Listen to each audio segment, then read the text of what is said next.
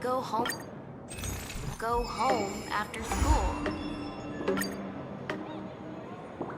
After receiving an invitation from Jade's Anti-Destruction Alliance, the Astral Express set its course for Himiko's homeland, the world from which the Express set off again after its fall. Planarcadia. In this world blessed by the elation, there exists the Phantasmoon Games. Wearing ancient masks of the elation, 8 chosen participants strive to create miracles that moves the hearts and souls of Planarcadia's people, hoping to share in the power of the Aeon.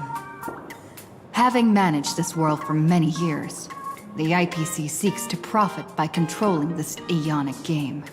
In response, the Astral Express, too, has decided to enter the fray. Meanwhile, General Yao Guang, the Xianzhou envoy to the Anti-Destruction Alliance, foresaw through divination the great crisis looming over Planarcadia. In her reading, the Stellaron hunter Blade, who had arrived for the Phantasmoon Games, would become the source of this impending catastrophe. To uncover the truth behind the coming apocalypse, Yao Guang seized a mask of elation meant for the Stellaron hunters and placed it upon Sunday's face. Thus, due to this unexpected turn of events, Sunday was made a participant in the games. Meanwhile, we journeyed to the school tied to Himiko's family in search of the mask of elation that had once belonged to her. Yet before we could reach it, we were attacked by the streamer Sparksy, a double of Sparkle, who seized the mask for herself. After seeing through the illusion, I encountered a mysterious girl named Evanesia in the school's archive room. With her help, I obtained another mask of her own creation, and thus became a supplicant of the Phantasmoon Games. To defeat supplicant Sparksy, we ventured deep into the Fool's base of operations, the World's End Tavern, and later returned to the school to overcome her. In doing so, we achieved the first miracle of the Phantasmoon Games. The Express hero defeats the villain, spreading the virus. Yet, at the close of the supplicant's first battle, greater mysteries emerged. A stranger appeared, claiming himself to be Himiko's father, and revealed a long-buried tale. 15 years ago, during the Phantasmoon Games, someone known as the Herald of Death went on a murderous rampage.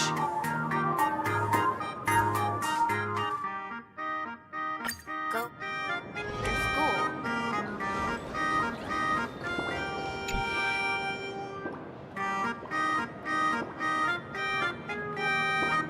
Miss March, please, look straight into my eyes.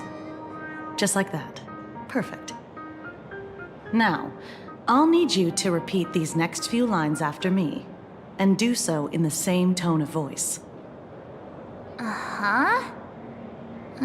Okay. The sky is blue, not a dazzling display of sparks. The sky is blue, not a dazzling display of sparks. Though dazzling sparks may light up the night sky, they can never outshine the eternal silence of stars. Are you kidding? That's one sentence? Okay, though dazzling sparks may light up the night sky, they can never outshine the eternal silence of stars? Very good. Very good.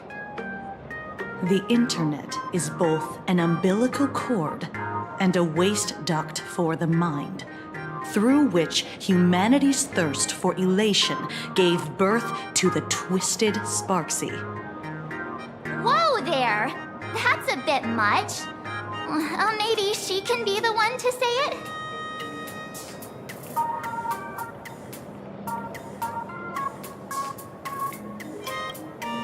These are the test sentences I improvised according to the guidelines from the Human and Intellitron Emotional Baseline Test. I carefully observe the subject's micro-expressions and tone changes at the moment they say the name Sparksy, to check if they are of corrective behavioral treatments. You're handling this like a real pro, Miss Kuchiba. Has this kind of thing happened before? It's impossible to predict what will happen during the Phantasmoon Games. Once, a supplicant reversed the definitions of truth and lies, which nearly caused massive civil unrest. After that incident, we incorporated mimetic treatment into the Department of Aberration Defense's emergency safety protocols. Sparksy Khan didn't cause any casualties this time. But if your partner hadn't stopped Sparksy from spreading the virus, she might have turned into a calamity-level aberration.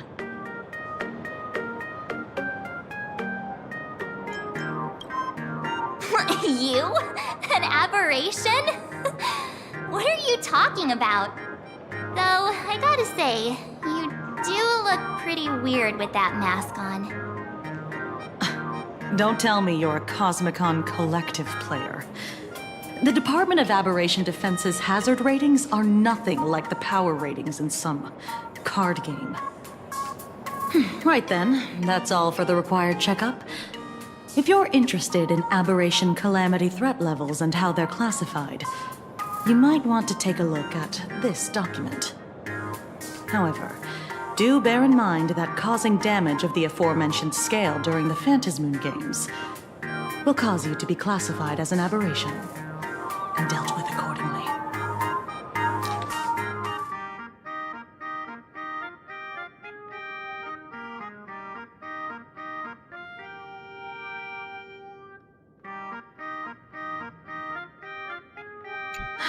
Before I leave, there's one more thing I need to tell you. Remember Lyndon Scott? The man who served as your tour guide. He was murdered.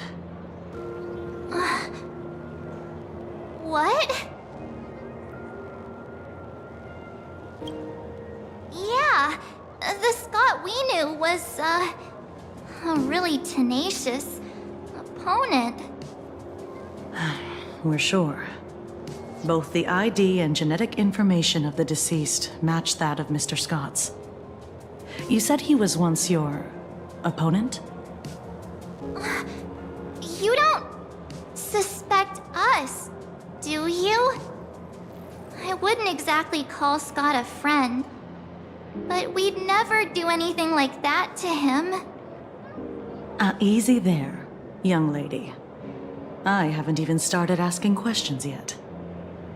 Of course, there's no way the renowned heroes of the Express would harm some lowly IPC employee simply because they had a problem with him. More importantly, both of you have solid alibis. The initial results of our investigation suggest his murder might be connected to the Phantasmoon Games. I'm informing you both of this to warn you to be extremely careful. The Phantasmoon Games are far from a simple game intended for passing the time or relaxation.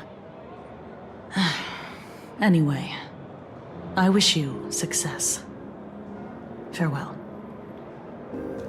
Scott. Could he actually...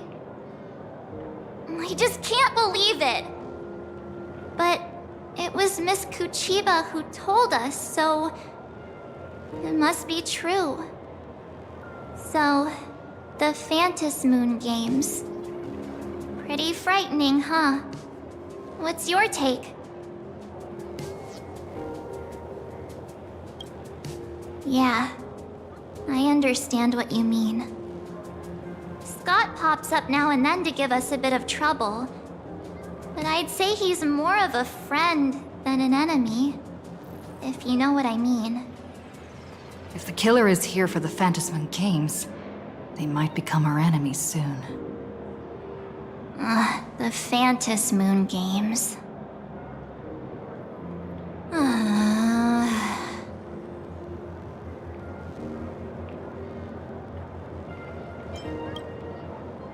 Good thing Himeko entrusted this mission to the two of us.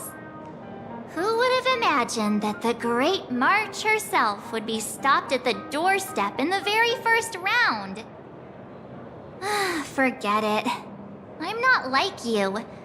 I was never hero material to begin with. Normally my hands can't even keep up with my brain when I play video games.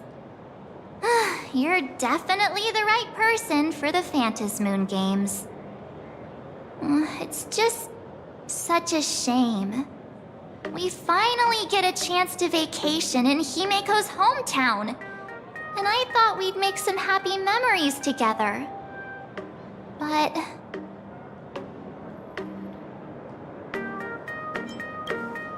The Phantasmoon games may be dangerous, but I hope you'll be safe and sound. Hey, don't look down on me. I, March 7th, am a top-notch nameless who can hold my own. But, look, don't push yourself too hard, okay, you? Remember that we've got your back. Oh, right. Where are Himeko and Mr. Yang? They must be getting examined and interrogated too, right? Why don't you send Mr. Yang a message?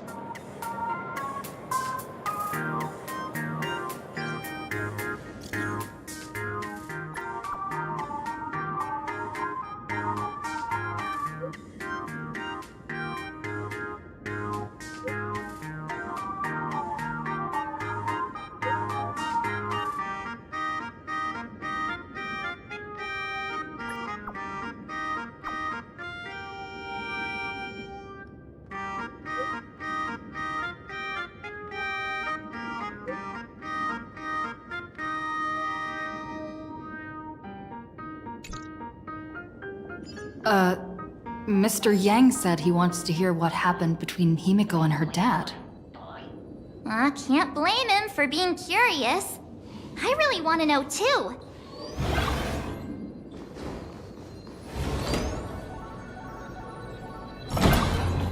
Cat and mouse time!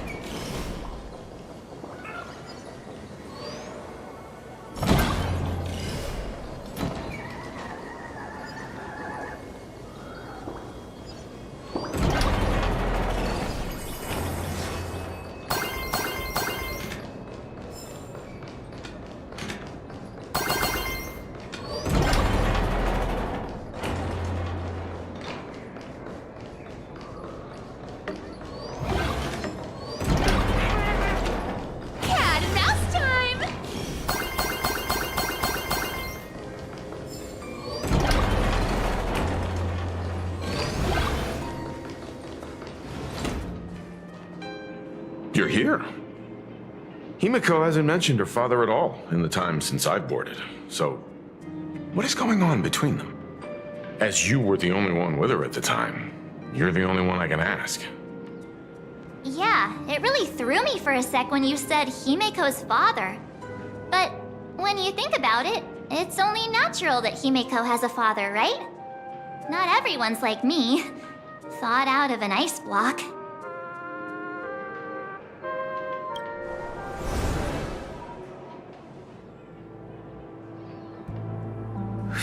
Years ago, the Phantasmoon games of that year came to be remembered as the blood-stained games. So many parents lost their children. So many people lost those dearest to them. One of the victims was my very own daughter. Upon my return, I stood before the grave where she was laid to rest. Her name was Himeko.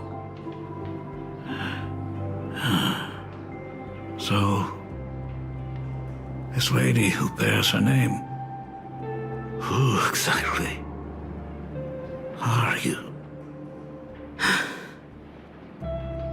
15 years ago, when I made up my mind to join this Phantasmoon games, my father wasn't with me. Even as I fought for my life against the Herald of Death, my father was still off somewhere, wandering the cosmos. Strictly speaking, ever since I can remember, his presence in my life has been as thin as the air in space. So, I would ask you, who bears his name? Who exactly are you? Well, well, well. Look at you. What are you getting so worked up over? Just a joke. A joke. It's been 15 years after all.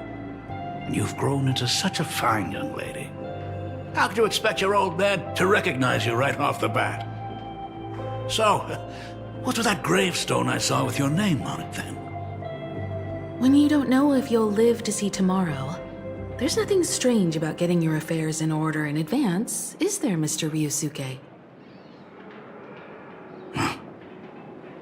Mr. Ryusuke? How could you be so formal with your own father? At least call me Dad like you used to, okay? Hold it. And you are... Don't tell me. Himeko, is this your child? Oh, could you please stop making things worse? I haven't seen you in 15 years, and now I'm a grandfather. Wait. Who's the father? That's enough! You are looking at my colleague. A new generation of Trailblazer. My friend and my companion on the Astral Express. Do you understand now, Father? You hear that? She called me father. Hello there, my friend. Sorry about that. I thought you were Himeko's daughter for a second there.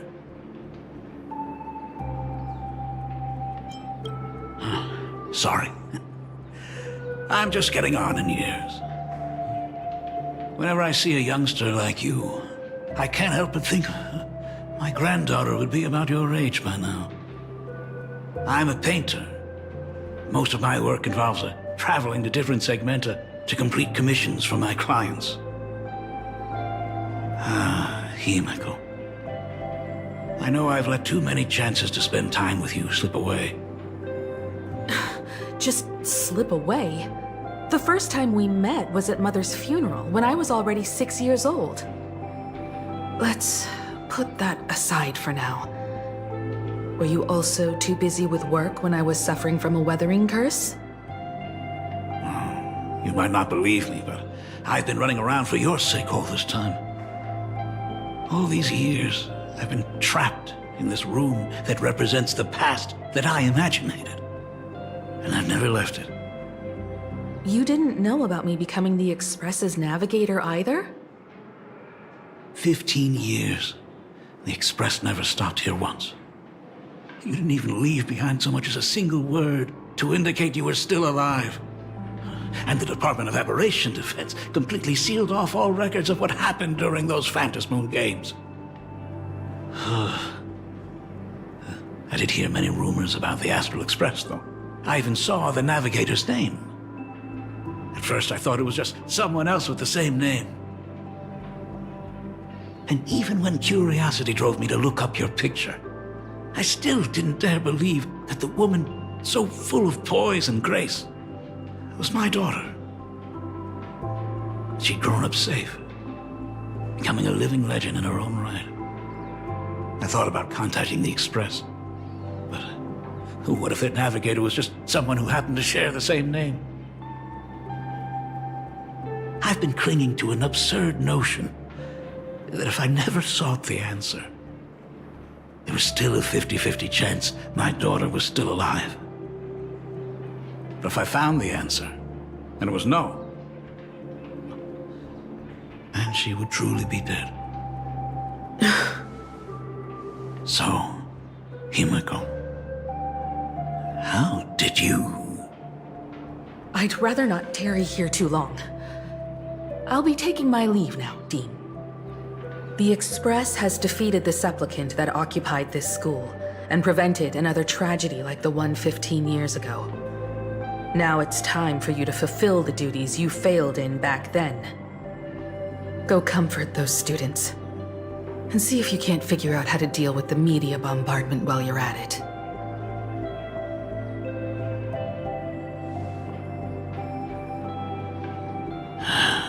Failed in my duties. So, still mad at me. Can we talk?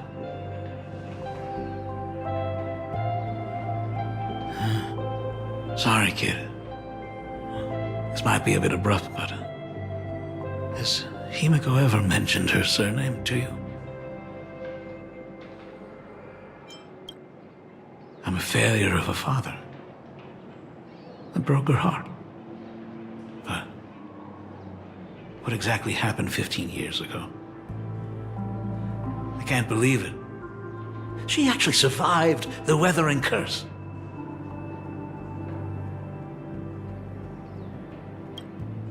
Have you heard the tale of the legendary painter Graphia, who hid everything on this planet's surface within a scroll?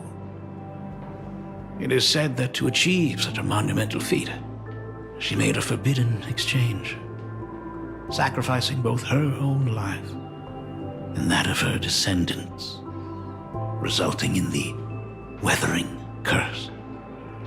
Few descendants carrying the Graphia bloodline have lived past 30. Most of them wither like flowers while they're still young, skin cracking and peeling like dried paint. Himiko was no exception. She was tormented by the curse for years.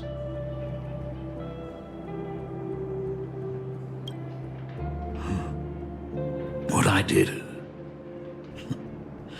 doesn't matter anymore. The Elixir Seekers' folk remedies, the Intelligentsia's guild treatments.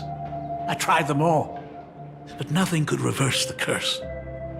All the time spent searching for cures only resulted in me not being by her side when she needed me the most. In the end, I am nothing but a useless father. I'm just a useless son-in-law who married into the family. Strictly speaking, I can't really be considered a Graphia descendant.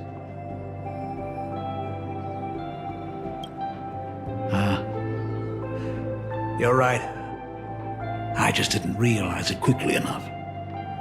How she got through it, how she survived, none of that's important. What matters is that my daughter is back. That's all I need. If I may ask a small favor, would you mind showing me where my daughter works? I want to make up for all the care I failed to give her all those years. I want to get to know my daughter better.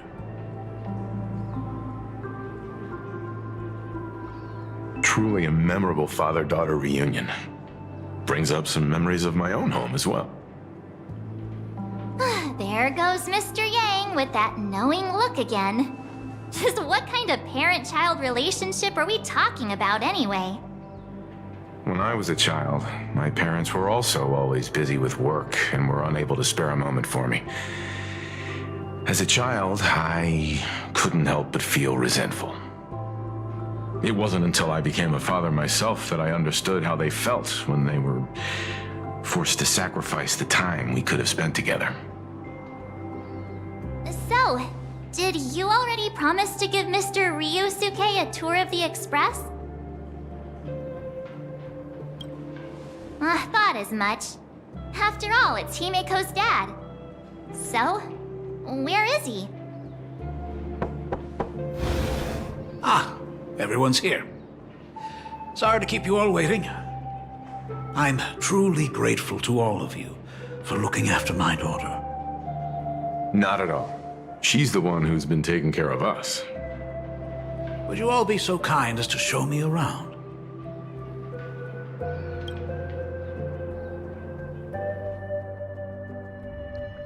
So, This is the Astral Express. Really lives up to its reputation. It's even more impressive than I imagined. As to be expected, of course, huh? It's the place where my daughter works. By the way, what's the pay like for a navigator? Does a position come with insurance and an annual bonus? Talk about parental love. First thing out of his mouth is asking about her salary. Like I'd have a clue. Help! A little backup here?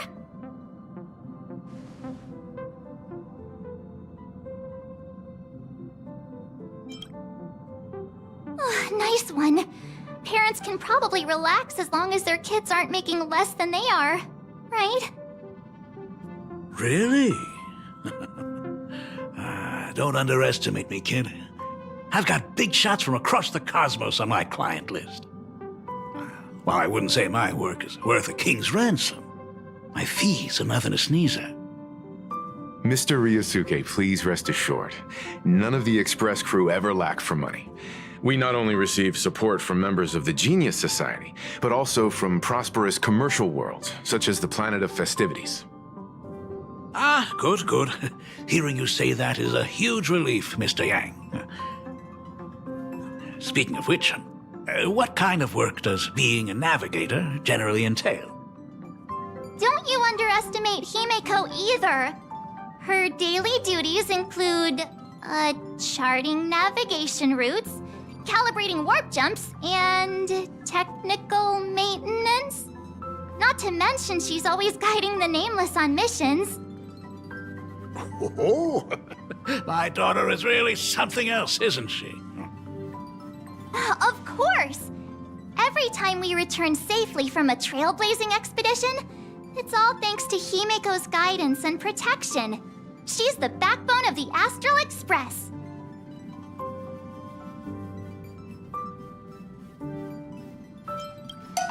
Hey, come on! You're just trying to stir up trouble. If Himeko's the backbone of the Express, then our conductor is the absolute cutest and hardest working of all. Right, Pom Pom? Oh? We got a new passenger? This gentleman does look kind of familiar.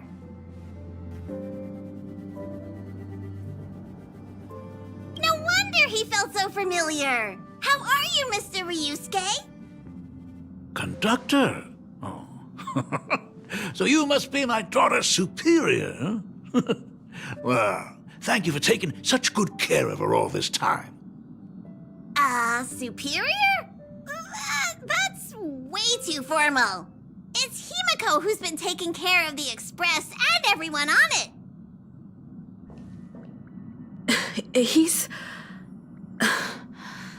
What is he doing on the Express? It's all my fault. I was just curious about your daily work, so I asked your colleagues to show me around. And I know I didn't ask your permission first. Just please don't be mad, Himeko. Mad? Why would I be mad? Mr. Ryusuke, welcome aboard the Astral Express. Is there anything else you'd like to see? I can show you around. Well, I know you'd rather keep your distance from your good-for-nothing father. You're on a journey, and it's rude of me to barge in like this. But it's been way too long since we last saw each other. As your father, I want to get to know you better. Make up for all the time we've lost. At least while you're staying here. Please allow me to show you some of the fatherly care and devotion I owe you. Will you? Excuse me? Why don't the two of you go to the party car? Shush, get the drinks ready. Shush. All right. I'll go make some tea. That's just our domestic robot's name. Come on, Father. People are resting here. Let's not disturb them. Oh, and, come with us.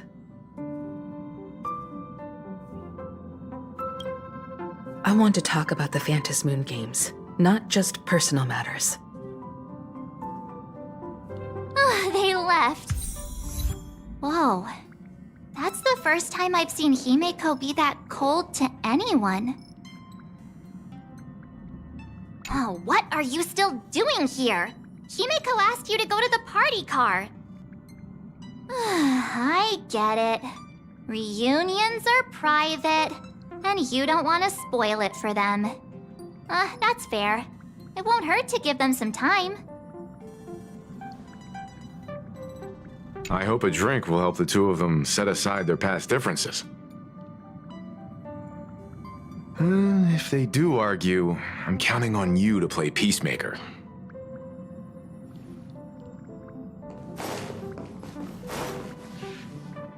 So that's Himeko's father. No wonder he looked so familiar.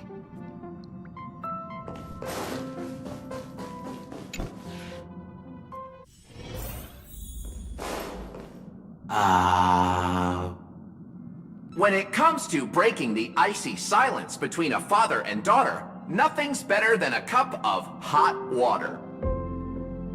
The person who drinks it will yelp, "Hot!" and be immediately met with a concerned, "How could you be so careless?" from the other party. And just like that, the conversation starts flowing. Friendly reminder, that is not a joke, but a practical ice-breaking tip. Ooh. Your robot is hilarious. I'm surprised how relaxing and comfy the work environment is here. Got it. I'll make myself scarce.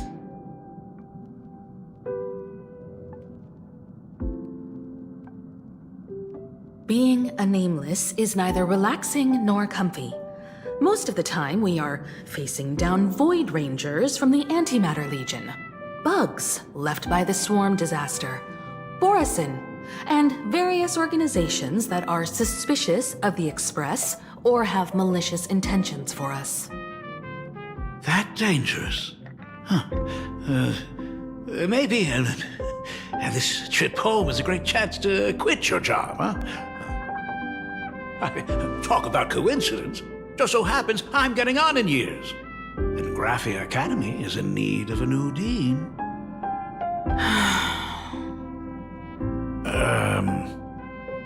You know that's not what I meant.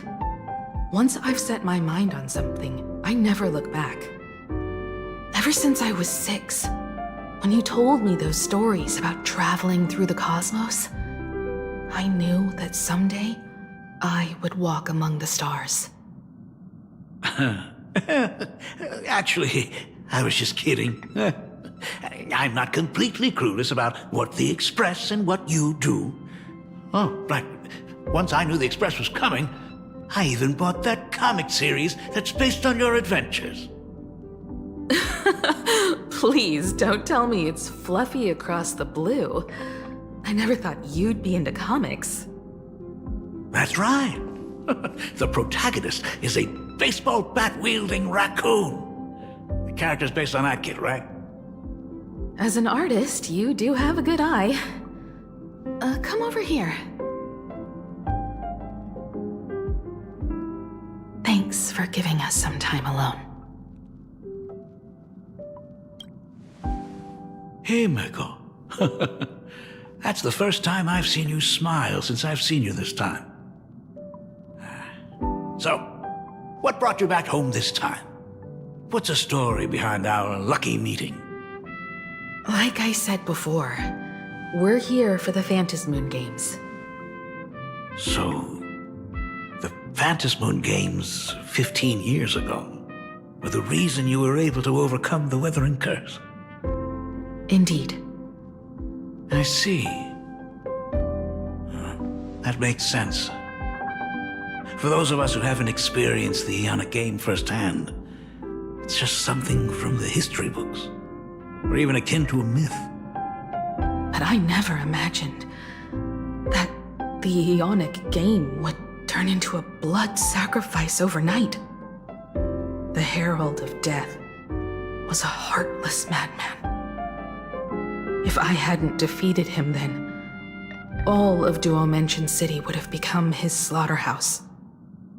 During the first few years of my journey, I relived that evening every single night in my dreams.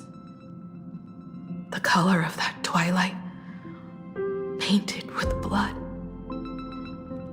So much blood, blended with terror and screams. The victims were twisted like clay into grotesque shapes, like paint tubes that had been snapped, one after the other. And that man, he reveled in the colors splattered everywhere and wanted the whole world to be his canvas.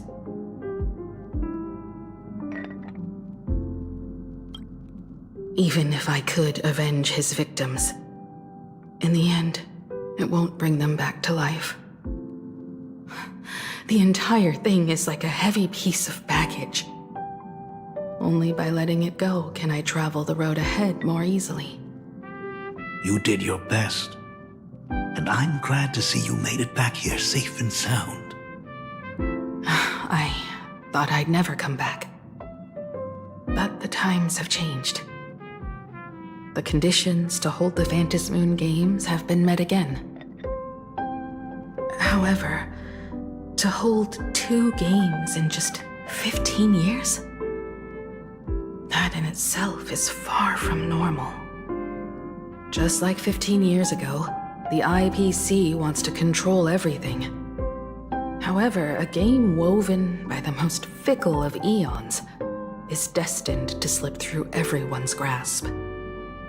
I received a report from the Department of Aberration Defense. I'm sure she must also have heard.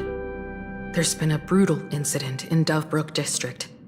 Someone massacred everyone at the headquarters of the Sinwish Syndicate, leaving a signature that only the Herald of Death would use.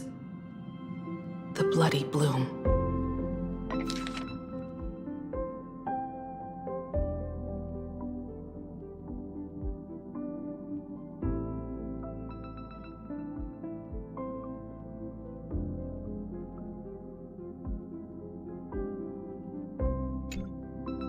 What? The Herald of Death is still alive.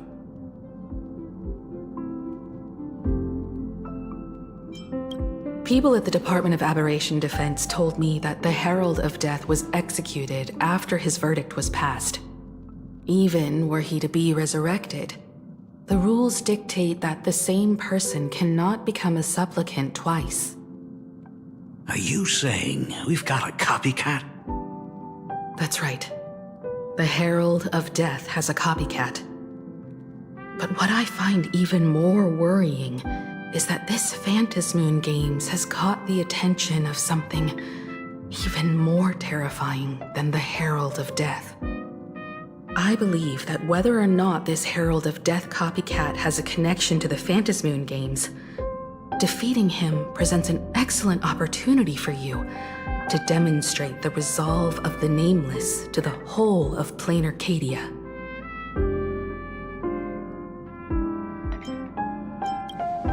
Exactly. As for you, Dad, have any clients commissioned you lately? It'd be best if you left this world for a while. May I take that as my daughter showing concern for her dad? You can take it as a safety advisory from the Astral Express. Also, as she has already become a supplicant and joined the Phantasmoon Games, she will have my full support. I'd like her to temporarily keep the Mask of Elation that has been passed down through our family. Too late for me to raise any objections at this point, right? Sounds good. The mask stays with the kid. Thank you. Would you like another drink? Got it. Next, it's time to show me the way out, isn't it? I've definitely overstayed my welcome. For most of my life, I couldn't be there for my daughter. And now that I finally have the chance, she wants me to leave. In that case, I ought to be on my way. Himiko. The Graphia family has a number of records about the Phantasmoon games, passed down through the generations. Come over to the school library later. I'll give them to you. I'll be there, Dad. I apologize. My father's little tour seems to have made things awkward for everyone on the Express. Let's head to the parlor car and check in on Welt and March. Now that my father's gone, we can all relax a bit.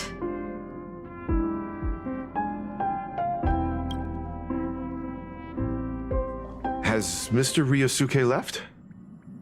Yes. I told him to head home for now.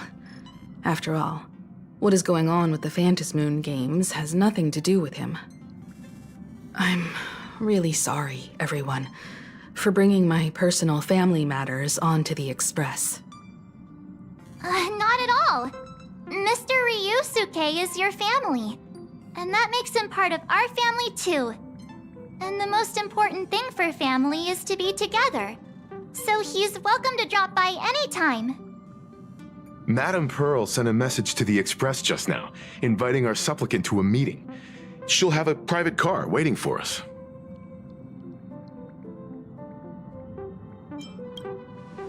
Yes. The meeting won't be held in some stuffy, formal reception room. She would like us to visit and tour the headquarters of a company under her name instead.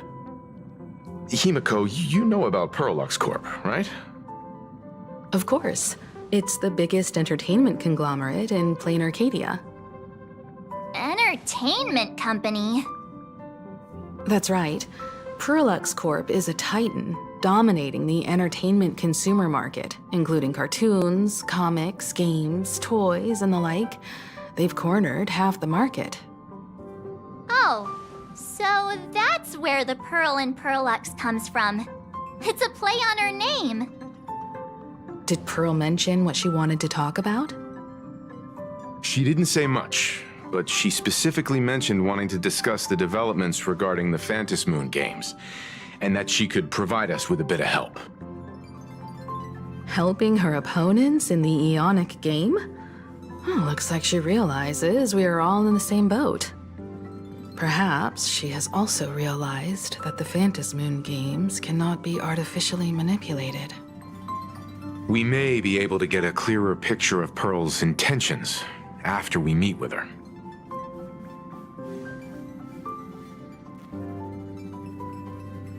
Think about it. You've already crossed paths with key figures from numerous factions, and even built rapport with some. You're already a capable nameless who can more than hold your own. Though she holds a high administrative position on this planet, do not forget, she is also one of the 10 Stonehearts. You've already dealt with Aventurine on numerous occasions, so you should have ample experience handling members of the 10 Stonehearts. Hey, don't worry. If things do get messy, yours truly is here to save the day. Looks like March wants to visit too. I'm just trying to look out for her here. Even if things do go sideways, Pearl wouldn't dare get mad at two adorable young ladies like us, right? Well then, I'll leave this meeting to you two. Aren't you coming with us, Himeko? I'd like to talk with my father. Didn't he say he would hand over the records about the Phantasmoon games from our family history to me? And honestly, isn't this a good chance for you youngsters to handle things independently? I understand. In that case, she, March, and I will be heading out now. Oh, score! A private car! So, where are we getting picked up? You should be familiar with it. It's just under the giant gate next to the At Plaza. Isn't that where we first met Sparksy? Since we're getting chauffeured there, why not just come straight to us?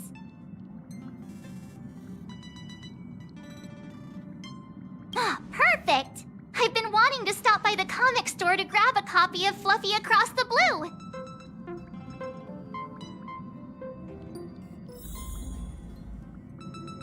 Destination Perlux headquarters. And let's grab a copy of the Fluffy while we're at it. Aw, this is just perfect.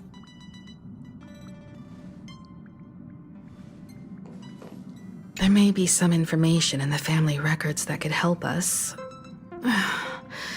It's just that whenever I think about talking with my father, I can't help feeling uneasy.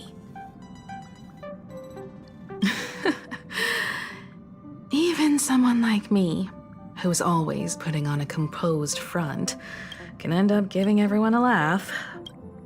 When you think about it like that, the meeting with Pearl doesn't seem so scary, now does it?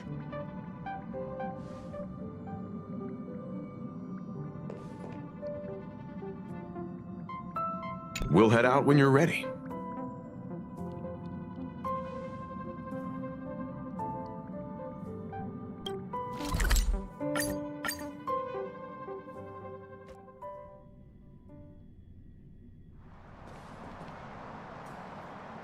Look! There's a convenience store! Mind if I grab a copy of Fluffy Across the Blue while we're waiting? Is that the comic based on the Express's adventures? The author sure knows how to tap into what's trending. The best part is that the author drew all of us as adorable little animals. Totally fits our personas, don't you think?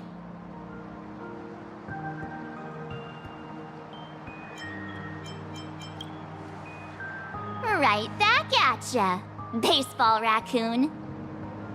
In fact, it was recently announced that the Fluffy is getting an animated adaptation, and the copyright for it is currently held by Perlux Corp. It's a super memorable comic! No way can I miss getting a copy while I'm here. I promise I won't be long. A couple of minutes, tops. Looks like we got here on the early side. Since coming to this world, I still haven't had a chance to get a street-level view of the city. How about this? We'll meet up under the ad at the Plaza Gate in a few minutes. All right. Sounds like a plan.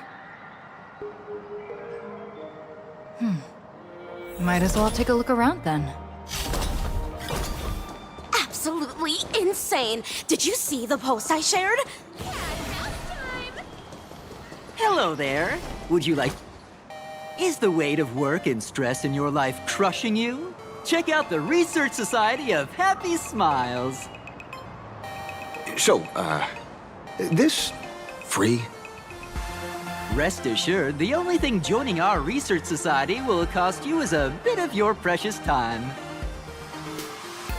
We've set up a venue near Dovebrook, where we offer free psychological counseling and living assistance to all visitors. All our services are provided free of charge. I had a friend who passed away, and he'd mentioned you before. He told me that if I ever ran into trouble, the kind people at the Research Society would help me. Your friend passed away? How terribly sad! But the words he left you have illuminated your path in life. He told me that if I joined the Research Society of Happy Smiles, I could get rid of my suffering forever and be eternally happy. Is that true? Of course it's true. Just look at the society we live in. Everyone's suspicious and dismissive of one another, and willing to take dangerous risks just for a little pleasure, for a thrill. Did you hear about how a streamer took over Graphia Academy and was trying to spread a memetic virus through the internet? And over in Dovebrook, gang violence erupted and left a pile of corpses in its wake. Oh, may the Master of Elation save us all. The Research Society was founded with the sole purpose of healing humanity's incurable inner pain. Following Aha's creed, we aim to spread laughter across the mortal coil and eliminate all suffering.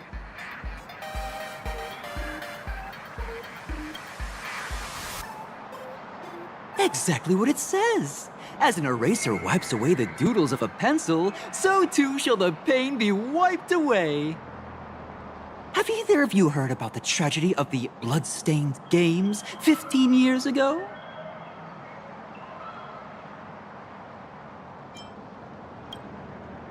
Oh, that won't do at all. You're the Astral Express's superstar. There's a ton of things you need to look into before joining the Phantasmoon Games. There was an awful accident during the last Phantasmoon Games, and many people lost their loved ones and children. It was as if a hole that could never be filled had been drilled into their hearts, leaving only sorrow to accompany them for the rest of their lives. To escape their suffering, these people who had lost their loved ones gathered together and established a mutual support association. This was the Research Society of Happy Smile's predecessor. It's now been well over a decade, and the Research Society continues to help more and more people emerge from the darkness in their lives and step into a brighter, happier future.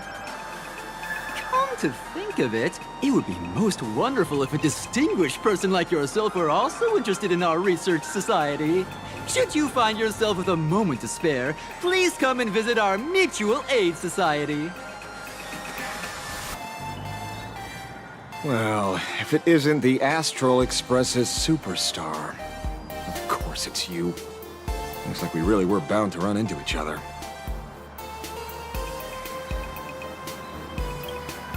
I'm here to do my job. Problem is, you've gone and messed up my investigation.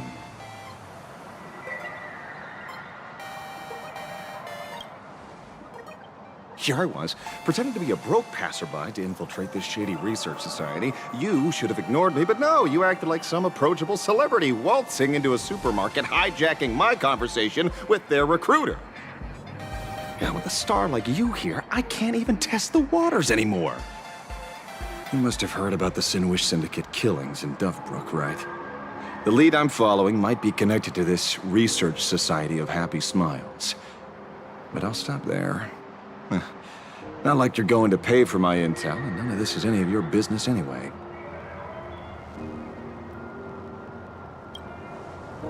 And based on your social circle, you wouldn't be talking about the poor IPC sap who was unlucky enough to be there, huh? Planning to avenge him?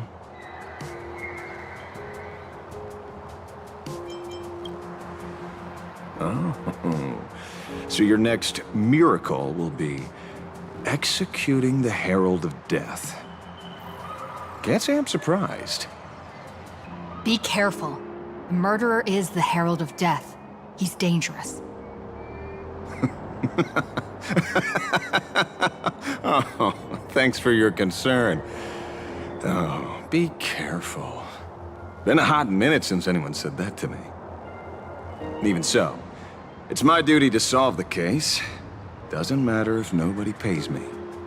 I'll still find the killer and exact justice on the spot.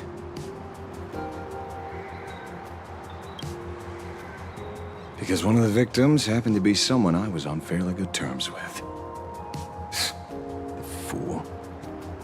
Revenge killings or turf wars. Wouldn't be unusual for gang members to die like that, but dying at the hands of some psycho who kills for kicks? That I can't accept. No matter where you are in the cosmos, which era, regardless of how civilization evolves, some rules will just never change. Like an eye for an eye, a tooth for a tooth. Hey, guess which lucky girl just managed to snag the last copy in the whole store? Oh, who's this? Allow me to introduce myself. I'm Ashvale, the famous detective. You could say your friend and I are acquainted through past clashes.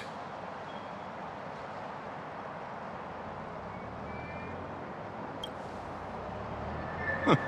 We did have a bit of a clash of opinions back at the tavern, did we not? That's what you meant by clash? Fair enough. First time I've ever heard anyone introduce themselves as a famous detective. Mr. Ashvale? Why are you staring at me? Is there something weird on my face?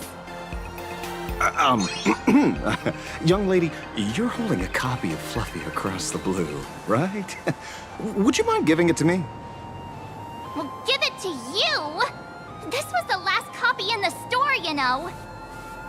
Oh, I see. Of course. I'm not asking you to give it away for free.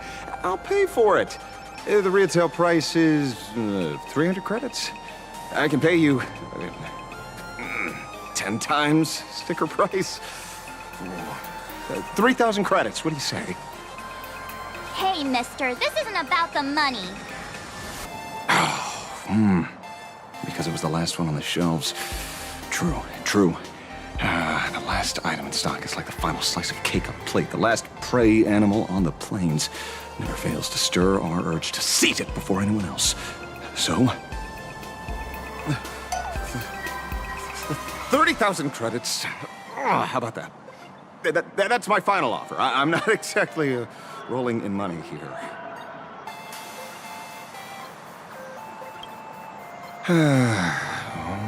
Truth is, I'm actually buying it for that foolish friend of mine. The one who died. Today is his farewell ceremony. I thought I'd buy him his favorite comic to pay my respects. He'd always be rambling on about some raccoon with a baseball bat. And how the journey of the Express would never end, that kind of stuff. I heard those stories so many times, it felt like my ears were gonna fall off. But, after all that fuss, I completely missed the chance to buy it. Every store around here is sold out. Oh, that's enough. My poor little heart can't handle sob stories like that. Here, Mr. Ashvale, take the comic. Oh, thank you very much for the comic, young lady. Here's the 30,000 credits, as promised. I heard you're the real-life inspirations for the characters. Since you're here, could I perhaps trouble you to sign it? Unbelievable. Aww.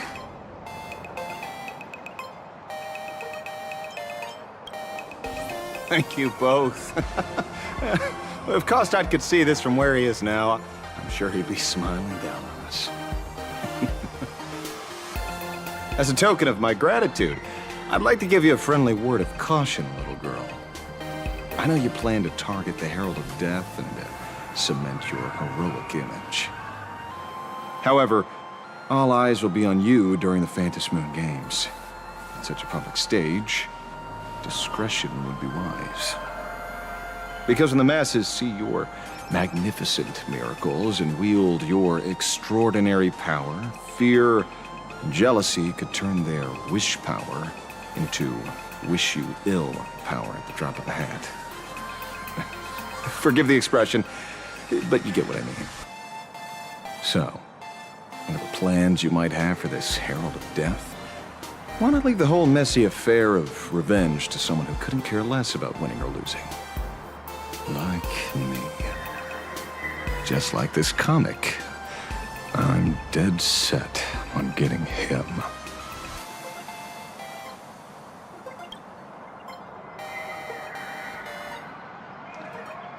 Is he an acquaintance of yours? He's just some weird detective who was passing by. It's nearly time for Perlux Corp to pick us up. We should get going.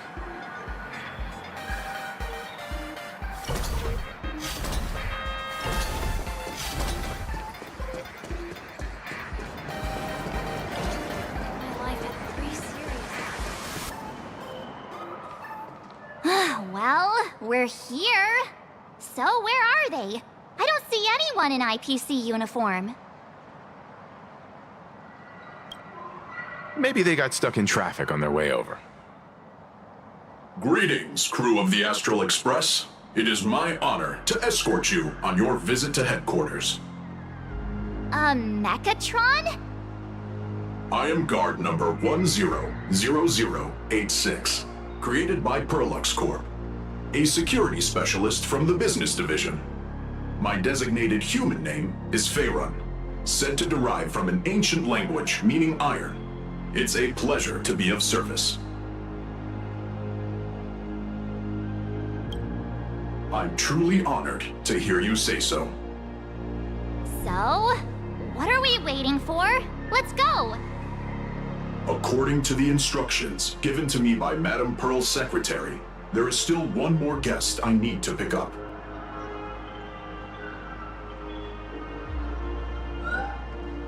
Well, now, how did I not see this coming? Looks like we're going the same way after all. It's you again! Hey, Mechatron, what's the plan? Do we hop into your cockpit, or are you gonna give us all a piggyback while you fly over? Your ride is ready. Please, take your seats, everyone.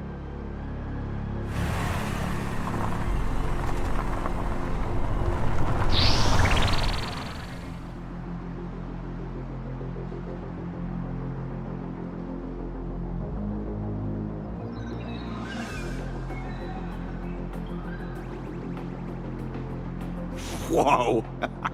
Now that's what I call a custom paint job. Your ride isn't your run-of-the-mill business car, but a customized, made-to-order vehicle, used especially for receiving guests. Sorry, this might come across as a bit insensitive, but I have to ask, can Faerun actually fit in the driver's seat? Of course not. I'll be driving and monitoring this vehicle remotely. Please, take your seats.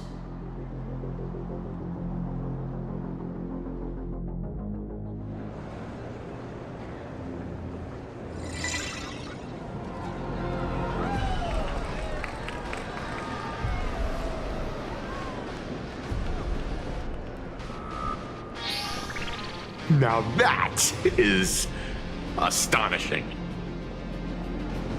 Wow, that's one massive robot! Ladies and gentlemen, welcome to the headquarters of the Perlux Corp. Back when Himeko said this was an entertainment company, I knew their headquarters wouldn't be some ordinary old office building. But this is way too much. That giant robot statue? This place is totally like some supersized mecha hangar! Ha ha! You're absolutely right. In accordance with the vision of our founder, our lobby was intentionally constructed as you see it now.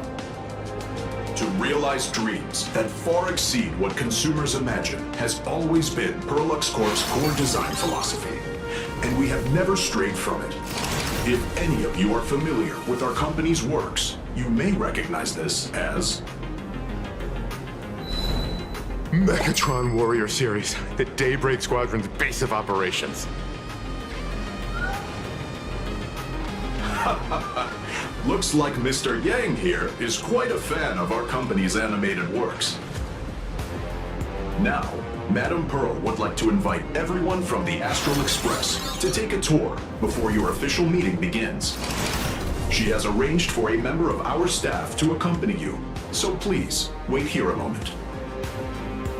I understand, Mr. Faerun. Thank you for escorting us all this way. Well then, I'll take my leave. This way, Detective.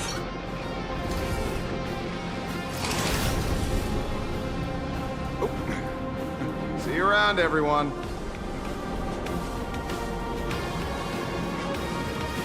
Oh, really? Pearl wants us to look around here before the meeting? That seems kinda weird. Could it be related to her proposed collaboration? Perhaps this is her way of introducing her other identity. It's all good as long as we get a chance to look around. That works for me. Why don't we explore while we wait for our new guide?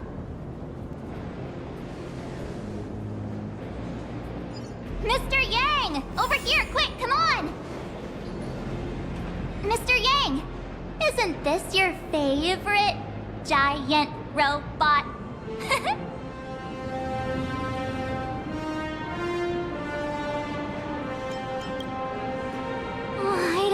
what to say. Except, this is awesome! I saw it. Please, just keep it down. We're here as their guests. We should be careful about what sort of impression we leave. Looking more closely, it appears many of this Mechatron's components were never installed. Oh, what a shame. I was hoping to see it finished, to see the completed Mechatron. Imagine how it would look in motion. What a glorious sight that would be. Really? In that case, Mr. Yang, let's hear it. Which one's stronger? This giant robot, or that Arahato you designed back when you were an animator? Seeing as we're on someone else's property, comparing robots from different works would be most disrespectful to the creators themselves.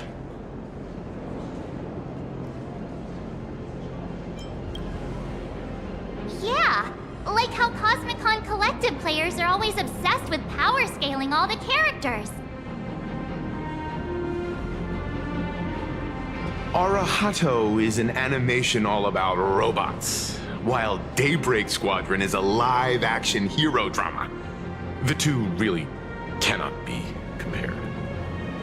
Oh, what a stereotypically textbook mature answer. My days of being a hot-headed young man are well behind me, so please, cut this mature old man some slack, would you? We don't usually come to a place this cool. So why don't the three of us take a photo under this massive Mechatron? Now we're talking. Let me set the self-timer, so we can all get in the shot together.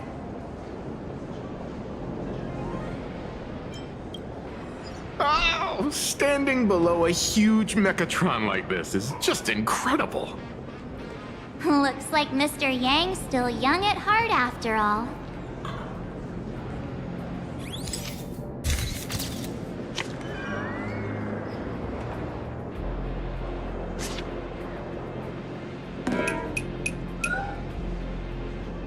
Where did this extra person in the photo come from? Ghost? But it's daytime, and there's way too many people here anyway.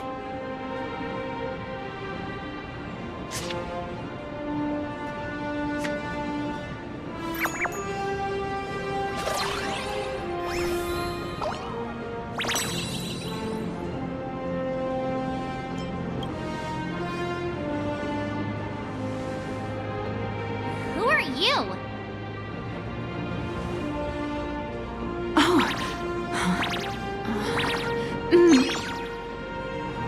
Wow, this truly is a magnificent face. Oh, it's nothing like how it looks on the news. Being able to see it up close feels almost surreal.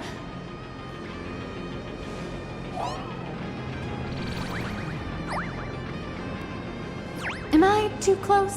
Oh, sorry, my bad. I'm not great with personal space.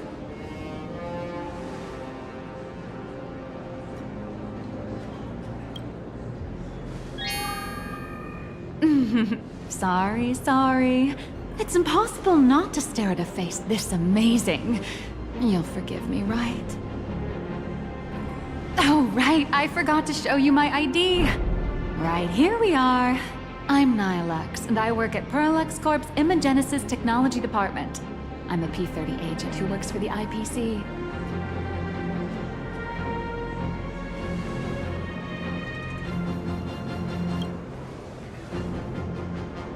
So, what brings you here? Madam Pearl sent me to the lobby to pick you up. All of you are famous super cosmic level heroes whose faces have been all over the news more times than I can count. So of course I recognized you right away and just couldn't help rushing over here to snap a selfie with you. Hope you don't mind. I see. Well, then, hello, Miss Nihilux. Hello everyone! Starting now, I'll be your tour guide, taking you on a comprehensive and in-depth tour to every single must-visit place in this building. From the Mechatron Imagenesis that managed to pique Mr. Yang's interest, to Miss March's favorite fluffy across the blue merchandise. I'll reveal all the secrets behind our hottest products. Oh, seriously? I can't wait! Of course I'm being serious. If there's anything you want to see, learn about, or even get your hands on along the way, anything at all, just let me know. Why don't we head to the gift shop first? I'll get you all some souvenirs. Mr. Yang, you seem reluctant to part with the Mechatron. Want to take a few more pictures with it? I'm just curious. When will this giant robot be completed? Here's a little spoiler. That's actually part of today's tour. We'd like to invite the heroes of the Astral Express to help complete this Mechatron statue. Will it be able to move like the other Mechatrons in Planarcadia once it's done? Oh, I'm afraid it'll be a bit tricky.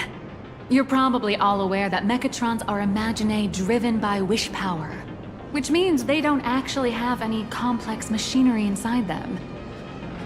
You know how humans tend to unconsciously imagine inanimate objects as living things that can think and move? It's this empathetic projection that grants wish power to Mechatrons.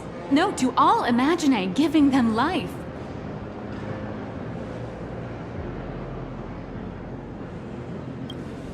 Think away. But one person's thoughts alone won't cut it. The bigger the imaginae, the more wish power needed to sustain it. We'd need to break free from the mental shackles of impossibility to bring such a massive imaginae to life. That in turn requires stories filled with the grandest of wishes and imaginations that know no bounds. Alas, modern humans think way too practically. People can't help but wonder, how does such a huge Mechatron even move? Given how massive it is, why doesn't it just collapse under its own weight? The tiniest seed of doubt in the giant Mechatron, standing tall astride the Earth, becomes nothing but an impossibility. Maybe it'd have a better chance of coming to life in a more primitive society. Oh, truly a pity. Oh, cheer up! Today's your chance to finish building this massive Mechatron! Think of how many robot enthusiasts would kill for this kind of opportunity.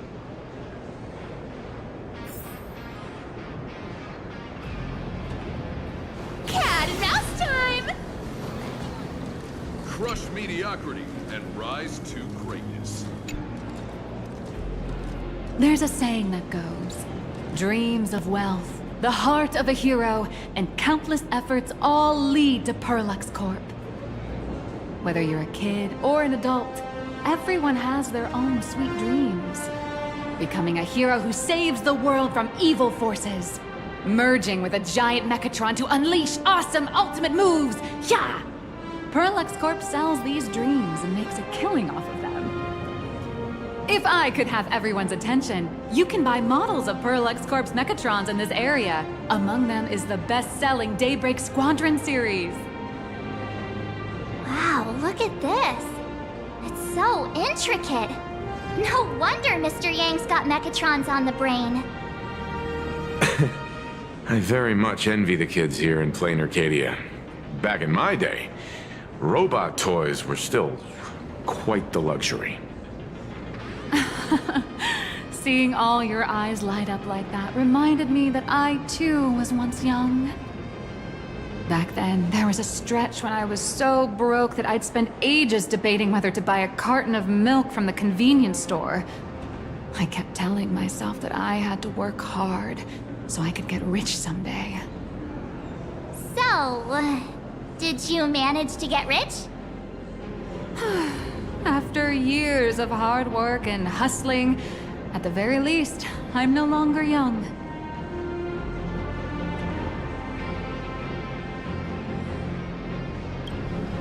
Oh, aren't you the sweetest?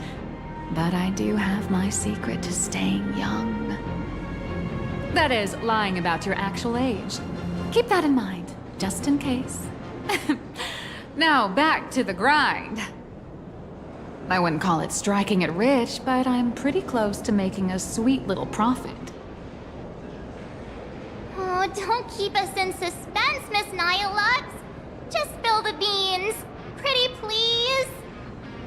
You might not believe this, but I have some friends who've been trying to create a decentralized digital currency to fight against the IPC's credit system.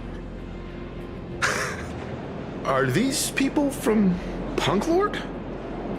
That's right. These people are from the Nomadic Miners faction.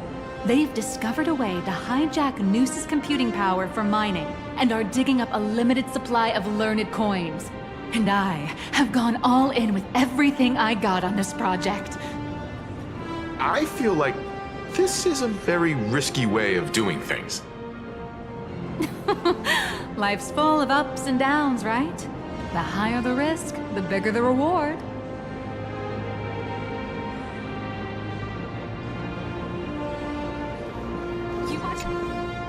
Hey, wait.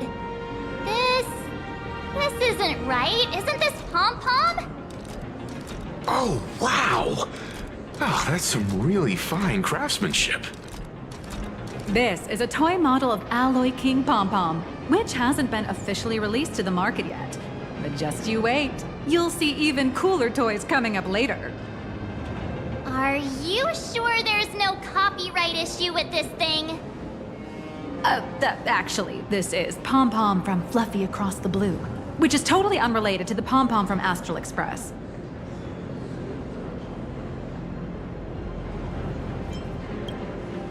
You got that right. Intellectual property is one of the most complicated things in the world.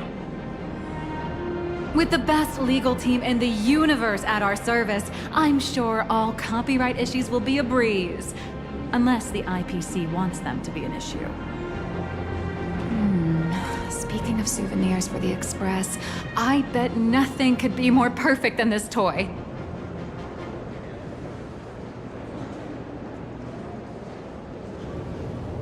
I have a small favor to ask.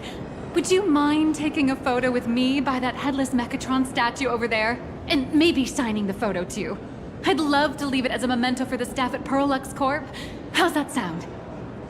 If you're willing, I can pull a few strings and use my access privileges to give you all the gold-plated prototype of the yet-to-be-released King Pom-Pom Alloy Armor 999, the only one in the entire universe. Just give it a thought.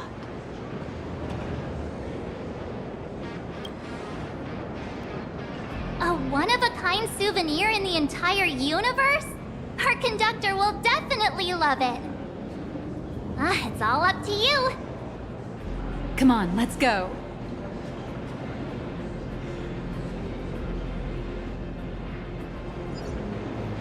Crush mediocrity.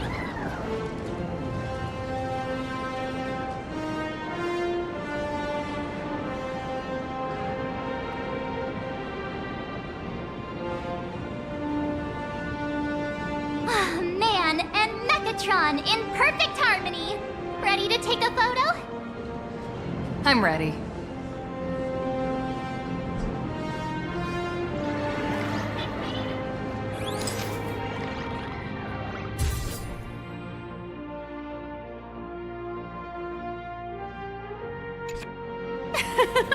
I love this one so much. I suddenly have this selfish urge to keep it all to myself. And don't forget about... You bet. In fact, I'll throw in a normal edition for each one of you as hush money. Come on, let's head to checkout.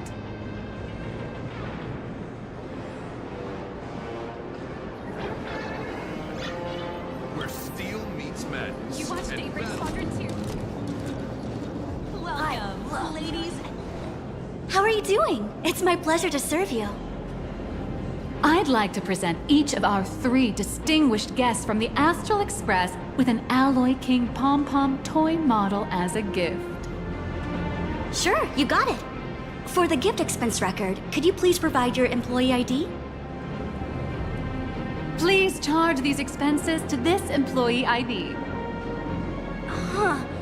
This is Madame Pearl's ID number.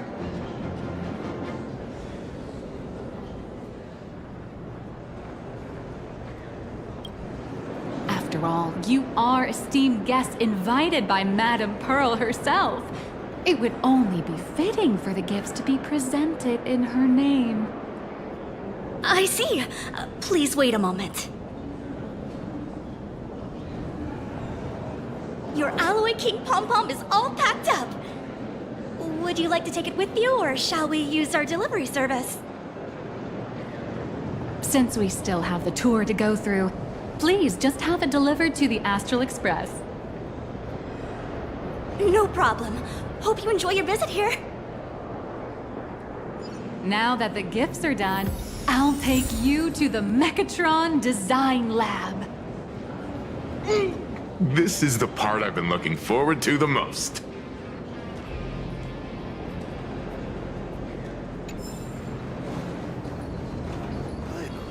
Cat and mouse time! Ladies and gentlemen, to Pearlux Court. Ah! You're the... No way! You're Miss Raccoon! No, that's not right. You're oh! From the Astral Express! Wow! And is Miss March Bunny herself here too? Hi. I actually prefer to be called by my real name, March 7th. This is Mr. Yang. How lucky to meet 3 members of the Express crew at once! I'm a huge fan of you all, especially my senior. I haven't missed a single episode of Fluffy Across the Blue, and I've even bought all the collector's editions. Oh, how could this guy say he likes you more than me to my face? Good thing I'm not that petty. Don't worry, March. It's hard to tell if people in this world love the real Express crew or just the cute animal crew from the Fluffy. I don't just follow the Fluffy series. I've been keeping tabs on all your adventures in Bellabog, the Cienjo, Penacony, and Emphorius. Though, it's such a shame there's so little video footage of the Emphorian War online. Oh, right! I just rewatched the scene where the Trailblazer embarked on another trailblazing expedition in Holy Grail Stay Night. Oh, your speech was so inspiring. All right! I have a precious trash can in my collection at home. If I'd have known I'd meet my senior today, I'd have brought that can with me. Could I ask for your autograph? If that's okay with you. Just sign my clothes, please. I'm never gonna wash this ever again. Oh, you're acting exactly like me from 10 minutes ago, kid. Don't worry, she won't fly away just yet. As for you, you've been chattering away nonstop. How about giving us a proper introduction so that your idol gets to know you better? Sorry, I got way too excited. I'm Warrior Cinderborn from Daybreak Squadron, and my real name... Well, my real name doesn't matter. Just call me Cinderborn. If you're not in a hurry, would you mind chatting with me for a bit?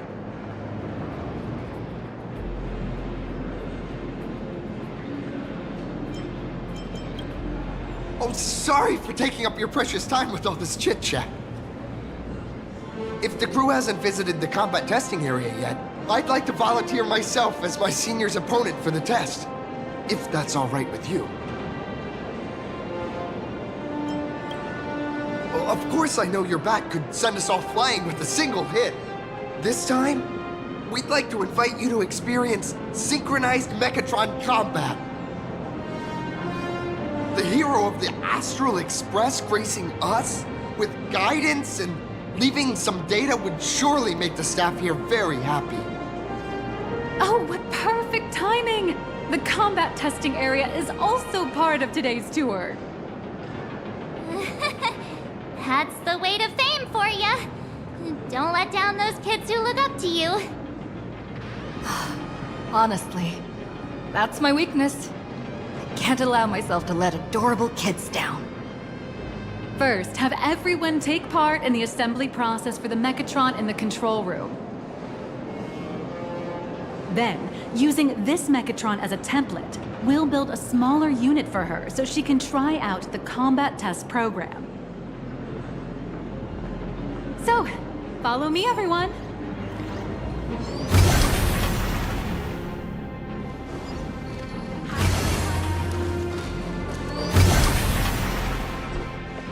This is Parallax Corp's Mechatron Imagenesis Design Lab.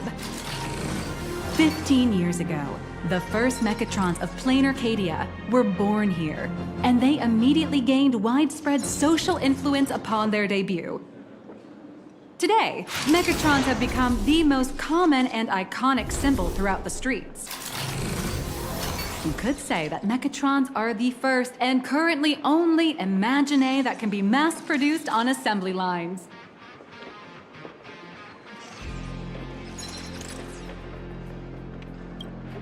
Imagine such as Mechatrons, which can be produced and discontinued at will, are the perfect residents for Planarcadia, and perhaps the perfect IPC employees too.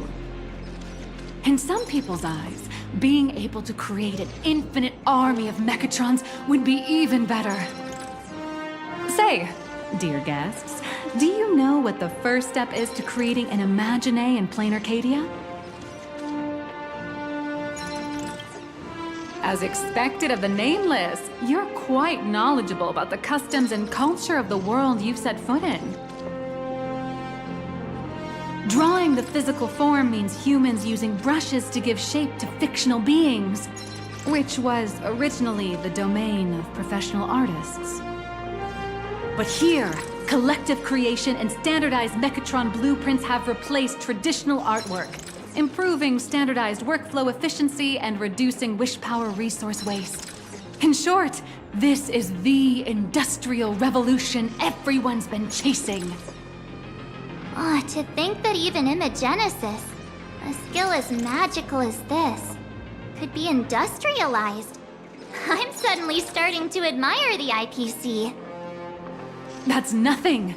Our company aims to create 2 billion Mechatrons for social production and public services before Arcadian Calendar 2030. And that includes special combat Mechatrons like the Daybreak Squadron.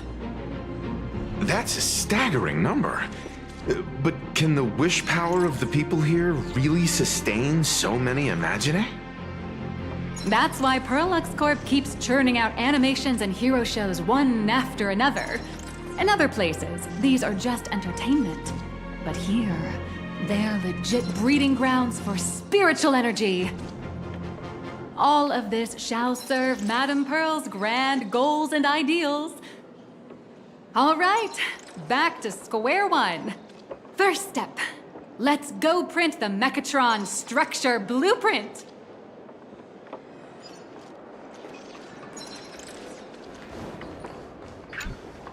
Please adjust the Mechatron design parameters according to your needs.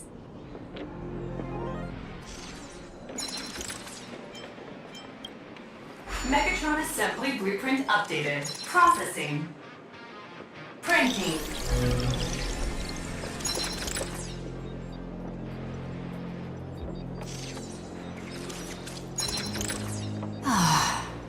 Could it be that no matter how much I adjust it, the final printout always comes out exactly the same?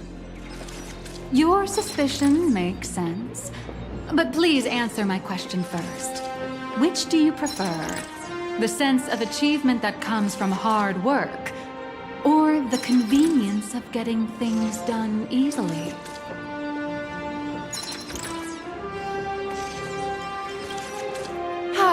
You got that right.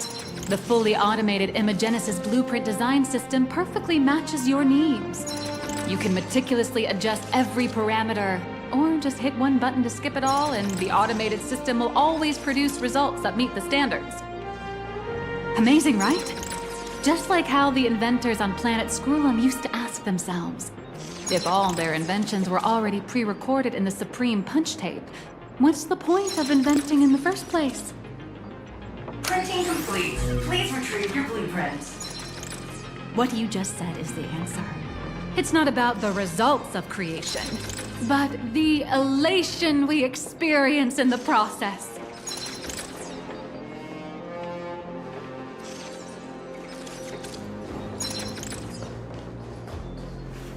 Oh, hello. But please, show me your Mechatron assembly blueprint. No problem. Blueprint has been recorded. The Mechatron parts are ready to go. Hope you enjoy the experience.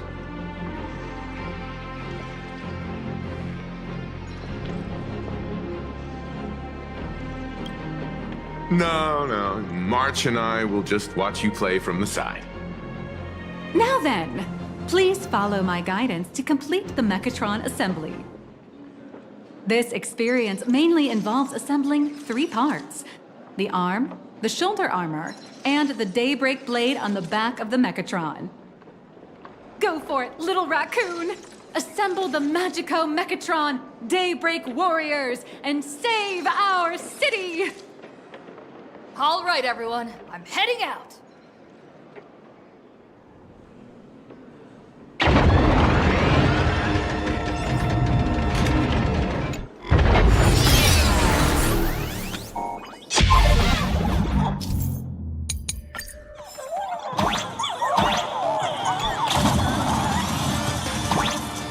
The first step of assembly is to remove each part from the frame, one by one.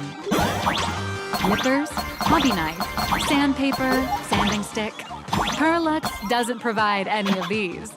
But don't worry, it may look brutal, but it leaves no burrs.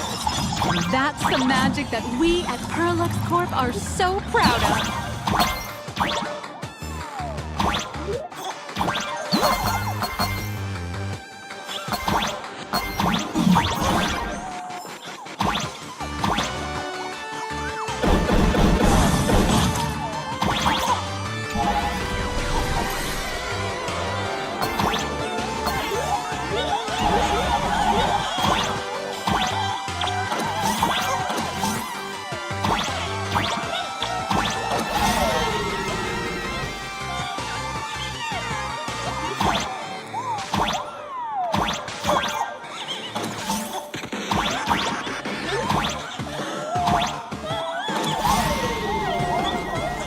Next, please activate the mechanical maintenance arm and align it with the shoulder joint base to connect the arm.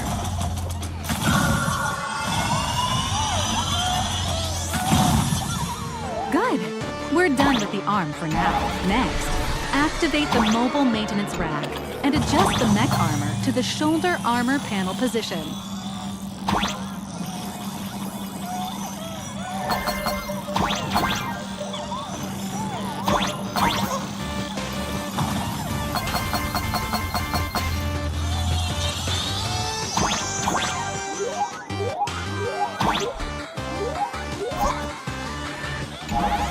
Just like before, the first step is to remove the parts from the frame.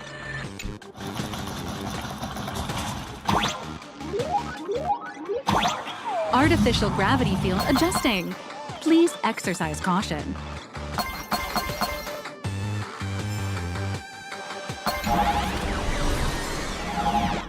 Activate the thruster and push the shoulder armor towards the unit interface.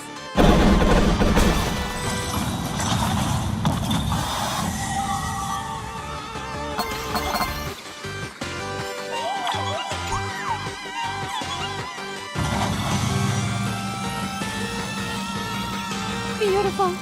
Absolutely beautiful. This giant Mechatron is truly the soul of Parallax Corp.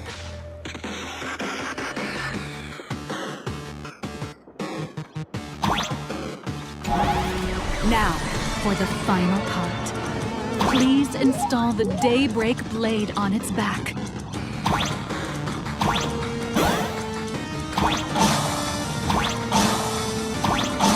Aim at the mounting point on the back, and fire! Awaken! Daybreak! Mission accomplished!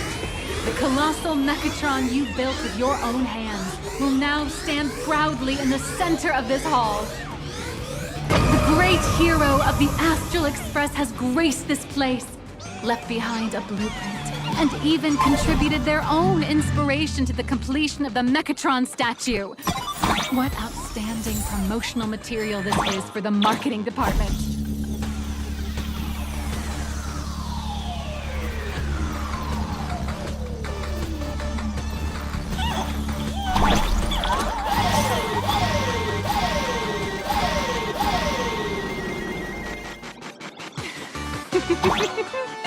A new hero is born right here.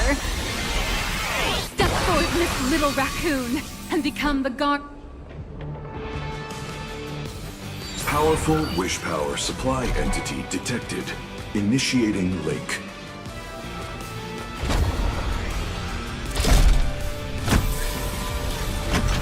Mechatron synchronization rate 15%. Assembly complete. Could the next step be? That's right. With the completion of the Mechatron assembly, it's time for some heart-pounding combat. Mechatron synchronization rate 39%. 42%. Your little fanboy, Cinderborn, is eagerly awaiting some pointers from you. While we can't power up this big guy, I've printed a small unit. Now it's time to show you how a Mechatron fights.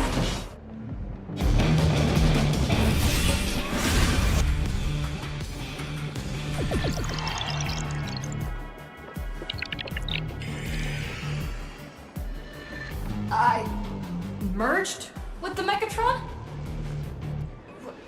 Where am I now?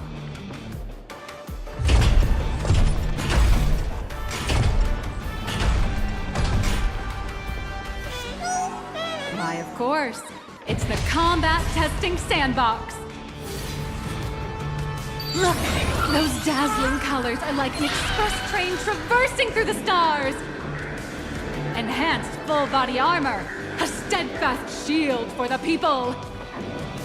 Roar! Let your blazing soul ignite! Our hero got blocked by an illegal building! City, what are you doing? No choice left. Smash it to pieces, hero! Just focus on dealing with the city's crisis and let Madame Pearl worry about the compensation.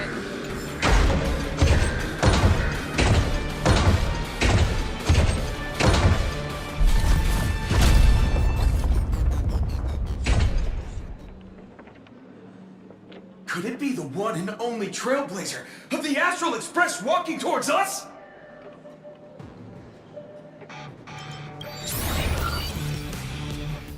You bet! After all, you're our beloved hero!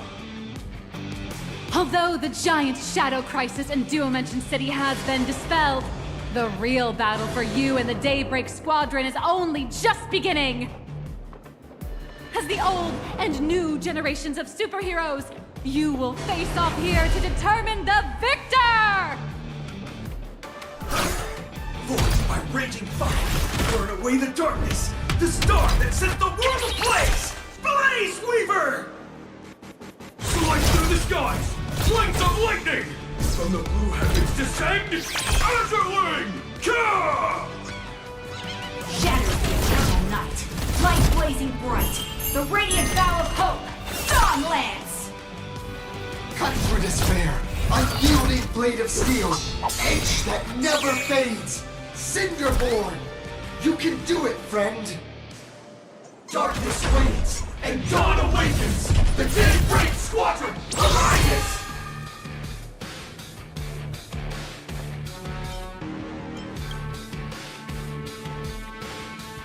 This is an official challenge from the Daybreak Squadron, great hero of the Astral Express.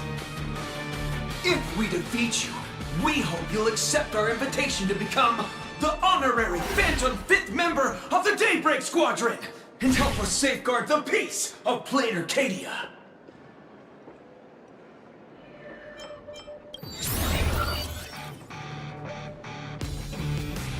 Pink, green, we've got tons of colors.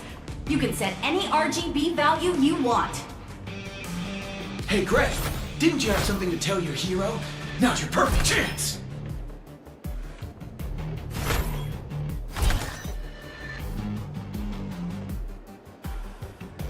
My friend, you know what? Every time I transform into a Mechatron, I imagine I'm you. I think about what you would do when facing danger. It is your adventure stories that give me strength. So I'll give it my all from now on. Please don't hold back.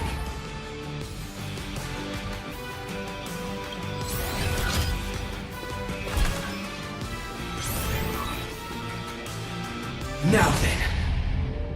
Let's settle this on the horizon where the Vengeance Moon rises!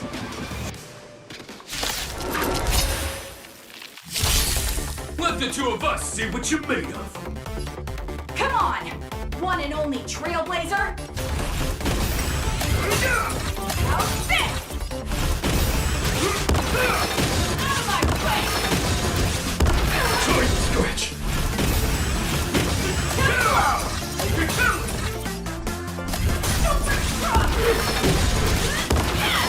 Leave it to me! As expected of the Astral Express hero, so powerful! Hello!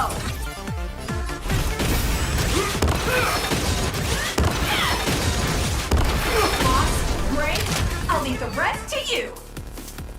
The honor is mine to cross blades with you. As heroes, we'll never back down! Teach me your way!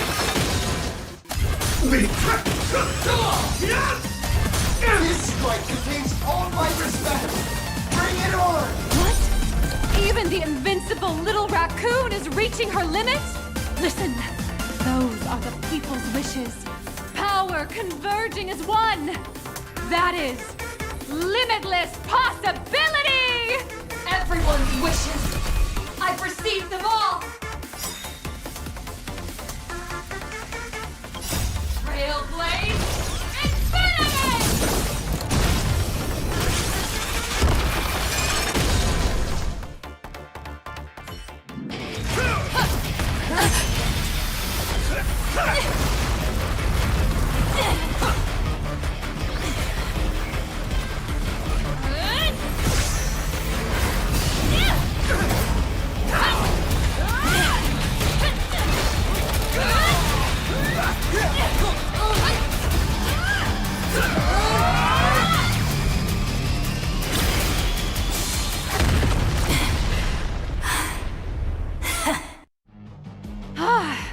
You really got into character. That was some great acting. Huh? Were we just fighting in a film studio?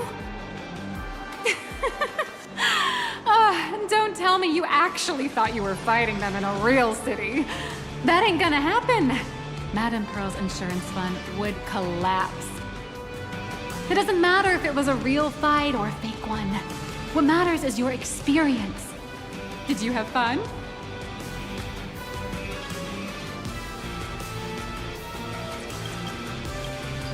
The user gave us a 5-star review.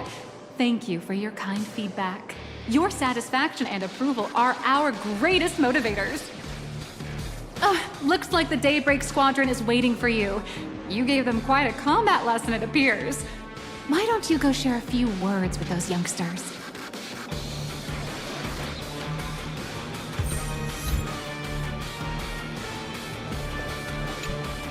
As expected of my senior, that was awesome!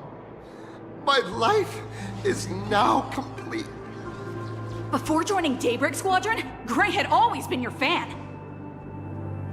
That kid knows every story about the Astral Express like the back of his hand. And he's always looked up to you as his role model. Even as his leader, I'm nowhere near as important to him as you are. Huh, what an amazing battle! Well, more than beating you, we were hoping Gray would leave a lasting impression on you. After all, being remembered by their idol is the highest form of praise for a fan, isn't it?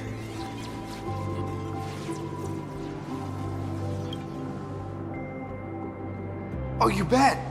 Besides my senior. My teammates in the Daybreak Squadron are the ones I trust the most. It's a shame, though. If she really could become the 5th member of our team, her recognition would rise even further. After all, many people still think we're just plain hero. That's only because we haven't done anything truly heroic yet. Don't worry. Given the state of Dual-Dimension City, a mind-blowing crisis is bound to happen sooner or later, and that's when we'll get our chance to shine! Ha ha! Yeah, just yesterday, I rescued 5 people from a gas explosion. Hope they recover soon, and spread the word about how awesome Daybreak Squadron is! There you go again, casually saying the strangest things. Like the Astral Express. We don't need to act to prove something so long as we stay true to our own path. Sooner or later, Daybreak Squadron will be recognized by everyone. Silly you! Is the Astral Express all you ever think about? Why don't you just go join the Express as one of the Nameless? Come on, don't make fun of me. I'm still just a rookie. How could I possibly be worthy of boarding the Express and fighting alongside seasoned veterans? Anyone who perseveres in their own life is a hero indeed. Thanks for your guidance, Trailblazer. And lastly, I wonder if you could take a picture with the rest of us. Trailblazer, please, take a photo together with us! Oh, my senior's so close to me that my heart's beating like crazy. 3, 2, 1. Darkness wanes and dawn awakens. The Daybreak Squadron arises. Whew. Time's about up. We should meet with Madame Pearl now. Oh, right. Want to say goodbye to your big fan before we go?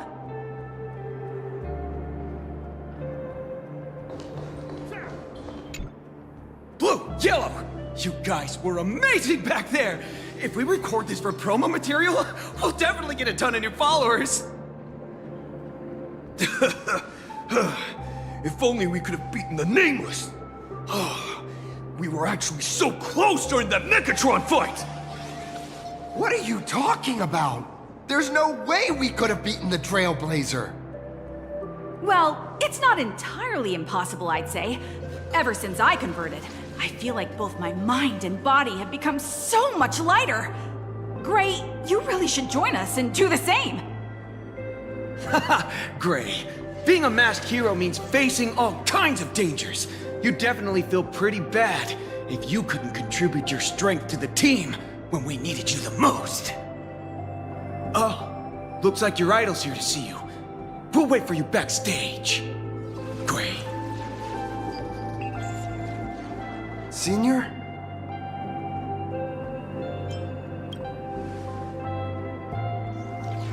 Huh? Why the sudden apology? It's fine. It was no surprise that you took us down without breaking a sweat. It's me. I'm just too weak. I'm always hesitant, whether in combat or dealing with life. Even though I know I can never become an amazing hero like you, I've always been trying my best to get closer to being like you. It's a bit embarrassing to admit, but no one ever taught me the principles of how to live and behave growing up. I dropped out of high school pretty early and started hanging out with street gangs.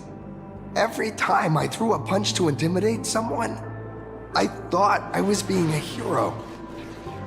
But when I saw how scared those people were, I had this nagging feeling that maybe I was doing something wrong. Later, when I read about the Astral Express story online, and learned about your legendary deeds, I finally understood what it meant to be a true hero. Looking back at how immature and awful I was, I made up my mind to leave my old organization. Now I too have a chance to become a hero like you. Together, with my brothers and sisters in the Daybreak Squadron, I can bring happy smiles to the residents of Planarcadia and protect them whenever danger appears. But I'm just too weak. I don't have the immense strength like the Express Nameless. I don't even have any special talents. Maybe I've chosen a path that doesn't really work for me.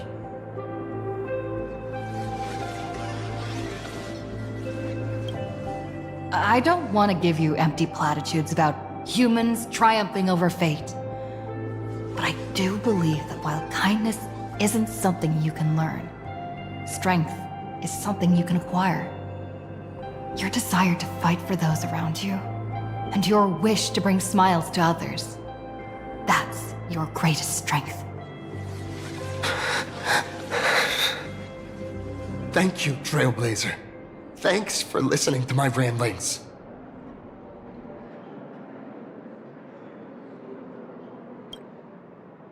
Could you please sign that famous line?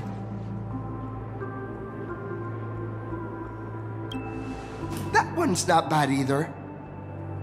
Yeah, it was the stars that first set the Nameless on their journey.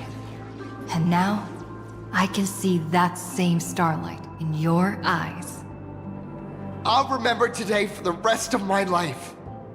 Goodbye, Trailblazer. I hope by the next time we meet, I'll be a true hero just like you.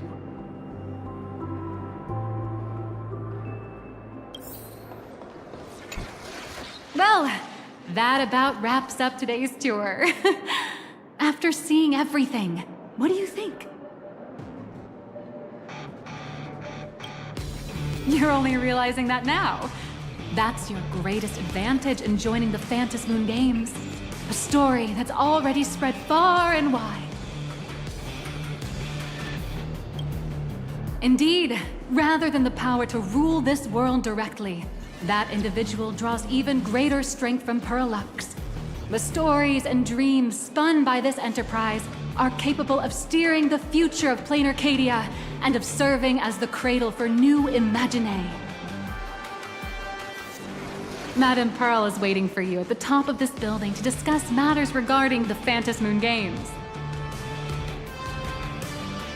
Let me give you a little reminder. The rules of Phantasmoon Games have never required any competition between supplicants.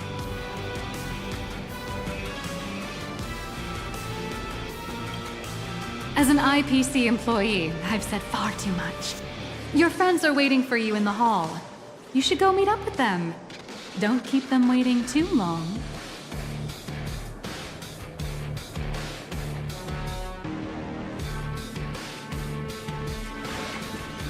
I feel like Mecha would really take off.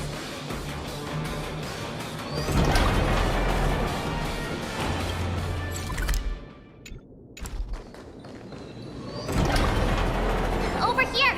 Over here!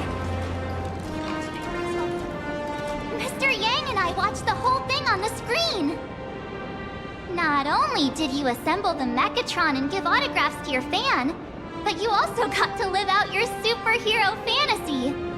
Did you have fun? Mr. Yang's looking at you with such loving eyes, like a parent watching a kid riding on a carousel at an amusement park. Indeed. Seeing her so happy reminds me of my younger self. Those were the days.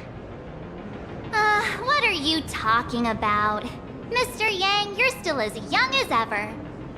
Oh, right. We've been wandering around here for ages and seen everything there is to see. What's this Madame Pearl really up to? I understand everything she wanted to show us. There are just a few questions I'd like to confirm with Miss Nyalux. Miss Nyalux? Wait, where did she go? Ah, there you all are. We've been looking everywhere for you. The Secretary's office sent Agent Feld here to keep you company while you wait, but he said he couldn't find any of you. Wait, if Mr. Feld is the one who's supposed to meet us, then who is Miss Nyalux? Miss Nyalux? Who?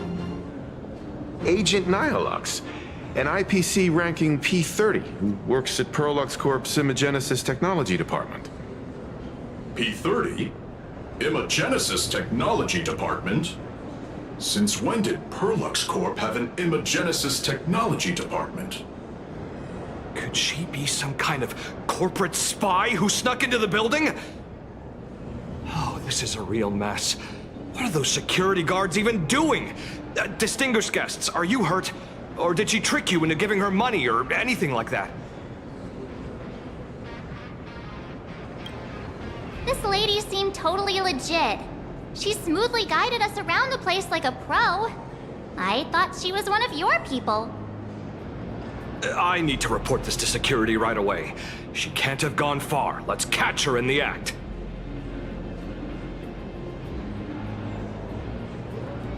Thank you for your help.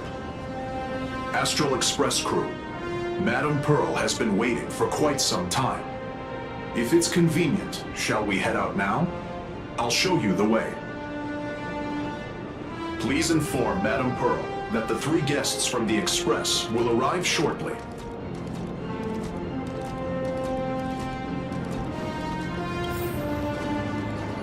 Welcome, ladies and gentlemen, to Perlux Corp. All Mechatron units displayed. Pearl demonstrated the full process of creating a Mechatron army, based on what I saw.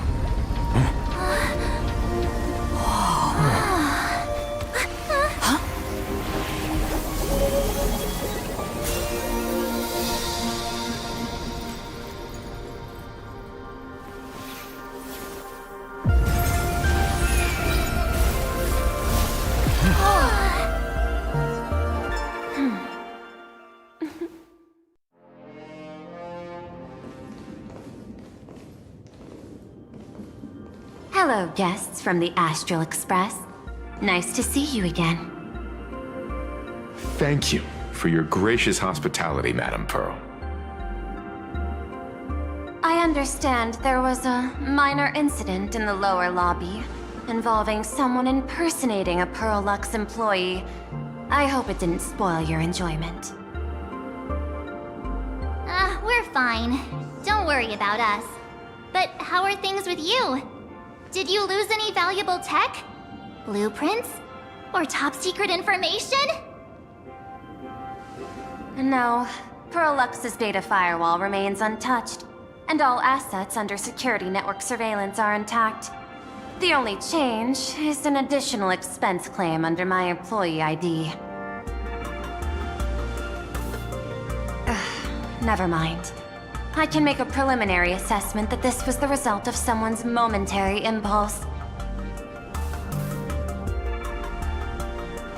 Lately, mishaps have been piling up, like dark clouds before a downpour, casting shadows of uncertainty over my plans. Could you be referring to the Herald of Death? 33 citizens were found dead in the Dovebrook district. In addition, an IPC specialist assigned to negotiate the purchase of a Mask of Elation died in an unexpected incident. This party has made overt threats to public order and is clearly challenging the IPC. My intuition tells me this is only the beginning. Managing capital and managing a corporation share one thing in common. That is, an aversion to risk and a pursuit of stability. And I bear both responsibilities. As the executive officer of Planarcadia, I bear an inescapable responsibility for the safety of this world. As one of the 10 Stonehearts, I hope to bring the Phantasmoon Games to a swift and safe conclusion. Rather than staging another dangerous battle, like what happened at Graphia Academy, I hope the supplicants can show the people of this world miracles of joy and happiness, instead of sorrow and rage during the Phantasmoon Games. Therefore, I'd like to hear the Express's request. Trailblazer, please, tell me. What's your ultimate goal for joining the Phantasmoon Games?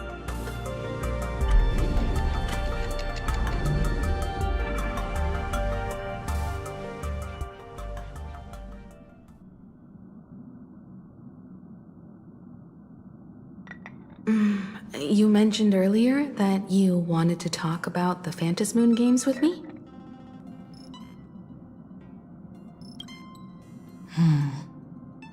I'd like to talk about our ultimate goal for participating in the Phantasmoon Games. Huh. Got something in mind?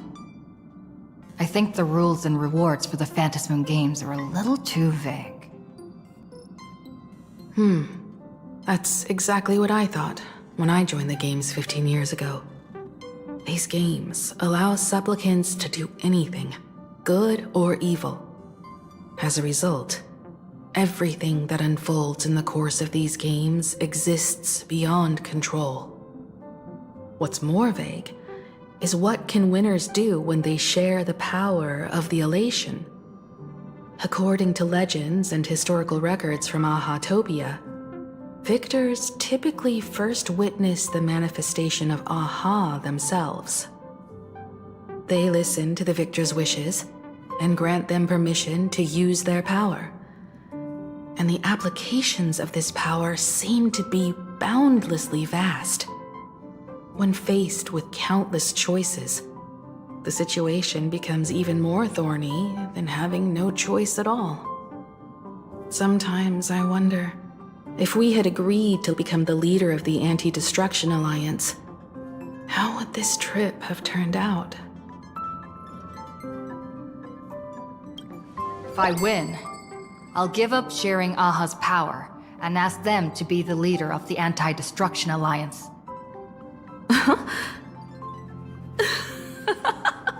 That's such a hilarious idea. I can totally picture it. I get it. That's actually a brilliant idea. To begin with, this is far more meaningful than taking up a god's authority and squandering it freely for a single minute. Secondly, placing an Eon on the righteous cause of opposing the universe's greatest threat is something neither the IPC nor the god itself could reasonably object to. Finally, this would also help us avoid the risk we currently face. Cooperating with the IPC while remaining wary of being drawn into its ambitions during the operation of the Anti-Destruction Alliance. If we handle the negotiations well, perhaps Aha could stand behind the Astral Express, just like our cooperation with the Xianzhou, where we could maintain distance from one another while offering support from afar. The only question is, will Aha agree? Don't worry about that. From what I know about them, they'll agree. What kind of god of games would they be if they broke their own rules? Besides, they still owe the Express a debt.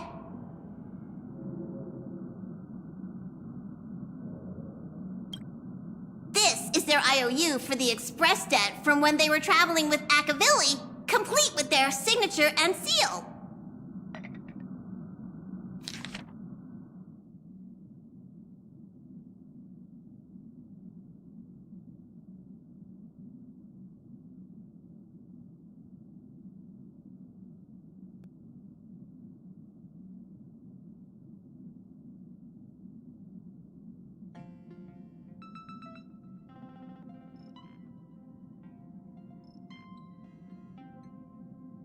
messenger, use this to blackmail them. That one will definitely give in to your demands. Probably. So, you're saying you want Aha to take on the leadership of the Anti-Destruction Alliance?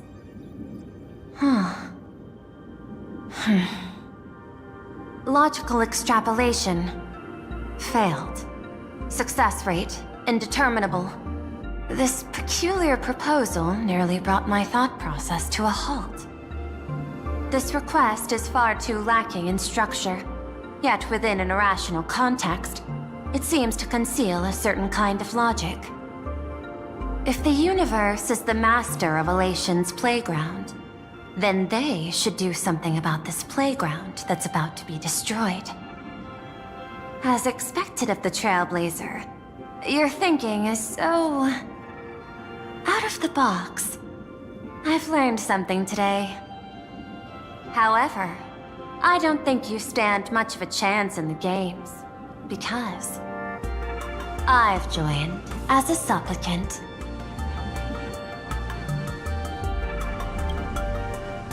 Not a single rule in the Phantasmoon games requires supplicants to engage in combat, so there's no need for hostility between us. Planarcadia's administrator is a supplicant? At the same time, she has at her disposal assets of staggering magnitude. What, Perlux Corp among them. With money and power on her side, wouldn't her chances of success be way higher than ours? As I previously proposed to Miss Himiko, I'm willing to cooperate with the Astral Express to ensure the smooth progression of the Phantasmoon games. But the Astral Express isn't your only partner, is it? I have 2 other allies. However, you all are my most promising ones. Once the Astral Express joins, it will maximize the safety and success of this Ionic game. And I will do everything in my power to fulfill my partner's wishes within that limited minute.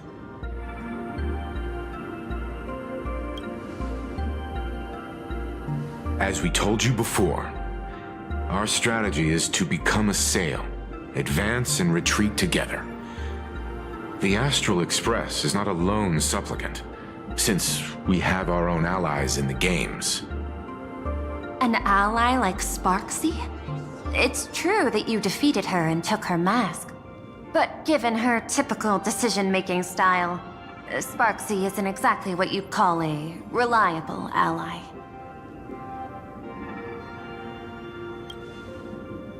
Hypothesis. The Sinwish Syndicate's missing mask. I thought it fell into the Xianzhou's hands. Don't tell me. Yao Guang gave it to you guys? That's right. 3 against 3. We're tied at the moment. With this new variable in play, I'll have to adjust my extrapolations. But the conclusion seems unchanged. After all, as the administrator of this world, I have the natural advantage in resources. An IPC senior executive, Planarcadia's administrator, a member of the 10 Stonehearts, joining the games personally. It certainly has an intimidating ring to it. But when you think about it, isn't this identity precisely the greatest burden Madame Pearl has to overcome? She's right. Your identity is far too sensitive. You want to control these games and end it safely and quickly. But Planarcadia's citizens might not see it this way. All they see is the all-powerful IPC and an influential executive pulling all the strings. Your every action will be scrutinized twice over.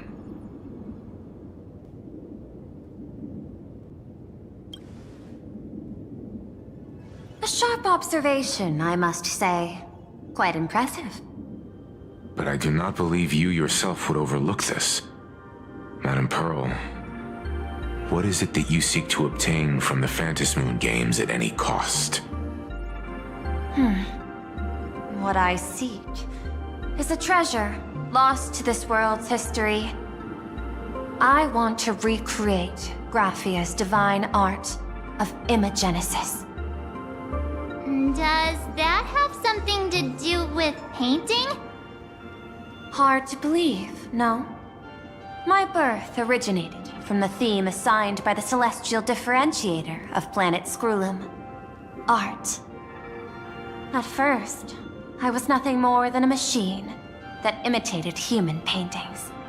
For an Intellitron, generating works of art is no great challenge. Day after day, I studied. Day after day, I exhausted every possibility. I could instantly analyze the proportional structure and pigment composition of any painting. I could precisely reproduce every pixel of Graphia's masterpieces. Yet I could not create as she did. Graphia's ultimate creation was establishing the world in canvas at the end of the Phantasmoon games. I want to understand her thoughts at that moment and touch the essence of creation. Is this your personal pursuit? Or the IPC's demands on this world? Both. The IPC's point of view is far more pragmatic.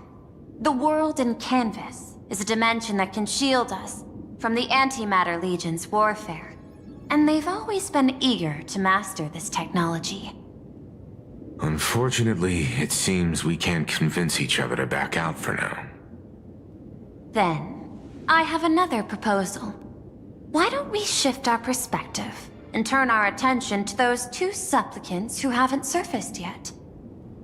These two individuals' objectives are unclear, and their abilities remain a mystery. If left unchecked, we might see a repeat of the Herald of Death tragedy. I have a cooperation proposal that could help us gather intelligence on them, and I'm willing to share this piece of information with you all.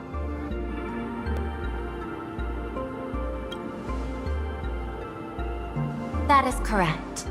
But all you need to do is sacrifice a tiny sliver of your reputation. Before we move on to the details of our cooperation, would you like to take a short break and have some tea to wet your whistles? Or shall we continue?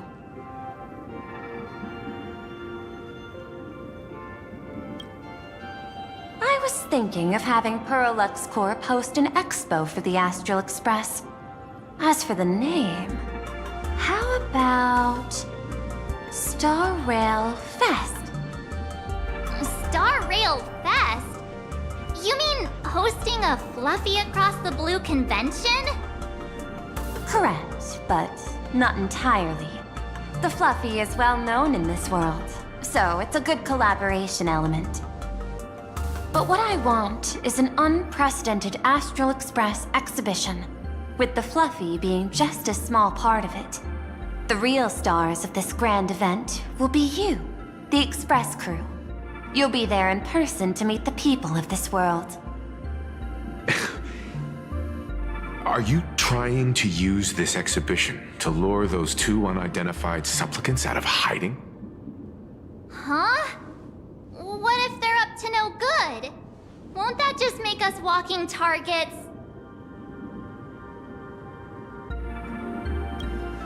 What could be more inspiring to the people of a world than standing face to face with heroes of the cosmos? That's an enormous amount of wish power, and the Astral Express is the very source from which this wish power originates. Together, we can create a miracle for all to witness in Arcadia devoted to the legends of heroes. I'll also get Full Wish TV and other mainstream media outlets involved for promotional cooperation. And in return, wish power will flow to you. Of this, I have no doubt.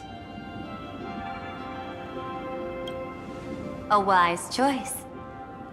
Before the Star Rail Fest officially begins, I have one more favor to ask of you all.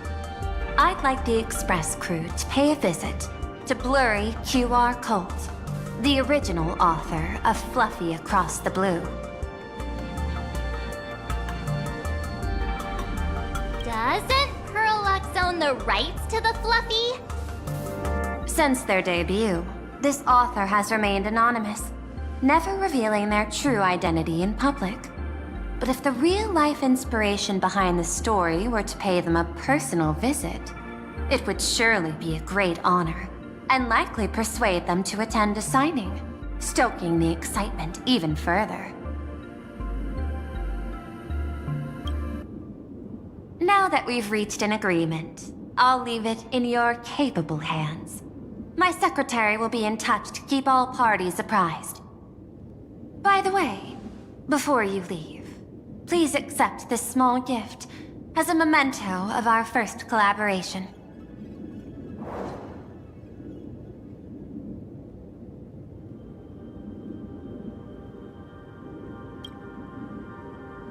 I've studied in detail the records of my colleagues' interactions with partners in Penacony, and I was particularly inspired by Aventurine's technique of giving small gifts that symbolize good fortune. So please, keep this chip with you as a symbol of good fortune for our future cooperation. Take care, everyone. Well, we'll be on our way then.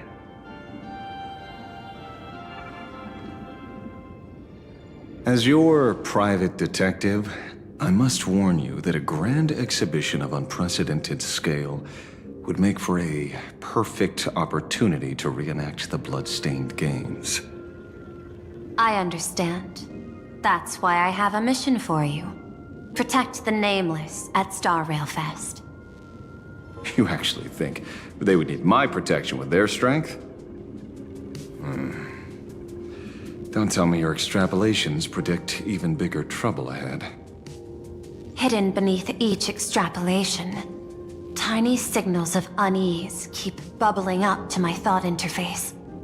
I must be thoroughly prepared for whatever may come. Now that you've taken up the mask, let's talk about payment. What do you want? The same as always? Money? Before we talk about payment, let's discuss the Herald of Death. Although the Department of Aberration Defense sealed and destroyed all records of the Bloodstained Games, I still managed to uncover some unusual leads. After the Herald of Death incident, the victims' families collectively received compensation so massive it could fill any gaping wound. So, I figured, maybe we could find some leads by looking into official Planarcadia expenditures. But here's the interesting part. This item was nowhere to be found in that year's public financial report. Care to guess whose books this money went through? It was you, the omnipresent IPC. To be precise, it was the IPC's technology department that paid this astronomical compensation.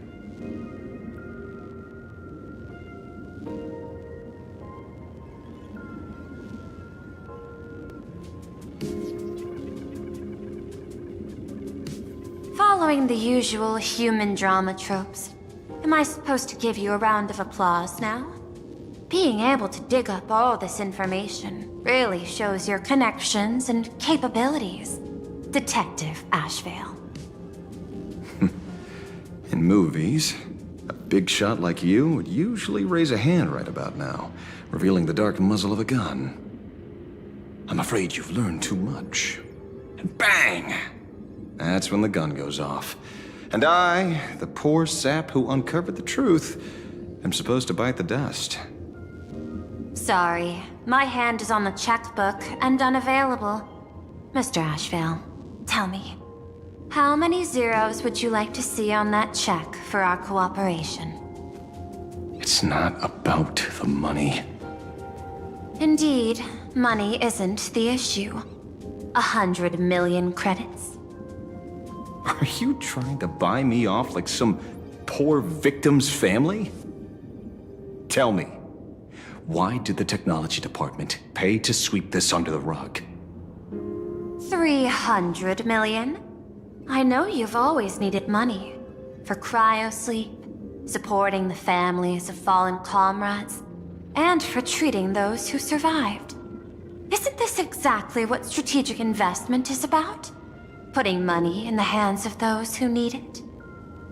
I'm not your lackey, Intellitron. Tell me the answer. 500 million?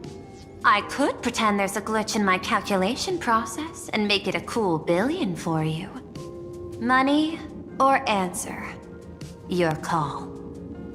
I want the answer. Oh, an unexpected choice. It defies my usual understanding of your decision tree. Note, I say this without sarcasm or ridicule.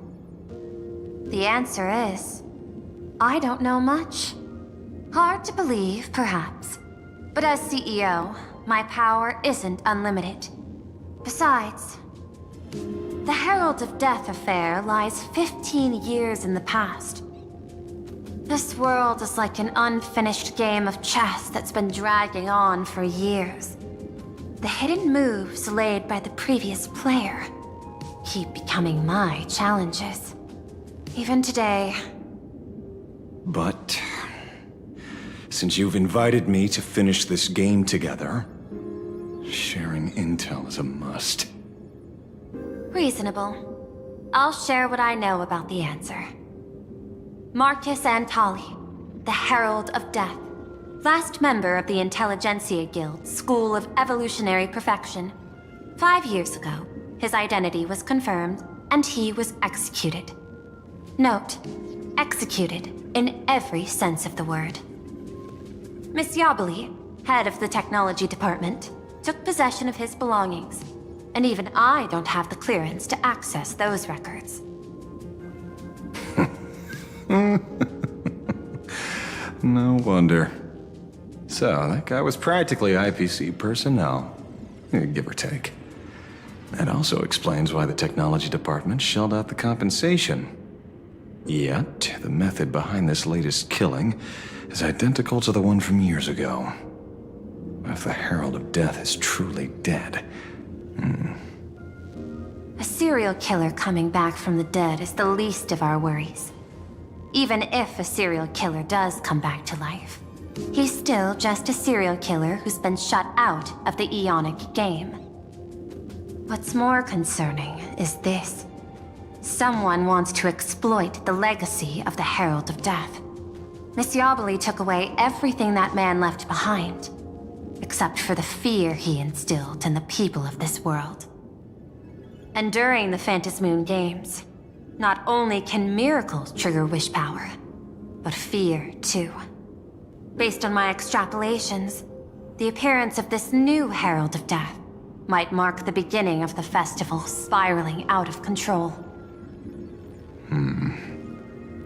No wonder you're in such a hurry to end the games. Mr. Ashvale, I've always respected you. But right now, I need to rely on your strength even more.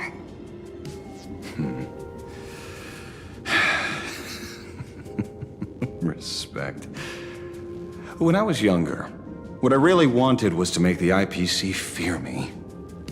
The passage at times not exactly kind, is it? Deal, Madam Pearl. But I will require one more form of compensation. Whoever this new Herald of Death is, I must deliver justice with my own hands. This time, there won't be any lengthy interrogation.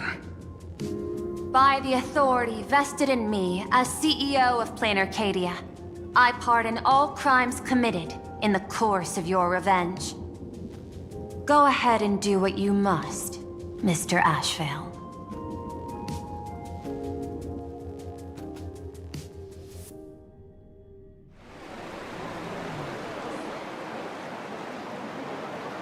My friend, I don't blame you, but I'm done being a breathing dead weight. So do me a favor and pay me back for that drink with this bullet.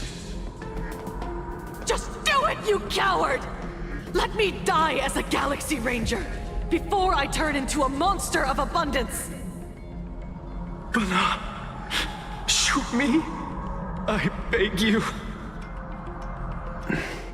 My Skybo above, may you have a pleasant dream.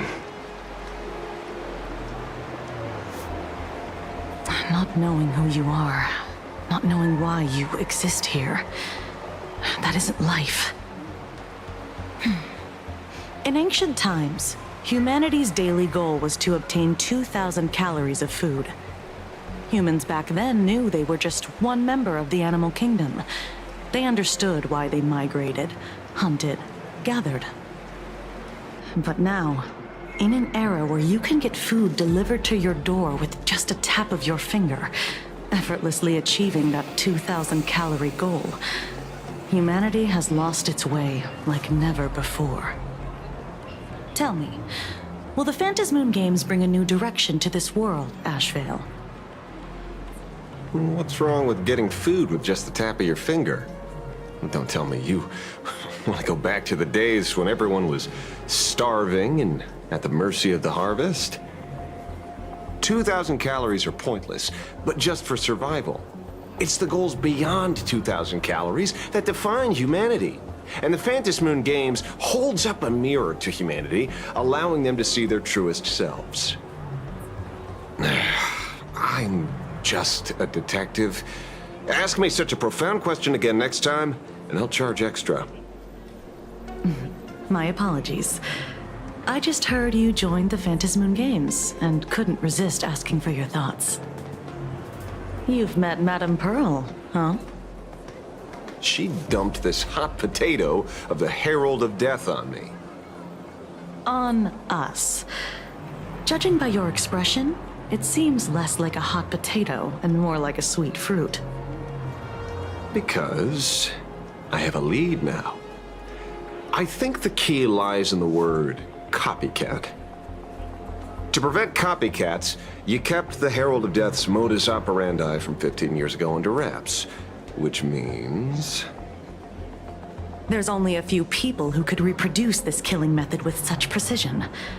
The investigators from the Security Bureau and the Department of Aberration Defense at the time, and those directly involved in the Herald of Death case. Detective Kuchiba, I've heard that you've devoted considerable time to researching the crimes from the Phantasmoon Games. So, I'm the prime suspect now. Is that it? Just a bit of minor deduction. After all, murderers always love to return to the scene of the crime. Isn't it coincidental that you happen to be standing right before my eyes? That's not deduction. It's a conjecture at best. As for investigating those two categories of suspects, we've been doing that for a long time already. It's been 15 years. The relevant people and the victims' families have all gone their separate ways. Tracking them down now won't be easy. Yeah. After losing their loved ones in such a cruel way, their hearts were shattered. Many couldn't bear to stay in Dovebrook District and chose to move away. I remember seeing that in the case files you sent me. They even formed a mutual aid society for the victims. I wonder, after all these years, have they managed to heal the wounds in their hearts? Maybe they have. After all, they go by a new name now. The Research Society of Happy Smiles. Ah, you mean that charity with the slogan, Healing Smiles, Healing Arcadias? Before he died, Kostide mentioned that group to me. He said quite a few young people in the gang left without looking back, just to join them. So I thought, maybe we should start by looking into their rivals. The Research Society of Happy Smiles, huh? A charity that helps people escape their pain and find happiness, offering free counseling, medical care, all of that good stuff. Sounds like they've turned over a new leaf. How could you call them rivals to the underworld? I dug a little deeper into them and found something interesting. You mean your monkey dug up something interesting, right? Okay. Mr. N dug up something interesting. Have you heard the name of the sponsor behind the Research Society? Her name's Full Wish. That name rings a bell. Wait, isn't she the boss of Full Wish TV? I think she was one of the survivors of Graphia Academy too. This is getting a little too coincidental. Just like every case you've accidentally cracked before. Mr. Ashvale, should I compliment your keen instincts or your incredible luck? Luck's a part of a detective's toolkit, too. Anyway, whether Full Wish is guilty or not, we won't know until we look into her. That's why I asked you here.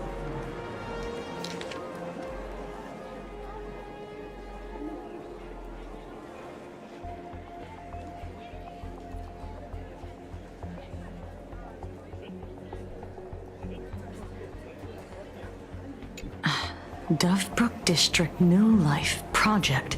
Public Recruitment and Mental Healing Seminar at the Research Society of Happy Smiles. And she's the speaker?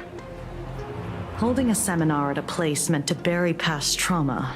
The very site of 2 bloody incidents. Miss Fullwish's audacity is certainly impossible to ignore. So what are we waiting for? It's time to drag Dovebrook District's old skeletons out into the light. Are you talking? Yeah, I'm almost there. I want more happiness.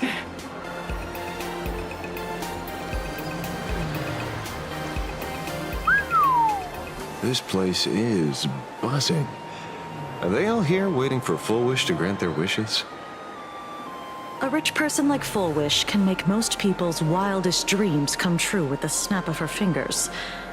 I'm less curious about who she'll help than what she wants for herself. If money could really accomplish everything, the IPC wouldn't be eyeing this world. My bet, I'm sure that Full Wish wishes the tragedy 15 years ago never happened. Erasing history. Can the laughter really pull it off? In past victory records, there have been countless and often bizarre instances where the victor used the elation's authority to change reality. You have to understand, the Phantasmoon Games isn't just some wish-granting lamp. What makes it irresistible is that it turns the one who wishes into the genie. That's quite alluring. Have you heard about the noblest worm Aha made godlike? It became the happiest creature in existence. Happy enough to burst apart, leaving no intact body behind. Your knowledge of these unofficial records is enough to rival ours. Since you see things so clearly, Mr. Ashvale, why sign up for the games? Miss Kochiba, is that a rhetorical question? Or are you fishing for a confession? Fishing? Don't be afraid. Now that you're a supplicant, public officials like me no longer have any authority over you. I'm guessing what you want goes beyond a straightforward act of revenge, beyond a vigilante execution carried out in public. If you were only out to avenge friends, with or without the Phantasmoon Games, someone like you would toss laws and decorum aside and do what needs to be done. So tell me, Mr. Ashvale, what do you actually hope to get from the games? Consider it a mystery. If I make it to the end, you'll know the answer before Aha does. Well then, I'd be honored. Just don't let your wish ruin our lives here. Daily life here fits like a tailored prison uniform. Wear it too long and you forget what your bones should feel like. Ugh. It's time to break free. Look at these prisoners of routine before us. Foolish hasn't shown up yet. Let's talk with the members of the Research Society. Maybe we can coax something useful out of them.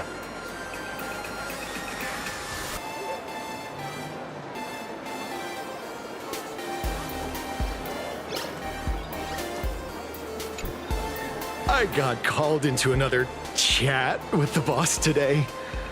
Never thought he'd care about me this much. Everyone is smiling at me. The office feels downright cheerful. These days, I go home, change my baby boy's diaper, help my daughter with her homework, prepare tomorrow's lunch, and clean up the house. It's hard to describe how satisfying that feels.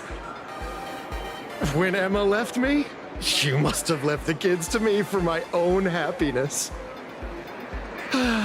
When I look back, I realize I was someone who had it good, and I never understood how lucky I was. Right? All thanks to Miss Foolish. Yesterday, during my tumor removal, the anesthesia wore off halfway through. I squinted and watched the doctors pull all kinds of things out of my stomach. There was this lump still twitching when they cut it out. I used to be too weak to even get out of bed, but after the Society's treatment, I am almost ready to walk out of the hospital. Isn't that amazing? Oh, I kind of want to see someone slice me open too. It should be fun. Hey, did you two hear about the Sinwish Syndicate? You've come to the right person. My neighbor got a visit from their debt collectors. You should have heard the racket. I saw the news too. Those parasites who ruined the peace, who kept people from being happy. Gone. Wiped clean. Oh, praise Aha. Wait, they extorted you too? Something like that. Still owed their underboss tens of thousands of credits. So your debt's wiped clean. Oh, must feel pretty great, huh?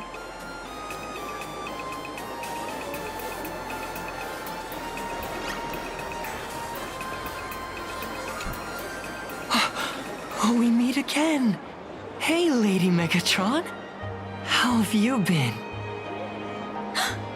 Good. Since I joined the Research Society, I've made so many new friends. In the past, I struggled with mobility. I always had to work 3 or 4 times harder than the other Mechatrons, just to keep up. A lot of Imaginae think factory-made types like me don't count as their own, and humans look at us and see soulless machines. If every sentient being has a home, then even the scrapyard is closed to me. I'm not even considered recyclable waste. But here, in the society, no one cares what I am or what I can do. They just see me as a normal person. Congrats. You found your home. Aha said the same. They and everyone here are my family. Aha talks to you. Of course! You mean you can't hear them? Guess you're not happy enough yet. Don't worry. Once you join the society, you will. No pain, no tears, just pure joy. The society makes everyone happy.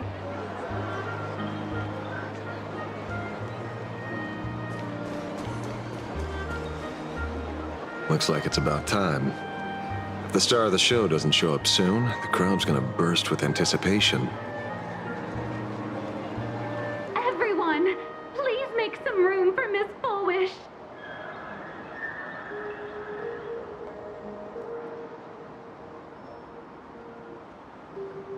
By the Master of Elation, may they bless all souls and grant them smiles. Are you all happy today? Very happy! Thank you for your smiles. They're like lamps in the dark. So precious.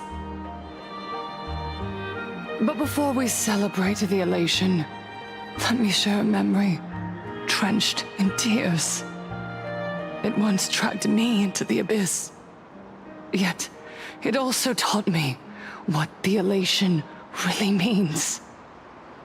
As you all know, 15 years ago, during the Phantasmoon Games, the shadow cast by the Herald of Death swallowed this place whole. That day, I lost my parents, my classmates, and the others. The morning greetings, the little daily chatter. All went silent under that crimson dusk. After that, for a very, very long time, all that remained of my world, a door shut tight, a room steeped in silence, and a wound in my heart that would never heal. Just hearing the words, Herald of Death, made me shake uncontrollably. I even once thought the only escape was to follow the dead and leave with them. Back then, I was just an empty shell, breathing, beating, but lifeless inside. And just as my soul was about to fade away, an old lady from the Mutual Aid Society knocked on my door. She didn't offer empty words of comfort. She just looked me in the eyes and asked, "Child, would you try stepping outside this door? Out there are many people, broken by pain, but together we can start picking up the pieces, one by one." She smiled at me, a warm, gentle smile. And in that smile, I felt the Master of Elation grant me a reason to live. At the Mutual Aid Society, I saw countless souls scarred by fate. Some bore wounds beyond healing, and some had lost their loved ones. Each of us bore a different wound, but every wound cut deep. And yet, what truly moved me wasn't the pain. It was how, beneath those scars, they still reached out to one another, offering a smile to a child who'd stopped crying, lending a guiding hand to someone lost. They taught me something precious.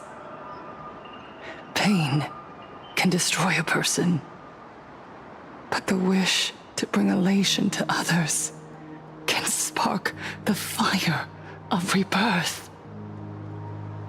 That was when Aha's voice echoed again in the silence of my heart.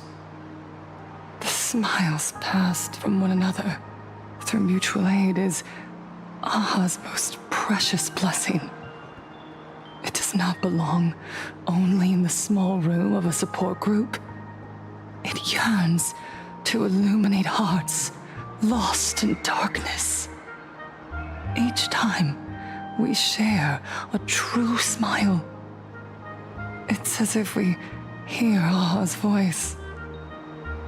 And when that voice rings out, all suffering fades, all pain is healed, and everyone knows what true happiness feels like. That's why the Research Society of Happy Smiles was founded. I will share this divine smile with all of you. No more sorrow!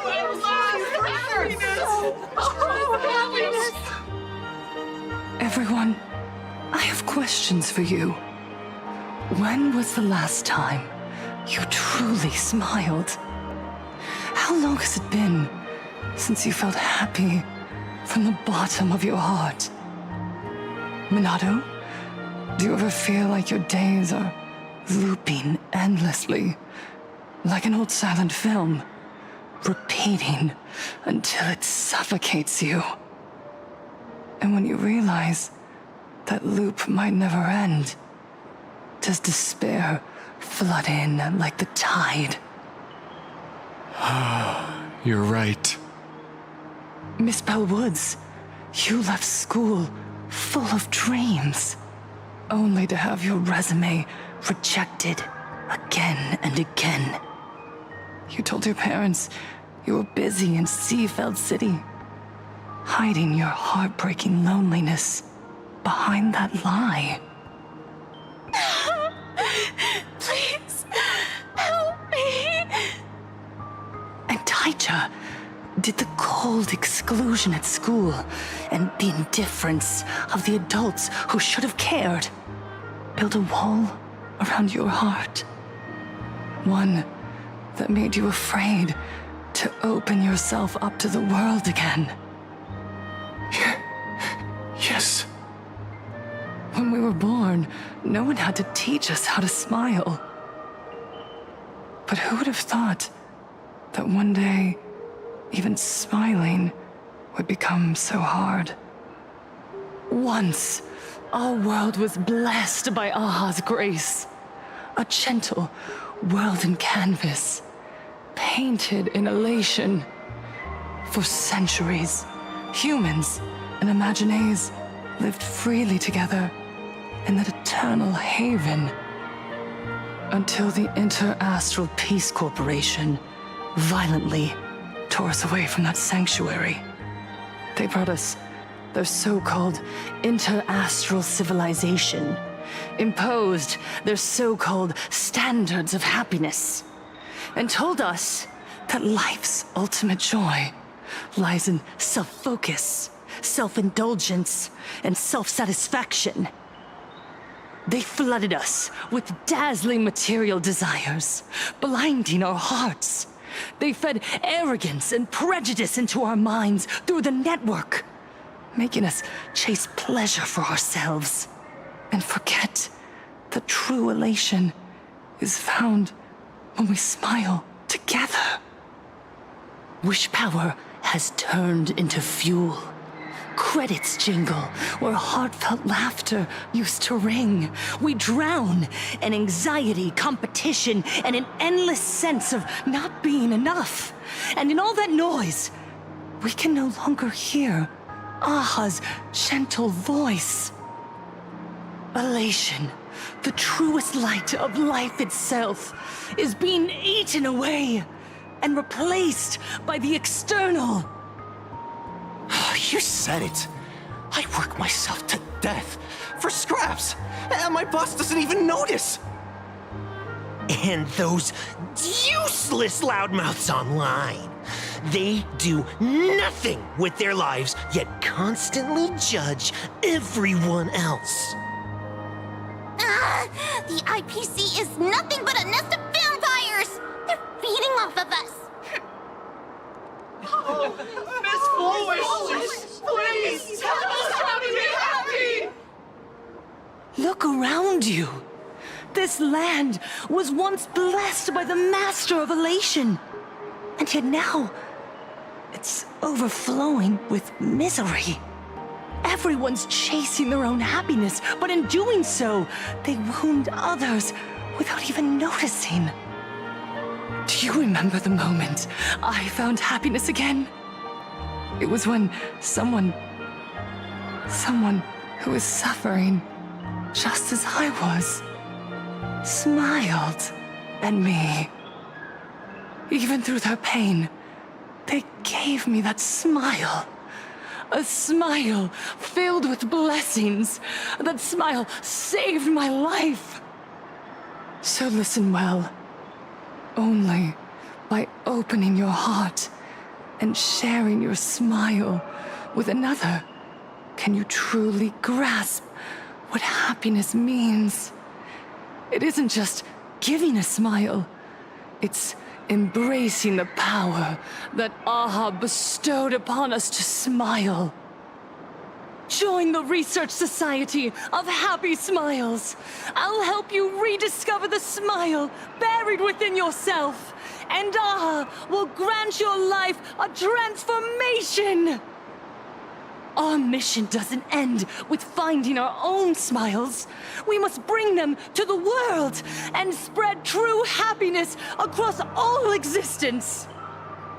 While others pray to the eons for their own desires, we, the true followers of Aha, carry a higher calling to fulfill their wish. To fulfill Aha's wish? Yes. To still every cry of sorrow. To wipe away every bitter tear. We will build, no, rebuild. A world where smiles never fade and elation never dies. It's eternal happiness! It's eternal laughter!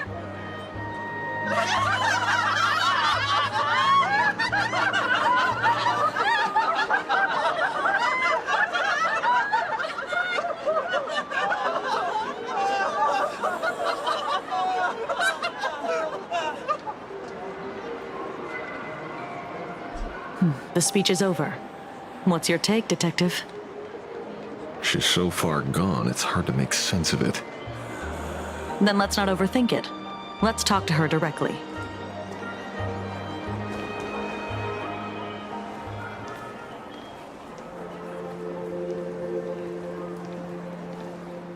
Miss Fullwish, I'm Kuchiba from the Department of Aberration Defense.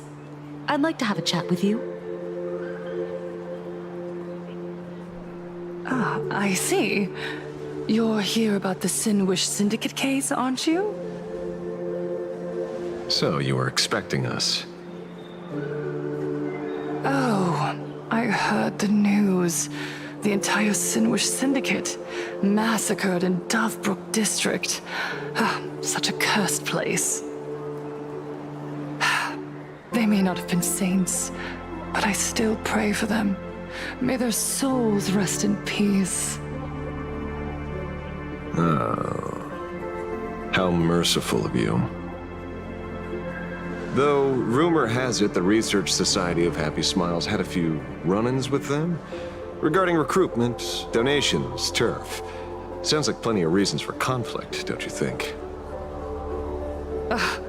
Are you suggesting we had the Sinwish Syndicate killed? For conflicted interests? Whoa, wait, that's not what I said. You know nothing about our finances. Every expense is covered by a charitable foundation established with the compensation from 15 years ago. We don't need a single cent from our members. When I heard about this tragedy, I personally allocated relief money for the victims' families to keep order and peace in Dovebrook. Tell me, Miss Kuchiba, someone copied the Herald of Death and slaughtered dozens. What will your Department of Aberration Defense do this time? We never released that detail. How do you know someone's imitating the Herald of Death?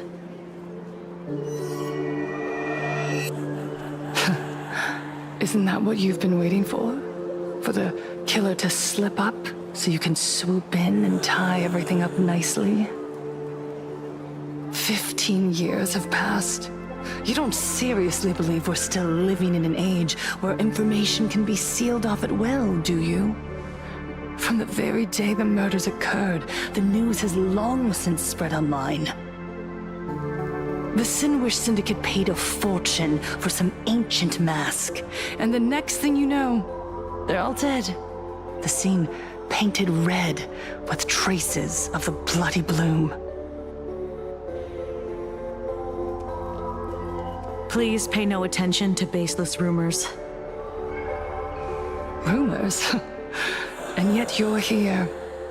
That alone proves one thing. The rumors are true.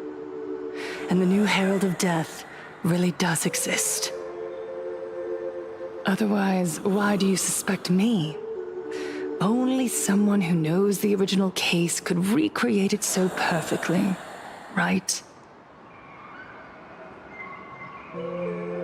Everyone! You heard our conversation, didn't you? The Herald of Death has returned. He is here, in Dufrook. He's slain the entire Sinwish Syndicate. He's back to relive the carnage of the Phantom Moon Games. Oh, the Herald of Death? Didn't the officials declare him executed? How has he appeared again? He's immortal? A demon? He's back for revenge! He'll take revenge on everyone. We're doomed! Aren't gang members the very people who steal smiles from others? And isn't the best way to make bad people happy to erase them from the world? Wouldn't that be doing something good? Yeah, Sister Mechatron is right! Those thugs deserved it. Back from the dead? Lies! The IPC kept him alive to wield him as their weapon. You useless officials! 15 years ago, you failed and let him get away! And that's why he's back again now!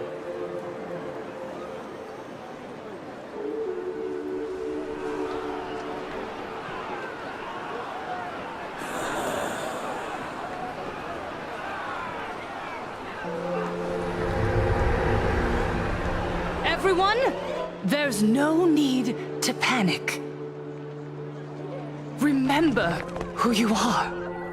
You are those who live beneath Aha's brilliance, who have claimed happiness and cast off the shackles of suffering. Once the Herald of Death fed on our fear and tears, that was the source of his power. Look at the smiles on the faces of those around you. There is no fear left in our hearts, no tears left in our eyes. All that remains is resolve, happiness, and faith in the elation. The Research Society of Happy Smiles will protect this world. Etch this into your hearts.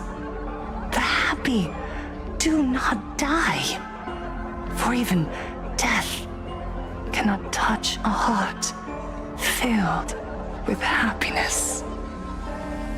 What's going on? There's something very wrong about this woman. Yes, as long as we're happy enough, there's nothing to fear. We won't die. Happiness is our weapon. Happiness will destroy the Herald of Death. Happiness will save this world. Operation Spread Happiness. Let happiness infect everyone and spread to every corner of the sky. Make the Phantom Moon smile. Make Lord Aha laugh until they cry for us. Infect the Phantom Moon with happiness. Happiness.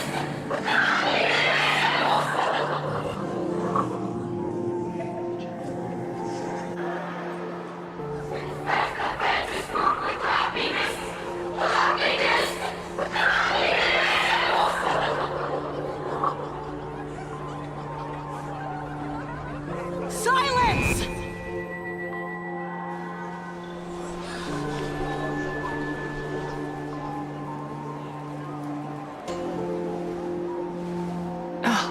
My apologies, officers.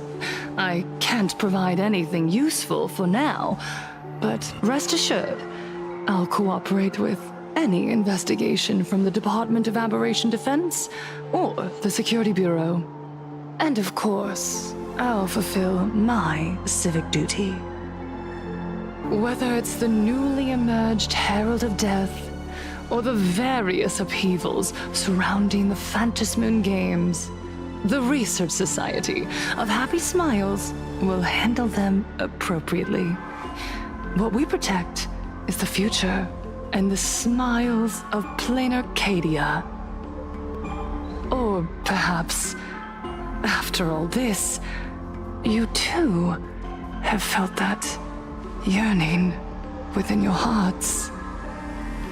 Would you like to join us to embrace eternal happiness?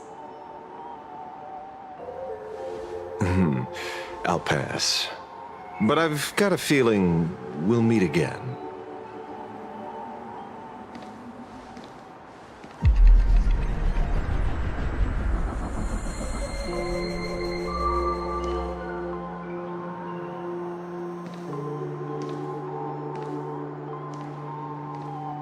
Miss Fullwish, thank you for your cooperation. Hopefully, next time we meet, it won't be like this. May the Master of Elation watch over all and bless you with the everlasting smile.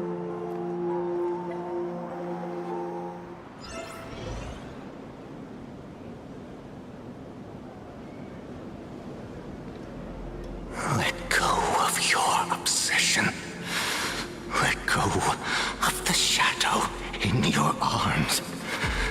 Let go of that false sense of responsibility.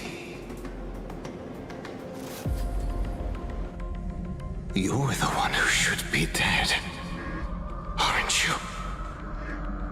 Come, join your brothers.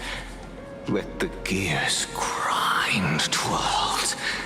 Let the hands fall still and end that life of yours that was never meant to be.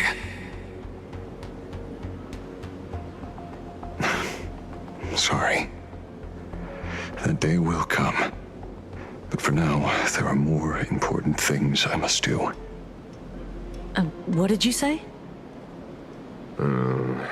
Nothing. Never mind. Looks like Fullwish is a much slyer fish than expected. The bait was there. But she ignored it. And instead, she stirred up a whirlpool. Quite the opposite, actually. Not only did she take our bait, but she also flat out told us she couldn't care less about the hook. Oh. Was there something I missed? The bloody bloom mark from the Sinwish Syndicate massacre. How did she know that detail? When we specifically obfuscated it with special mark, even in our internal reports. She broadcasted this information word for word, and even used it to stir up public sentiment, scattering it across the place like tossing blood-soaked feed into a fish pond. Now stopping the rumors from spreading will be even harder. Well, maybe she has her connections, or maybe she made a lucky guess as one of the victims. Regardless, she's right about one thing. Trying to stop something from spreading today sure is a lot more difficult than 15 years ago. So, Mr. Ashvale, did your lucky radar start blaring when it came to Fullwish? There is something very wrong about that woman. You saw the way she played the crowd, huh? I guarantee you that it had nothing to do with her public speaking skills. She could very well be a supplicant in disguise. Still, this whole run has been smooth to an unbelievable degree. We got our bearings in no time at all. So, let's keep our prized fish in the pond for now. Fullwish is not going anywhere. You're right. It's too risky to make a direct move against a well-respected philanthropist and media tycoon.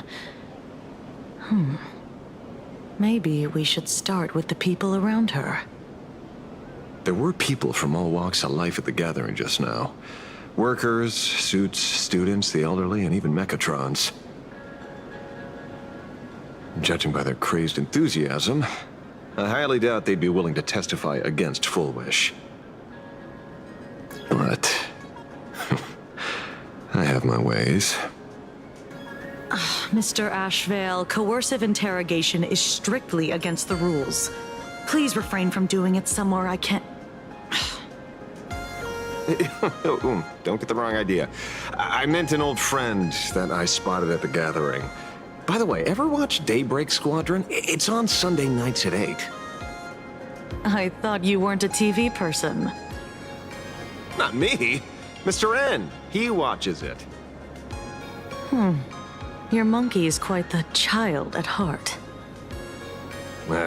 Anyway, come on.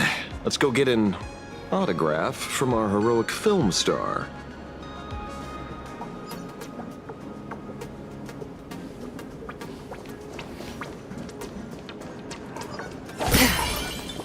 Is that him? Shh. Don't interrupt. What? You lost him? Not even close. Hey, why are you two following me? Oh, we're just two grown-up fans of the Daybreak Squadron trying to get an autograph from Big Brother Magnus. Mr. Ashvale, don't prank me like that. You really scared me. Really? Cinderborn, the peacekeeper of our city, vanquisher of evil fiends, is scared of his own fans? Long time no see, Magnus. You're not here for autographs, are you? I saw you two at the gathering. I don't understand. Why are you investigating Miss Fullwish? She's been nothing but a kind, lawful person who spreads happiness to others. You heard about what happened with Sinwish Syndicate, I assume. Then, was Miss Fullwish telling the truth? The perpetrator left the same signature as the Herald of Death did 15 years ago. So, did that monster really kill Mr. Polwave and Costide? 15 years and he's back? This demon? How many more lives must he take? Mr. Magnus, you're one of the survivors of the incident, right? Yes. That monster took my parents that day. But what's the Sinwish Syndicate case got to do with Miss Fullwish? Because that Herald of Death was executed 15 years ago. That's for certain. The Sinwish Syndicate case, on the other hand, has copycat written all over it. And Fullwish is a suspect. So, just because we're survivors, we automatically become suspects? What? Are you gonna interrogate me too? If that's what you want, Miss Kuchiba can arrange for it later. For now, I just want to ask you a few questions about the Smiles Society. It doesn't matter if you have a few or 100 questions. I have nothing to say to you. 15 years ago, I was left all alone in this world. The so-called relatives closed in like a pack of hyenas, their eyes fixed solely on the compensation smeared with my parents' blood. Abuse, deception, expulsion. To them, I was nothing more than a walking money bag, an eyesore, a jinx. It was the society that gave me the chance to live the life I have now. What about the Sinwish Syndicate then? If I recall correctly, they took care of you once. Old Polwave helped you deal with those relatives. Listen, Mr. Ashvale, the debt I owe the Sinwish Syndicate will be paid. I will avenge them as a member of the Smile Society as well as the Daybreak Squadron. I'll rip the Herald of Death out from the shadows in their name and see justice served. That is my duty. You're in over your head.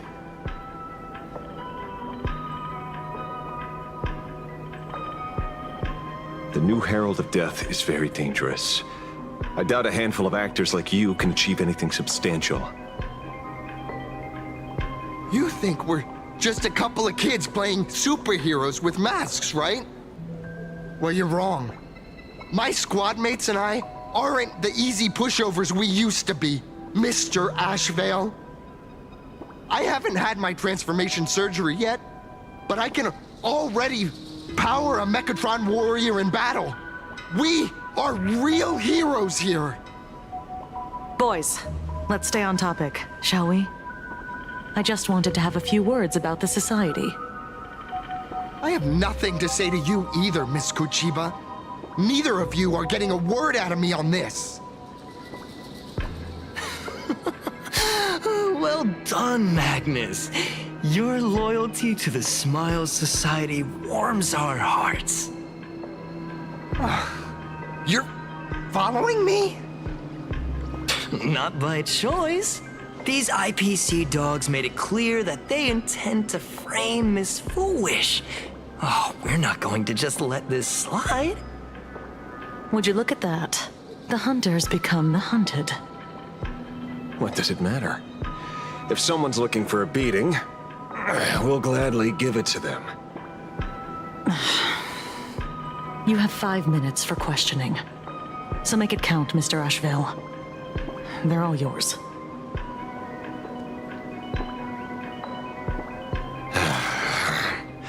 Never expected my first miracle as a supplicant to be teaching thugs. I mean lawful citizens, a lesson on the streets. Let's get this over with then. And if you want to join them too, Magnus, be my guest. Fair warning.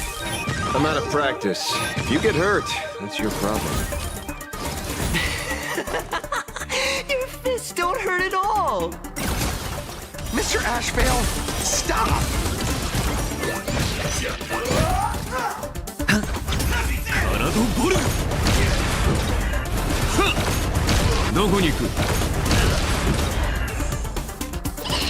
No dirty tricks, Bust.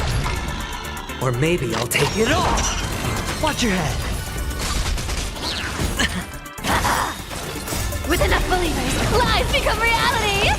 Yes! I'm sorry, Mr. Ashvale. I have to stop you. Hooray, Cinderborn! The bringer of justice! Oh, shut up! Sounds familiar. Owen! Found me.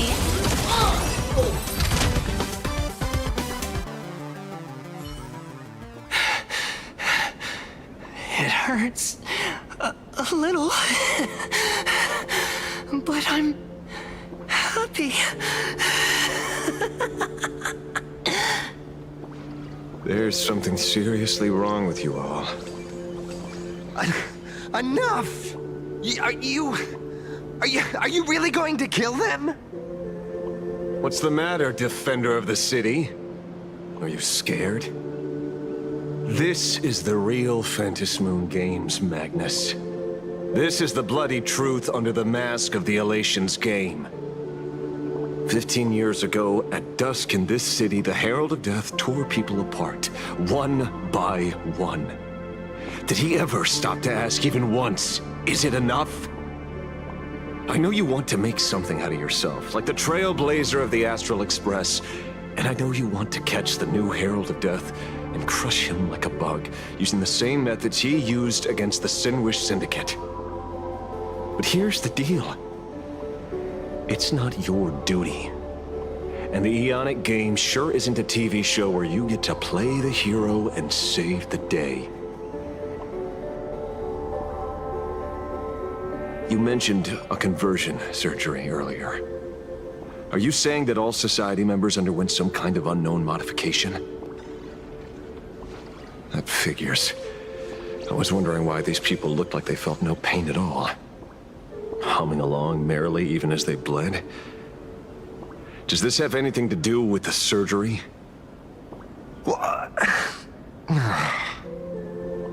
Nothing to say? Fine by me. 3 minutes left. That's long enough for me to question them. Time to hurry and get some answers from these people while they're still on the ground.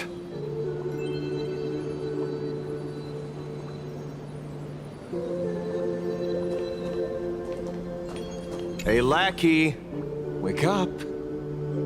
Pain should not exist.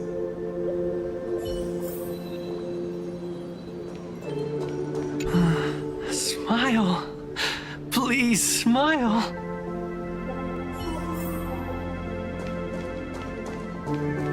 The laughter. Don't let it stop.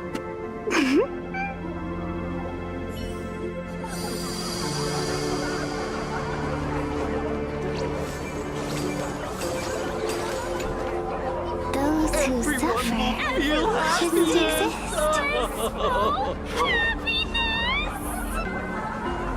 What the heck happened to these people? This is... the small procedure that official members receive. They call it the happiness surgery. With a prick of the needle, no more than a mosquito's bite. The doctor puts this small thing inside your eyelids, even smaller than a synesthesia beacon, and more convenient.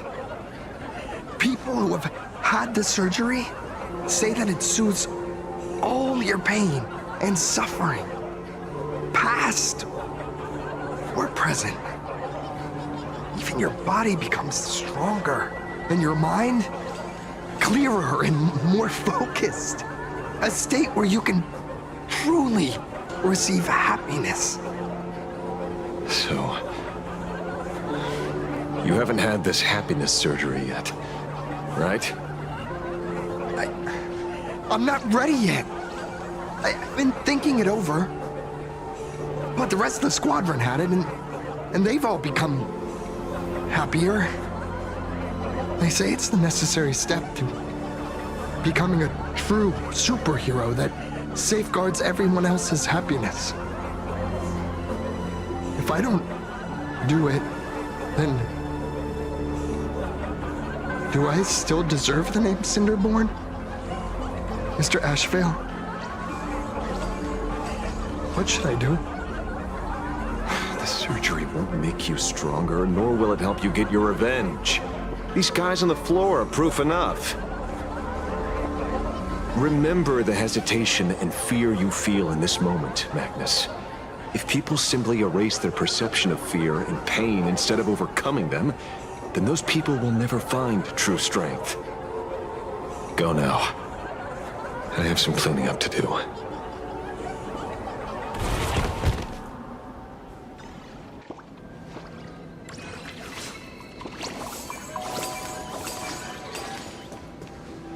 So, did you, pry the answers you were looking for out of them? These people have all been processed by the Smile Society. Heck, who knows what method they used. It completely neutralized their ability to feel suffering and despair and gave them bodies like steel, incapable of feeling pain. Say, is this the kind of treatment that the Medical Ethics Committee would approve? As if. I doubt they even bothered to submit an application. Which means Full Wish has far more dirty laundry than we initially expected. The idea was to find the Herald of Death with the leads we had. But here we are, going deeper down an increasingly scarier rabbit hole. Judging by their voices, these followers don't seem to have any ill intentions. In fact, they sound a lot more humane than most humans. If all this has nothing to do with the Herald of Death, then it matters little to our investigation. After all, how they pursue happiness is their own choice. Wouldn't you agree? Are you serious, Kujiba? It's only human instinct to avoid pain, right? Such avoidance doesn't go against the laws of nature, nor does it legally constitute a crime when the party involved was a voluntary participant. Not a crime. Well, my instinct right now is telling me that this definitely has something to do with the Herald of Death. Unfortunately, Mr. Ashvale, we need evidence to solve a case. I'm here to follow my senses and dig up whatever's at the bottom of this. As for evidence, that's your headache. Besides, I don't think we need to turn over every stone to figure it out. If the new Herald of Death and Full Wish are connected, we'll be seeing another move soon enough. If I were her, I'd choose the brightest stage possible so this weapon could spread maximum panic. You mean the Star Rail Fest? Madame Pearl promised that top-level security would be deployed during the fest, as well as a contingency plan, robust enough to quell any crisis. And you are staring right at him.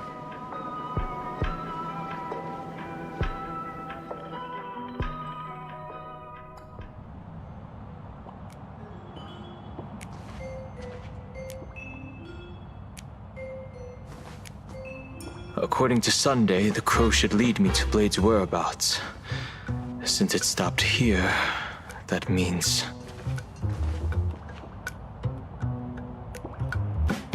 I wasn't even looking for you. Yet here you are, throwing yourself into the fray. Consider me surprised. We haven't even settled the score over the mask you stole from the Sinwish Syndicate. And now you're skulking around and following us? What's your deal?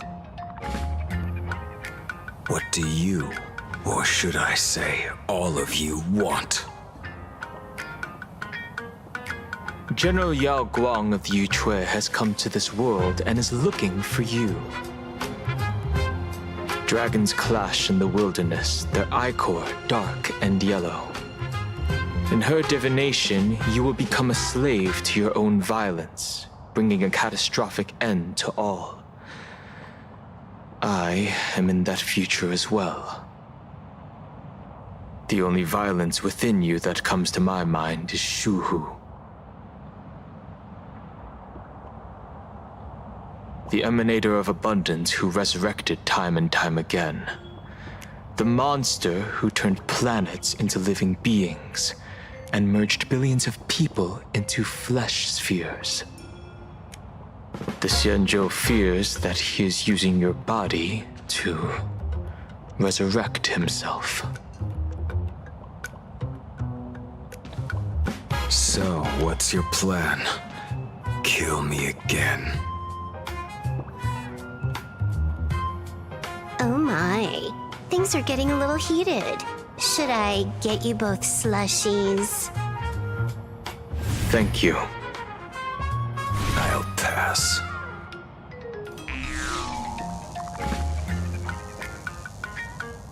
While General Yao Guang's divination may foretell a death battle between us, that doesn't necessarily mean it's the only interpretation. My experiences on the Express have shown me time and time again that even fates set in stone aren't entirely immovable.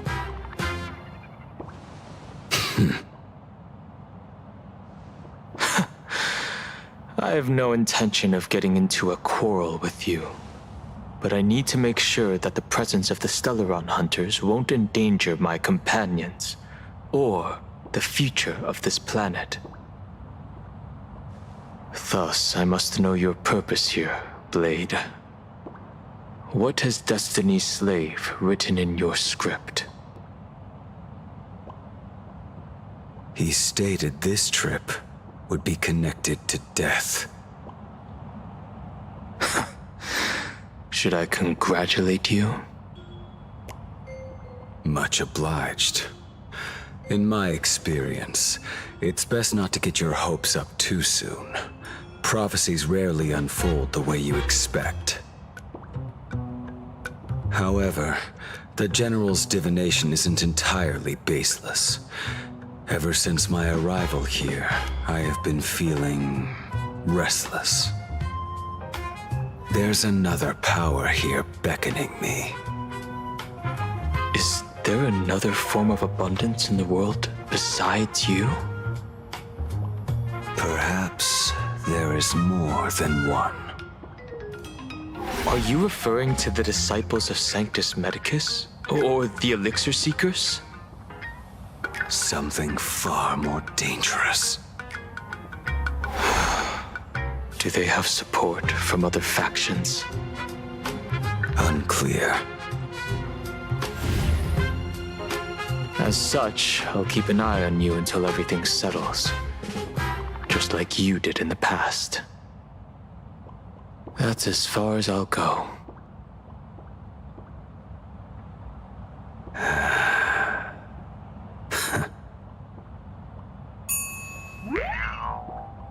Did you two just agree to some weird collaboration before me? I'll leave that matter in your hands, Silverwolf. I don't get it. That good-for-nothing detective didn't even blink an eye before selling us out to Pearl. And you still plan on working with him? There are things only he can get done.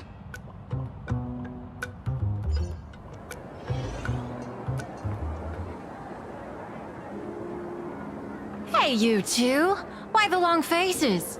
On land blessed by the Master of Elation, frowning is bad manners. Come on, smile! Whether you're hungry or full, poor or rich, the laughter is with you. Would you be interested in learning about our Research Society of Happy Smiles? Thank you, but I'll pass. Another one. How many people have been talking to us about happiness today? Well, 6, exactly. Locals say ever since the Sinwish Syndicate case, this Research Society of Happy Smiles has exploded in size. That gang's fall left a power vacuum, and the Research Society of Happy Smiles filled it like a fast-growing fungus. Even those who were once resistant or indifferent got swept up in it. I think I'm starting to get a better picture now. Is this, by any chance, tied to what you're preparing to do in the Phantasmoon games? Not only me. It might also be tied to the ominous fate General Yao Guang warned about. The one looming over this world. A few days ago, when I used the tuning power to help her intervene at SparksyCon, I caught a strange sound echoing in people's minds. A strange sound? Yes. Cheerful, happy laughter echoing in their heads. Oh, without those gangsters, this street's much cleaner now.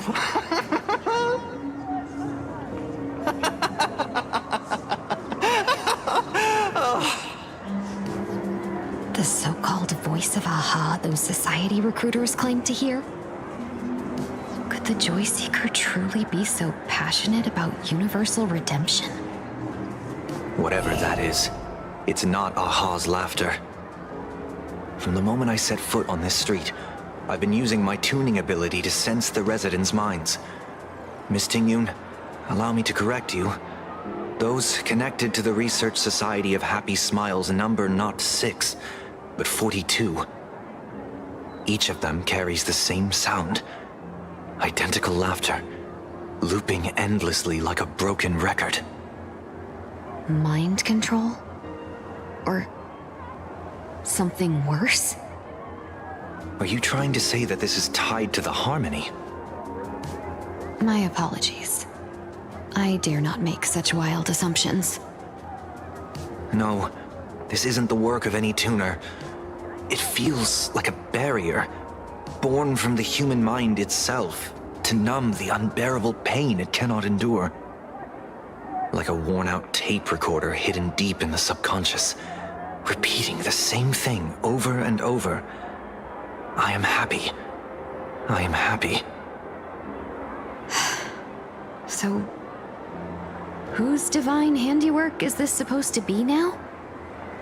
Wherever this laughter comes from, causing so many people to self-deceive in perfect unison while enduring pain is well beyond the capabilities of a mere charitable group.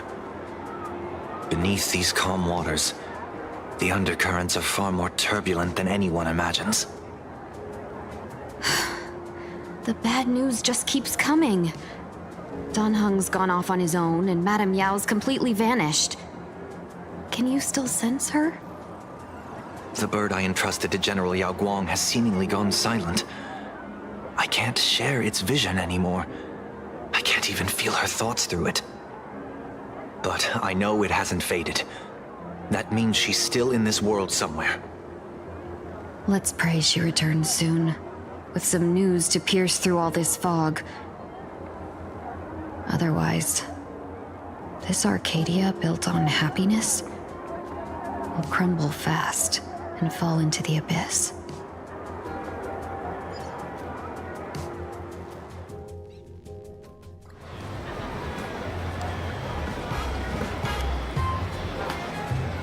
Blurry QR Cult?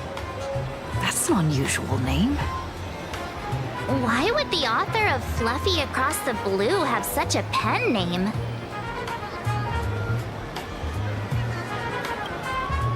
You're taking it a bit too literally. But it's not impossible.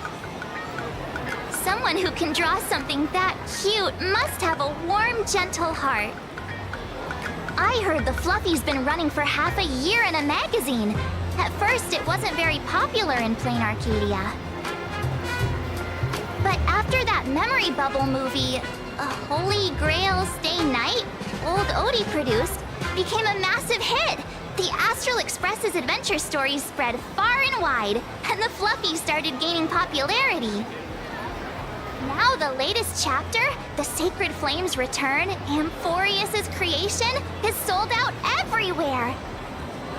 This cult sure knows a lot about our journey.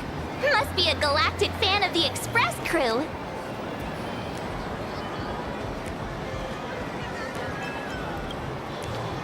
Royalties? You're being way too practical. It's a comic where we're the protagonists. Someone's giving us free publicity. Can't you cut them a little slack? According to the address the Perlux employee gave us, it looks like we've arrived at a familiar place.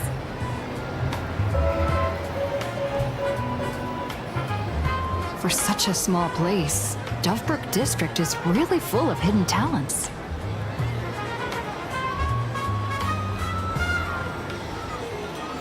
Turn left at the first intersection, then turn right, go straight for 200 meters. Wait, this is the Furbobo Weekly newspaper? Oh, don't tell me the author of the Fluffy is actually a Furbo. No wonder he rarely shows his face. Come on, let's go upstairs.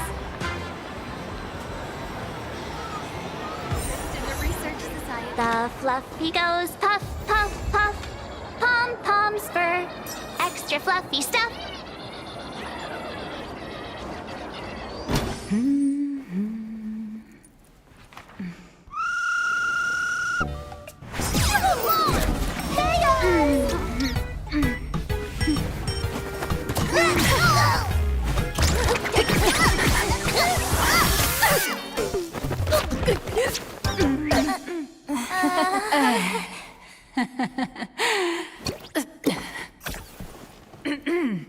Please come in. Let me guess. Your next line is... Why are you here?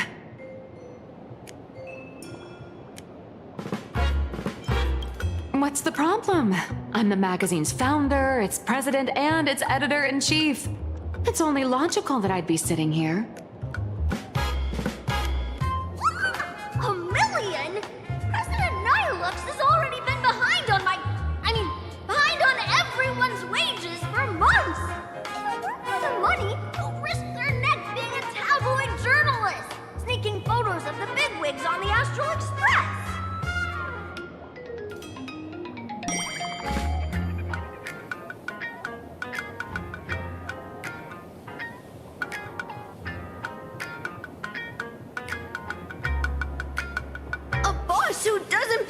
mages has no right to sit here!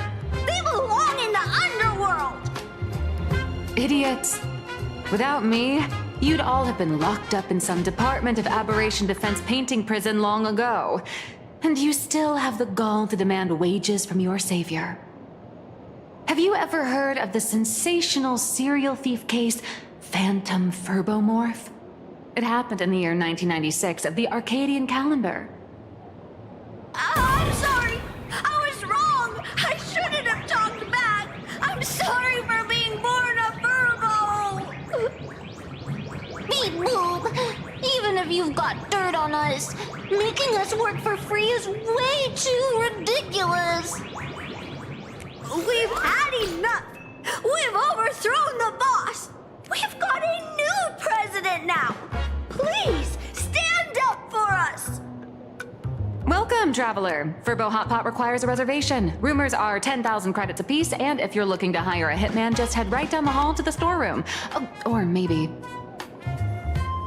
You came to meet the brilliant, charming, and universally adored blurry QR cult. Well then, truth be told, that person is actually...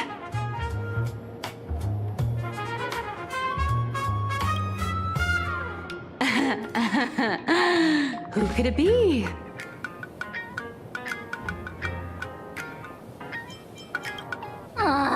Even more non-existent memories. What are you even talking about? Once you rule out all the wrong answers, only one truth remains. The only one here who can actually draw is you, Nihilux. Your blurry QR cult!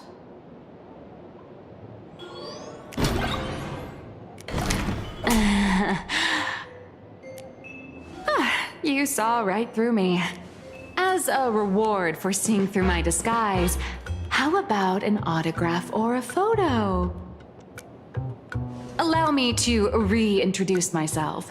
I'm Nihilux. You can also call me by my pen name, Blurry QR Cult.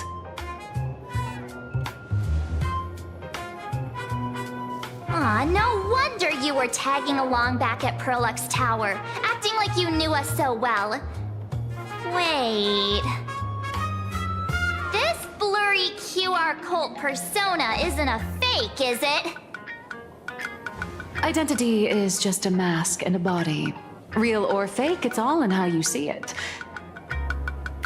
At the very least, for now, there's no other blurry QR cult around who could show up at Star Rail Fest for a live signing and hype up the Astral Express, right? So, you already know why we're here. Just a little deduction, that's all. The news about Star Rail Fest is already everywhere online. Knowing how that perfectionist Madame Pearl operates, she's definitely pulling strings to make your collaboration a success. Naturally, having me step in was part of her plan. If that's the case, will you... That said, I'll have to respectfully decline. Not to brag, but Fluffy Across the Blue is ridiculously popular in this world. If tickets weren't limited, the line would wrap around the planet twice and a half. That's not a signing event, but a public execution, right? Yeah, that does sound pretty horrifying.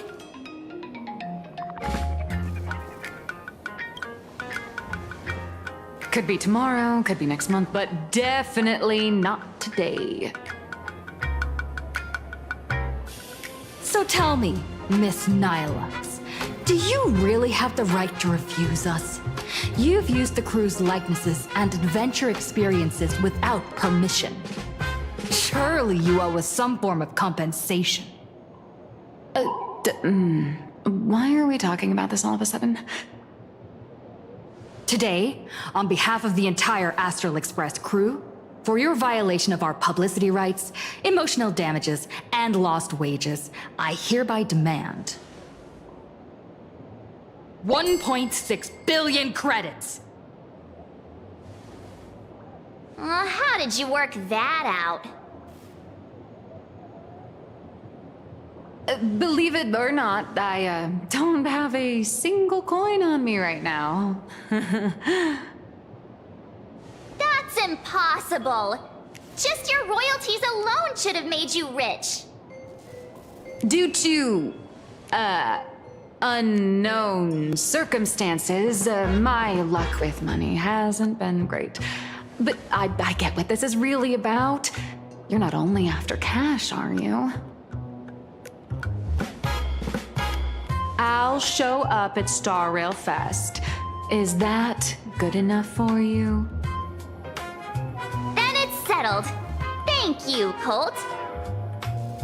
That said, I also hope the two of you, as the original inspirations, will take some time to familiarize yourselves with Fluffy Across the Blue before attending the exhibition, so you won't be caught off guard by fans' questions. Time to attend Miss Nilux's class. Please follow me.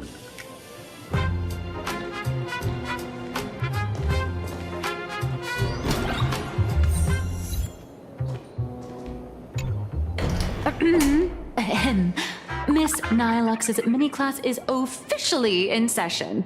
If you have any questions, feel free to ask at any time. Miss Colt, why did you pick the Astral Express as the theme for your comic? Well, I'm all about realism, but sadly, my previous works like Acheron's Godslay, Galaxy Ranger Saga, and dozens of others all got cancelled. If you hadn't beaten Iron Tomb and boosted its popularity, this one would have been cancelled too. Let's not ask sad questions, all right? Sorry. All right, pay attention. The cute little critter in the center of the image is Baseball Raccoon, the main character of Fluffy Across the Blue. Just recently, March Bunny and Woof Woof Dawn found her in a trash can. At that moment, a terrifying monster is causing havoc on the space station. It tries to spit fire at Baseball Raccoon, but the flames don't burn through the trash can. Instead, it sets the trash on fire, and the stench knocks the monster out. Miss Colt, why is she the protagonist? Readers today value immersion, and a character who has no memory of their past is, of course, the best choice. I don't know anything about my past either, so why didn't you pick me? Even though Little Raccoon joined the Express the latest, she's left behind so many stories across different worlds that there are even rumors in the Lafu's prison about her beating up alien life forms. With material this crazy, not making it the main character? I might disagree, but Aha absolutely wouldn't.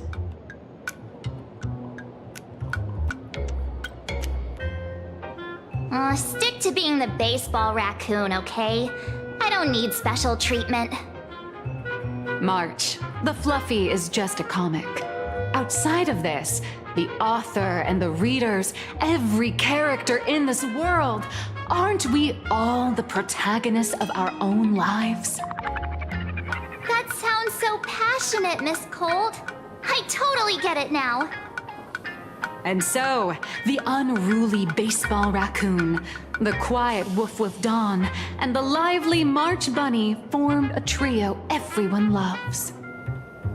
Actually, I have a question too.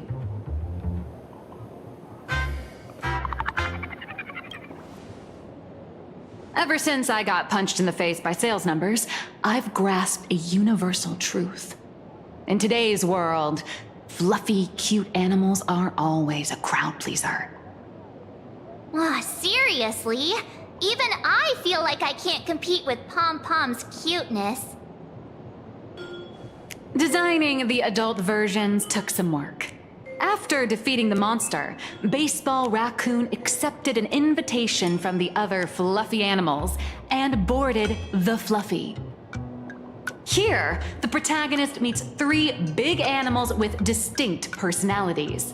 First, the adorable and universally loved conductor, Pom Pom. Beside them is the elegant navigator, Miss Himecat. I know! That's Himecat! Her original inspiration is Himeko. Oh, please don't tell her!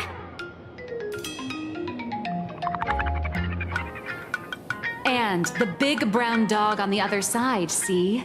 His name will shock you. That's right, he's... Mr. Yang! Just Mr. Yang. Your taste in naming is indeed extraordinary. Anyway, the 6 fluffy little creatures boarded the Fluffy Express and set off on their journey. As for the plot, it's pretty much the same as what you've all experienced, just with a bit of artistic tweaking to suit Planarcadia's audience. A tiny bit. In the comic world, which is even more cutthroat than the Phantasmoon games, if you don't cater to the reader's tastes, it's nearly impossible to survive. Once upon a time, great comic artists had the luxury of 100 chapters to build things up. Now, if you don't hook readers within 100 pages, you're done. Readers today are hard to please, and authors have to come up with ever more shocking and sensational material. Doesn't this remind you of the Phantasmoon games? Looks like you're all familiar with the characters from the Fluffy. Now, let me talk about some of the creative challenges I'm facing.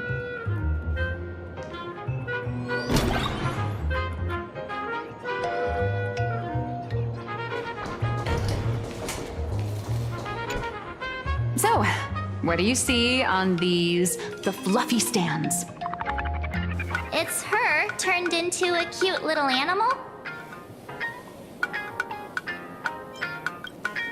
Yes, this is the character, and you're the inspiration behind her.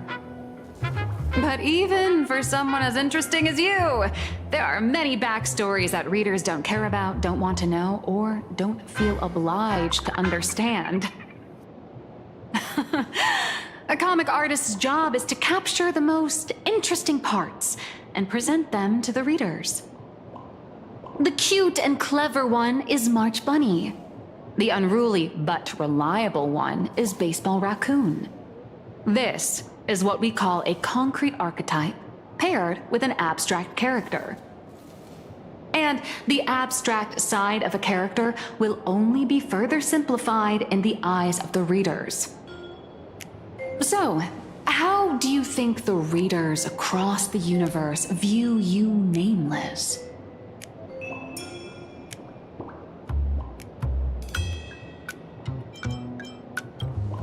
That must be Oswaldo, right?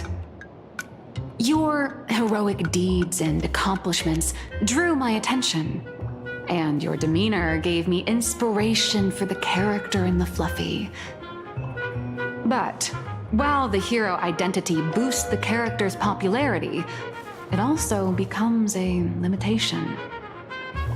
That's why the little animals in the Fluffy have to defeat even more powerful villains and keep upping the ante to get more applause from the audience. In turn, the reader's perceptions and expectations constrain the character's growth. If she acts out of line, the popularity will crash.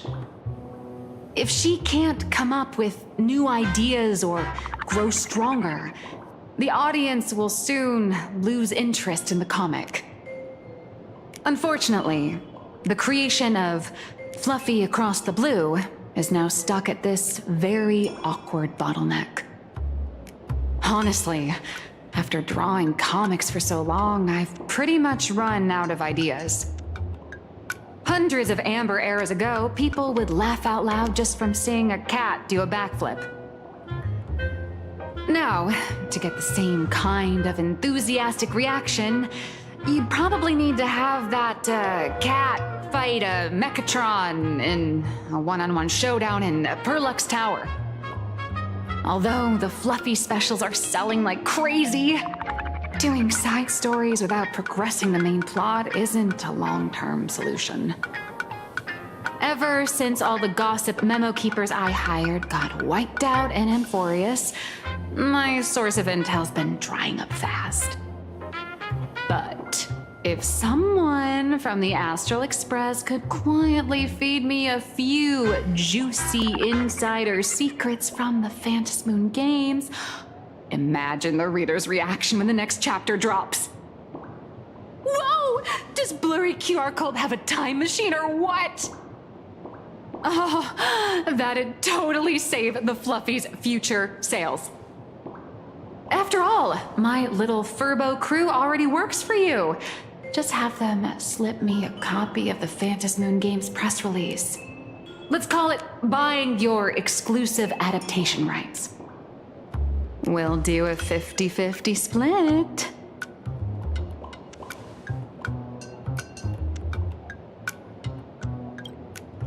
I've already figured out how to spend the royalties. First, I'll buy Pom Pom 10 new outfits, then get Himeko a brand new coffee machine. And after that...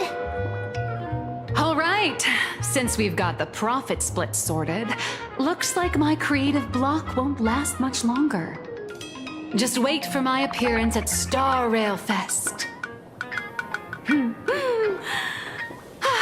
Star Rail Fest, a grand event that gathers millions of eyes and an inordinate amount of wish power. And under all that attention, the dark forces coveting the Master of Elation's blessing are bound to surface. Heroes and devils dancing together in Planarcadia. Tell me, is there a better source of inspiration than that? My hero, don't let us down.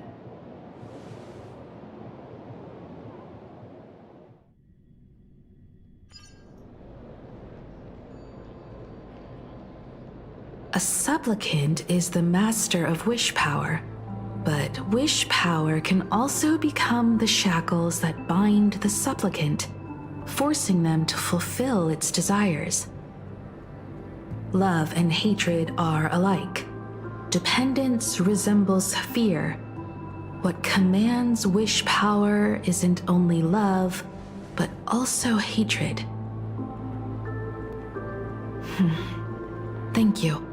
These notes will really be a big help to her. Good. I'm so glad to be of help. For generations, many members of our family have attempted to enter the Phantasmoon Games, hoping to rely on the Aeon's immense power to lift the curse afflicting the Graphia bloodline. Some came close to the mask, but could only watch as history passed them by. Others wore it, only to fail in the end. That was until 400 years ago, when your great-great-grandfather Hero won the Phantasmoon Games and successfully gained an audience with Aha. But the family's curse was not broken. In his notes he wrote, "Just as the god of destruction cannot cradle a bouquet, so too is the god of elation powerless against a curse. Such is the cycle of cause and effect." Father, are you wondering what it was that healed me? I know you're keeping something from me. But I don't care what cured you 15 years ago. As long as you're alive, I can wait until the day you're ready to tell me. Still, as a father, there are things I must say, even if you don't want to hear them. As an artist, I'm fascinated by fleeting lives. How they struggle, they suffer, and in doing so, reveal a brilliance worthy of time's memory. But as a father, I can't stand by and watch my daughter walk into tragedy. I bless you to be a hero, to welcome the same end as Akivili. Those are words I could never speak. The road ahead is shrouded by uncertainty. And that's why someone must take the first step, to trailblaze a path others can follow.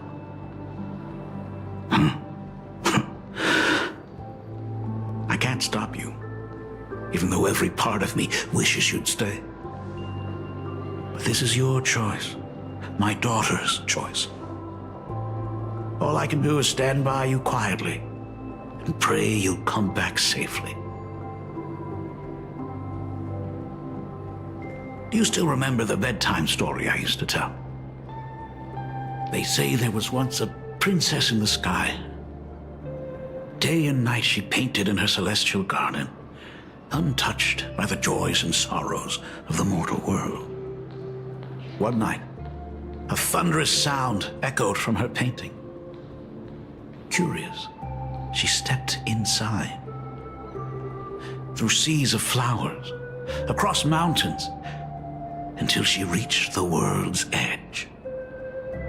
There stood an ancient tower, so tall it pierced the heavens, so vast it seemed to hold the universe itself.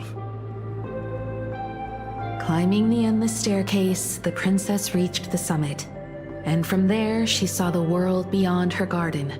In the distance, she heard cries, the voices of people burning in raging fire.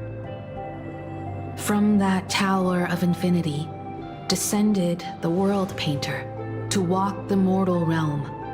With a single stroke of her brush, she brought forth 1,000 imaginae, turning the tide against destruction. To go where there are cries, to go where there are flames. That is the meaning of Murata. But beyond the family name, my interpretation of our ancestor's name, Graphia, is also the hope I place in you. Himiko, whatever choice you make, if this is truly what you want, then go. Use those steps blazed upon trails to paint the world as you see it. Thank you, Dad.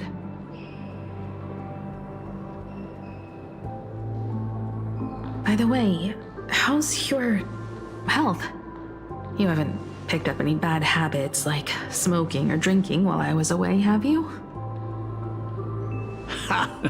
As the Dean of Graphia Academy, I still have to set a good example for my students.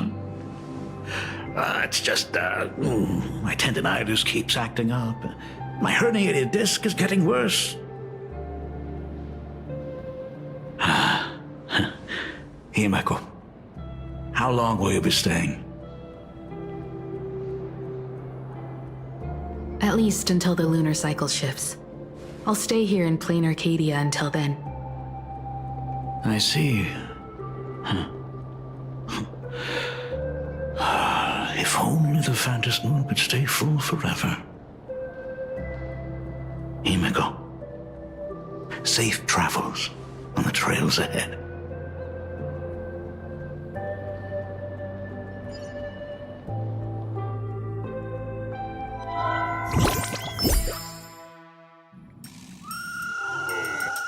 Hello, everyone!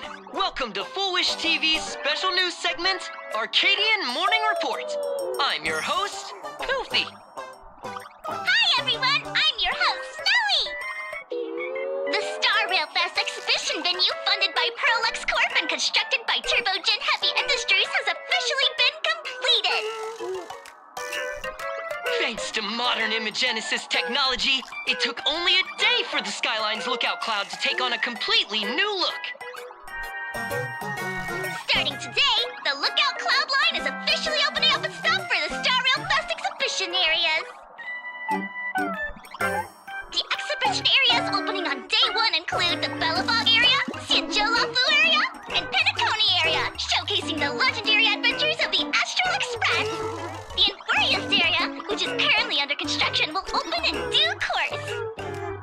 For this event, Prolux cordially invites several crew members of the Astral Express to visit and be interviewed, including the Trailblazer, who recently joined the Phantom Moon Games as a supplicant.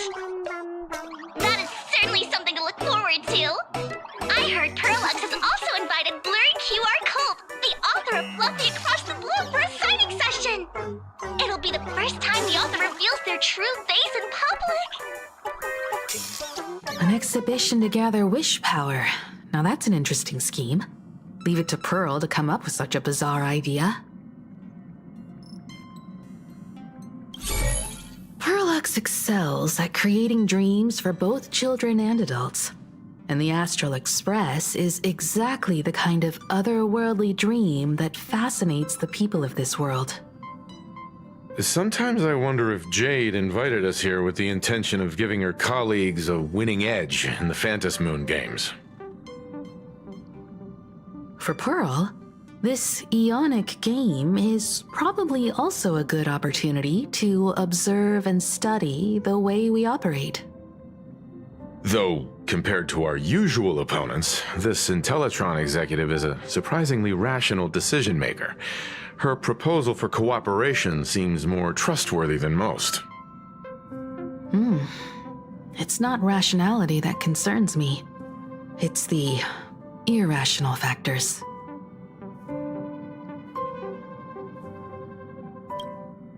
Exactly. News of the Dovebrook bloodbath has already blown up online. The Department of Aberration Defense tried to clamp down on the rumors, but plenty of people are still linking it to the Herald of Death from 15 years ago. With such a large crowd gathering there, this exhibition could very well become a target for the new Herald of Death. Pearl must have contingency plans for situations like this, right?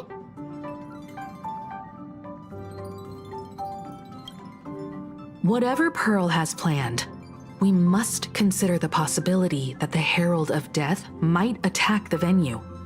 We won't just be there to showcase the Astral Express to the people of this world. We'll also need to stay on high alert for any suspicious activity. It's about time. You should get going.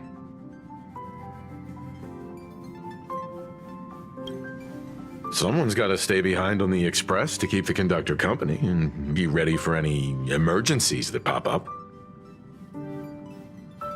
You guys have fun out there, but stay safe. Contact me right away if anything comes up.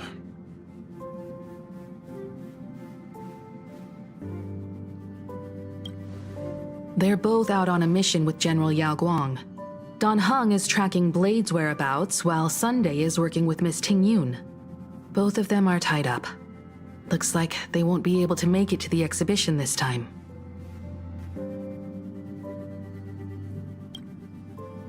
Looks like the heavy burden of documenting our travels falls on yours truly once again. I'll make sure to snap tons of pics so I can tell you guys all about the exhibition when we get back.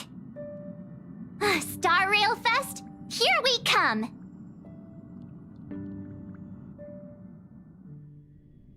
Station! Oh, there's something fun over there! Come on, let's go! Passengers heading to Star Rail Fest, please prepare to board. Oh, if it isn't the heroes of the Astral Express! Oh, the trains have been placing bets on who will get to escort the Nameless to Star Rail Fest on opening day. It's such a super-duper Arcadian honor. And can you believe it? Turns out I'm the lucky one. Oh, I could already feel everyone's enthusiasm turning into waves of wish power along the way. No wonder everyone's running around with such high spirits.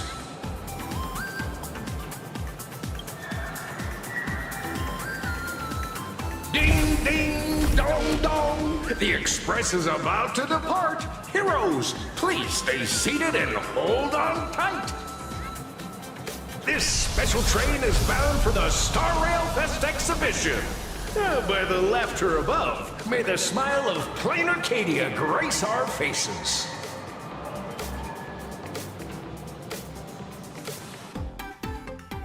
Cloudline. Thank you for riding with us today. May the laughter walk. Hurry up! Hurry up! We'll miss out if we're late. Are those hired cosplayers over there?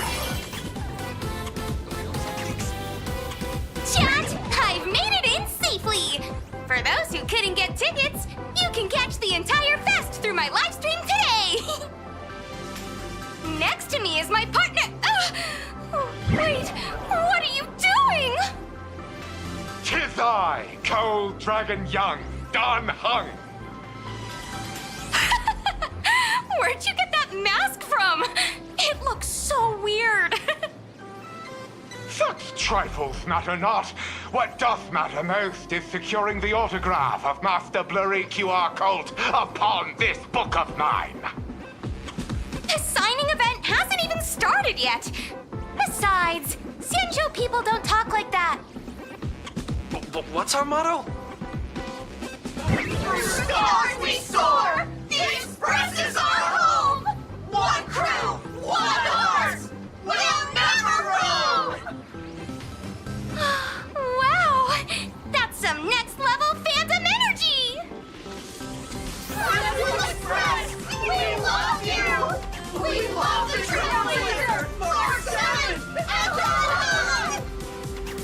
Unraveled Express! We love you! We love the conductor! Himiko and Wells!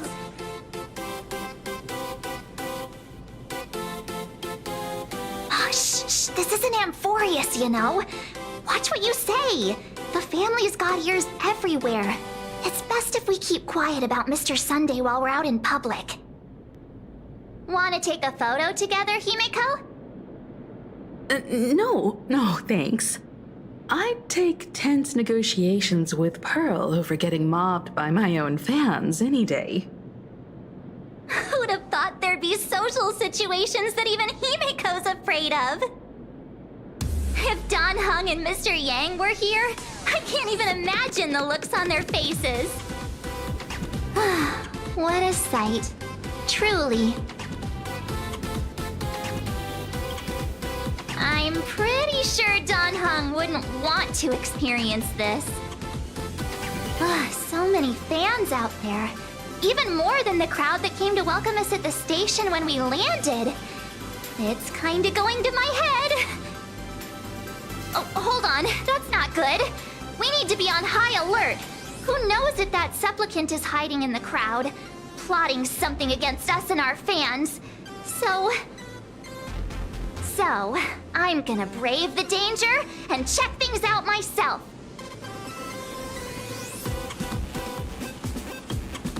You talk too much.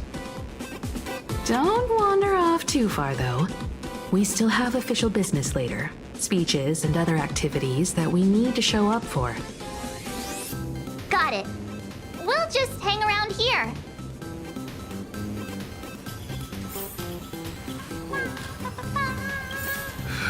That Express girl is here! Quick, get... 3, 2...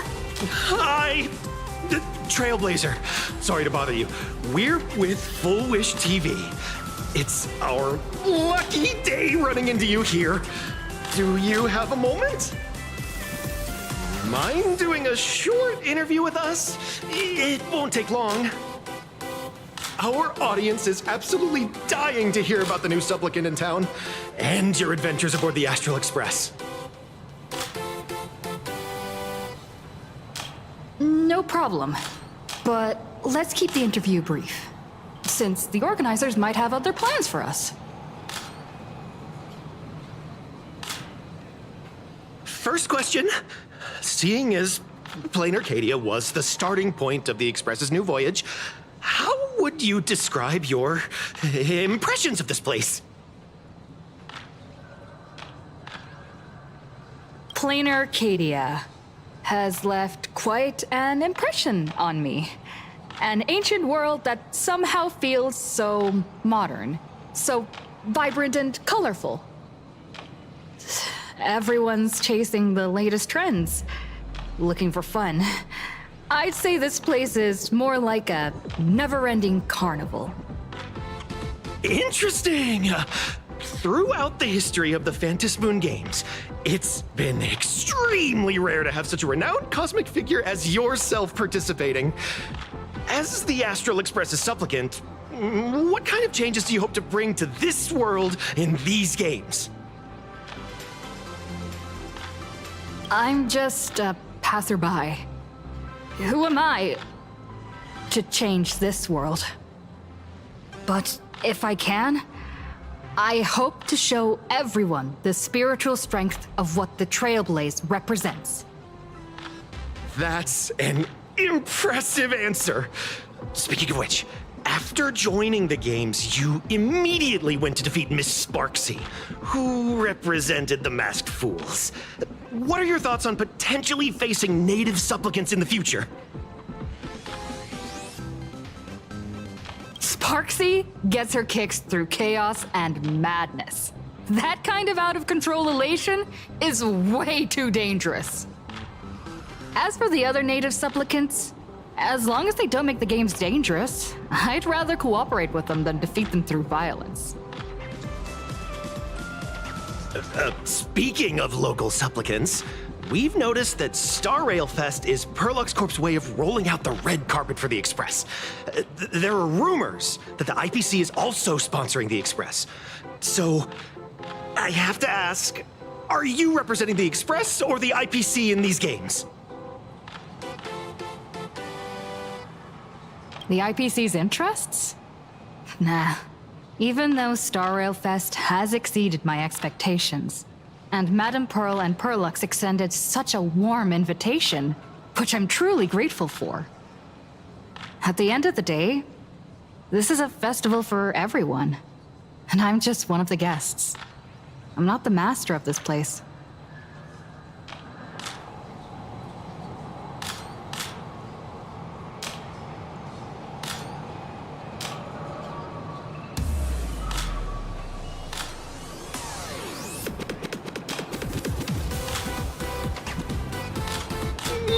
Thank you for your valuable time. We won't keep you from your plans at the exhibition any longer.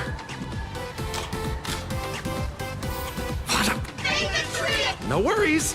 This material will do just fine.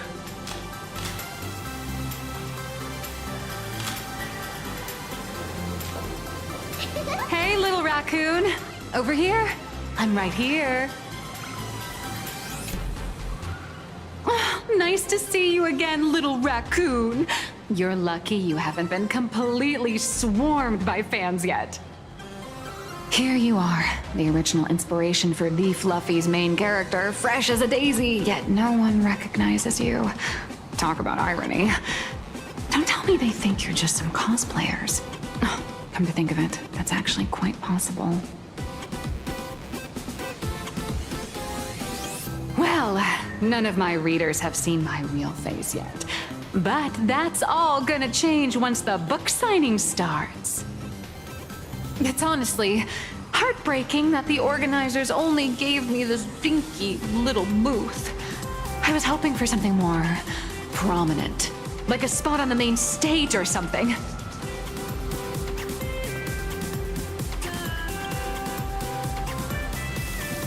I know. Hey, wanna have the number 000000001 collector's edition comic that Blurry QR Cult signed today?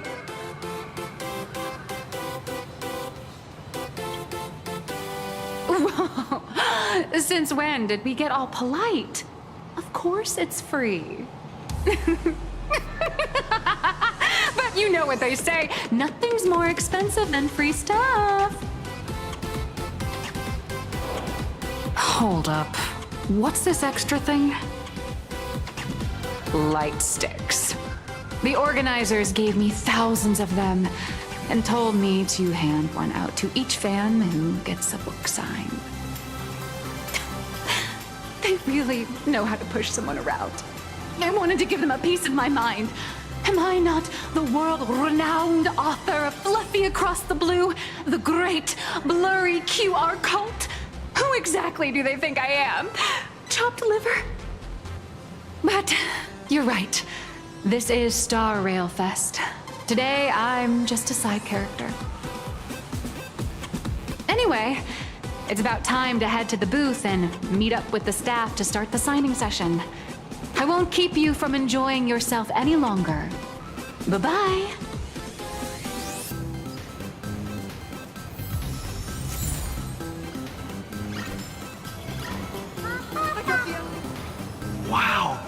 that outfit, you must be cosplaying as March Bunny.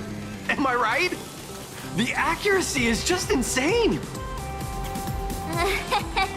Yeah, just like the original. Since we're all fans here, let's skip the sales pitch. But I gotta say this up front. The conductor is the cutest in the whole universe! I agree. The conductor is the cutest in the whole universe. But wait a minute. Some of your stuff looks familiar to me. Sharp eye! You're definitely a hardcore fan. We collaborated closely with artists from different worlds along the Trailblazing expedition to create these products. I can pretty much guess who they are. I may not be that talented or have the artistic skills of a master, but I've written some articles and gained a bit of popularity in the fan community, so while I'm here at the booth, I thought I might as well do some self-promotion.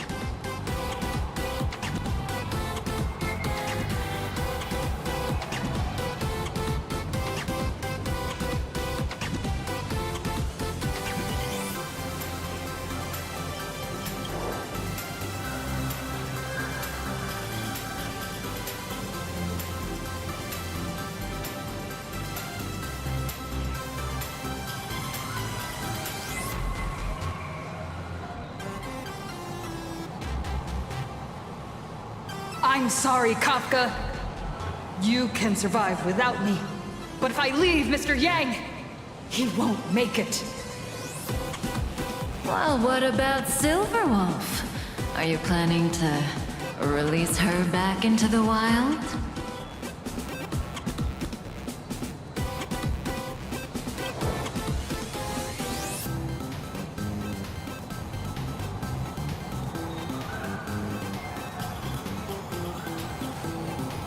If any of you happen to be super hackers, space warriors, spirit whisperers, or those cursed by eons, come find me. I've said my piece. Looking for a sense of truth in fictional stories is just human nature.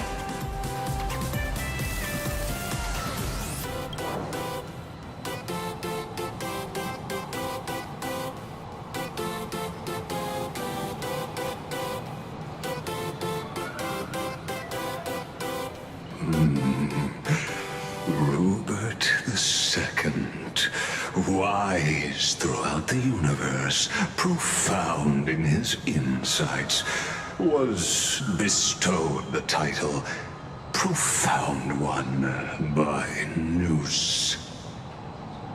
If it pleases you, my king, we shall storm the throne and snatch that bloody seat from Rupert I. Among the countless stars are whispered the secret chronicles of Rupert.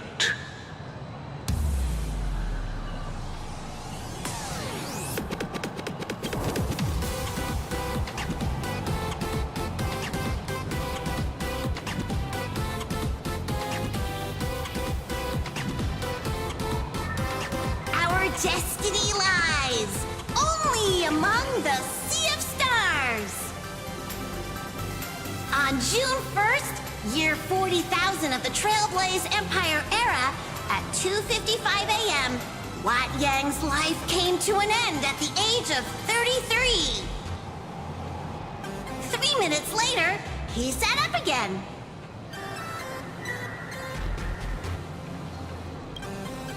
The folks here seriously don't hold back. Nothing's off limits to them. Buy one item, get a free novel! It's a venue-exclusive deal! First come, first served. Better act fast, or you might regret it forever! When the fluffy figurines hit the shelves the other day, this mysterious old guy snatched them all up, saying something about using them as art references for students. He loaded up a whole cart like he was stocking inventory. Even the scalpers were no match for him, I'd say. Not long after he left, A girl with bunny ears came to buy figurines too. She was clearly a collector, buying complete sets of everything. Then she discovered that in every collection she wanted, there was one Hemacat missing. That old man bought all the Hemacats. Oh, that's horrifying. I can't let this happen to me. I have to make the best use of my wallet while things are still in stock.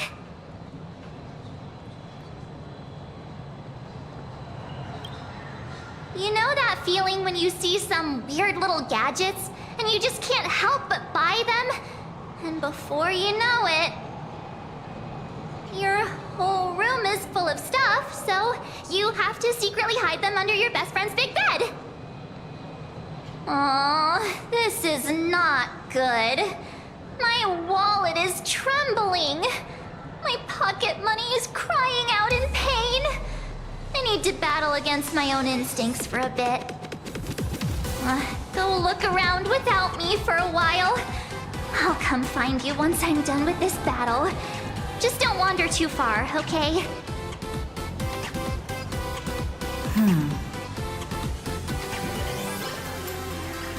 Evanesia.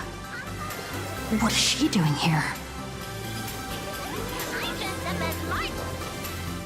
Target confirmed. Mine's ready. Toast on face. Evanesia, rolling out!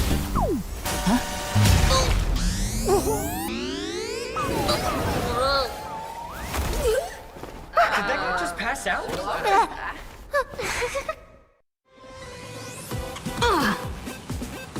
I'm so sorry. Are you alright? Sorry, I had no idea I could pack such a punch when sprinting at full speed. Good thing I'm built tough. I just wanted to recreate that classic teen rom-com moment. You know, bumping into a schoolgirl running late with toast in her mouth. I'm really sorry.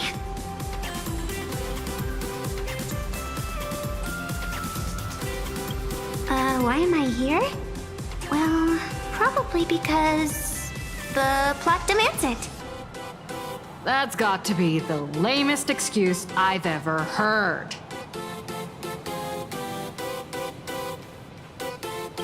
How could such a classic trope fall out of fashion so quickly?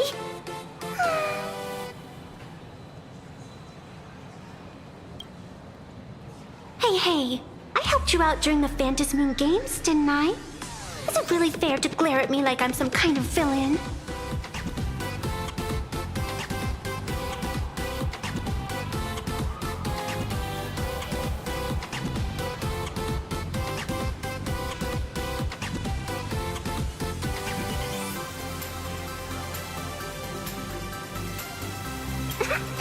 I watched your whole fight at Graphia Academy.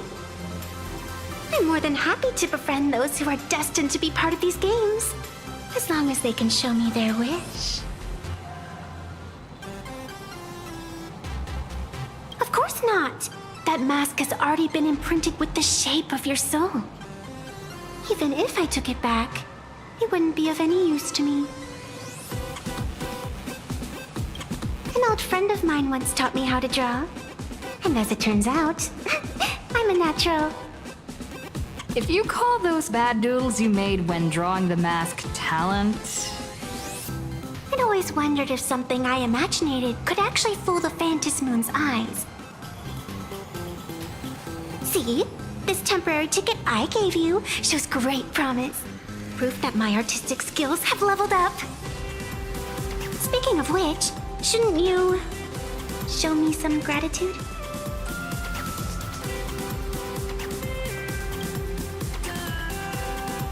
The scalpers are completely out of control.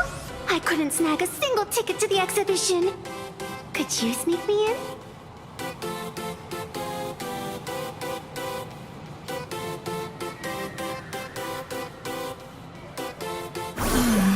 She did help us out before, but as a dignified nameless, how could I do something as unethical as helping someone sneak in without a ticket?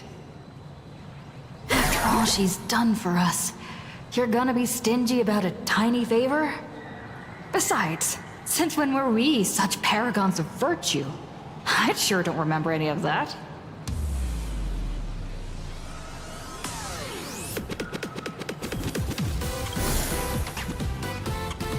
Huh? Didn't expect you to be so principled. Guess I'll have to use this trick.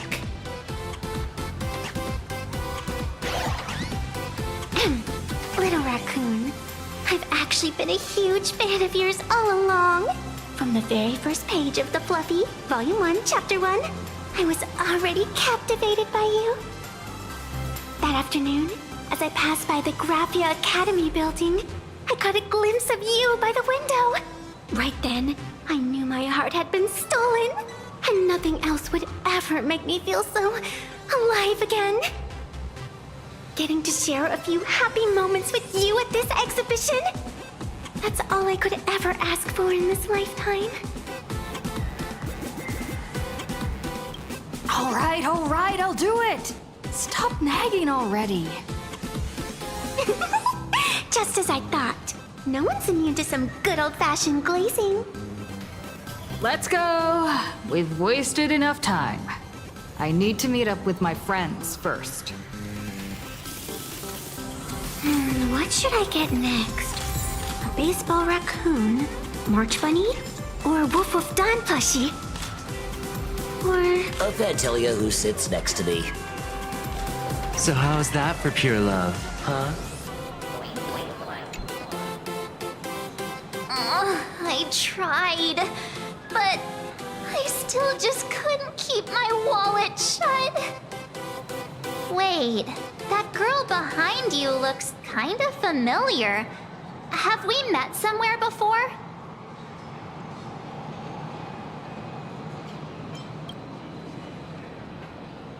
I feel like you're throwing shade at me.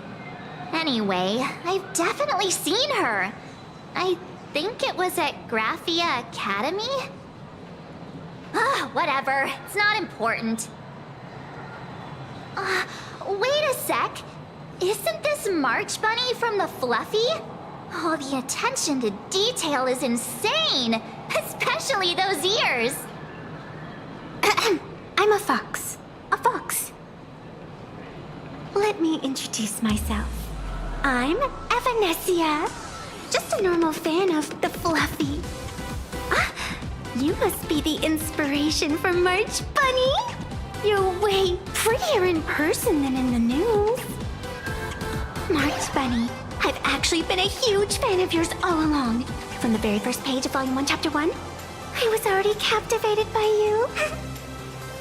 Getting to share a few happy moments with you at this exhibition, that's all I could ever ask for in this lifetime. But I can't even get a single ticket, so I can only stand here, gazing up at that world from afar.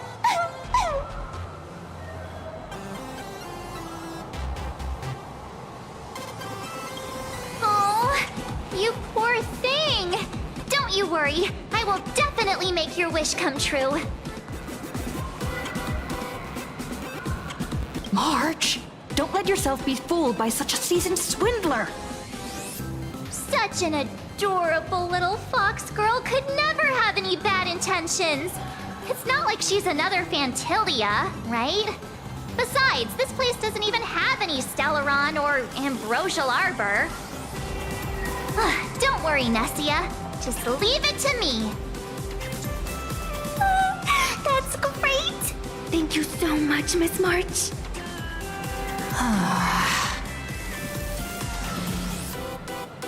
Himeko just messaged me. It's about time to head in now.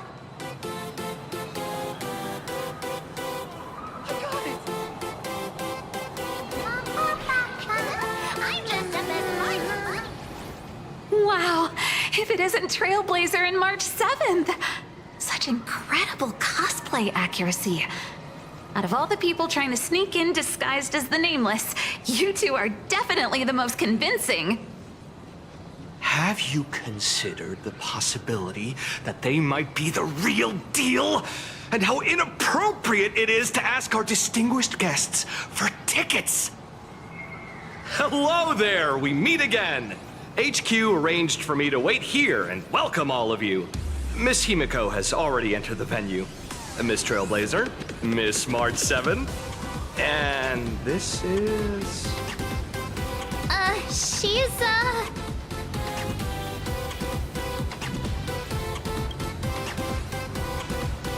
Hi, I'm Evanesia, her good friend.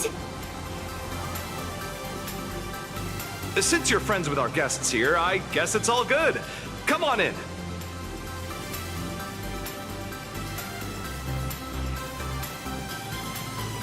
Ladies and gentlemen, the guests from the Astral Express are about to make their entrance. Get ready to make some noise!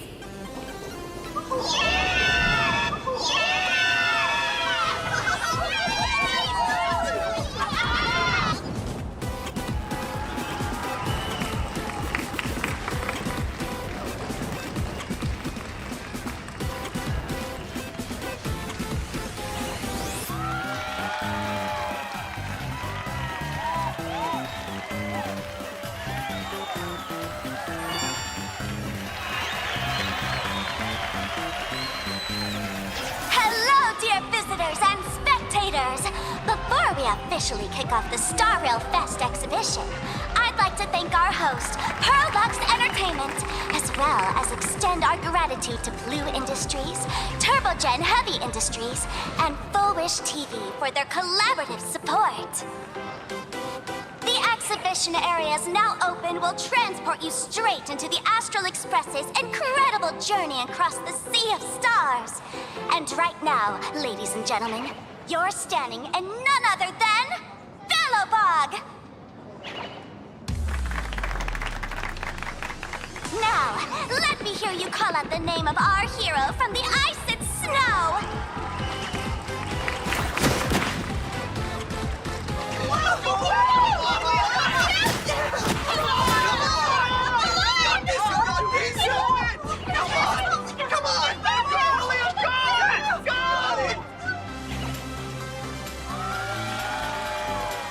When I grow up, I want to be the Supreme Guardian and turn into a frost giant to fight those rampaging super ancient weapons. In my next life, I want to be the Supreme Guardian and turn into a magical girl to protect Planarcadia.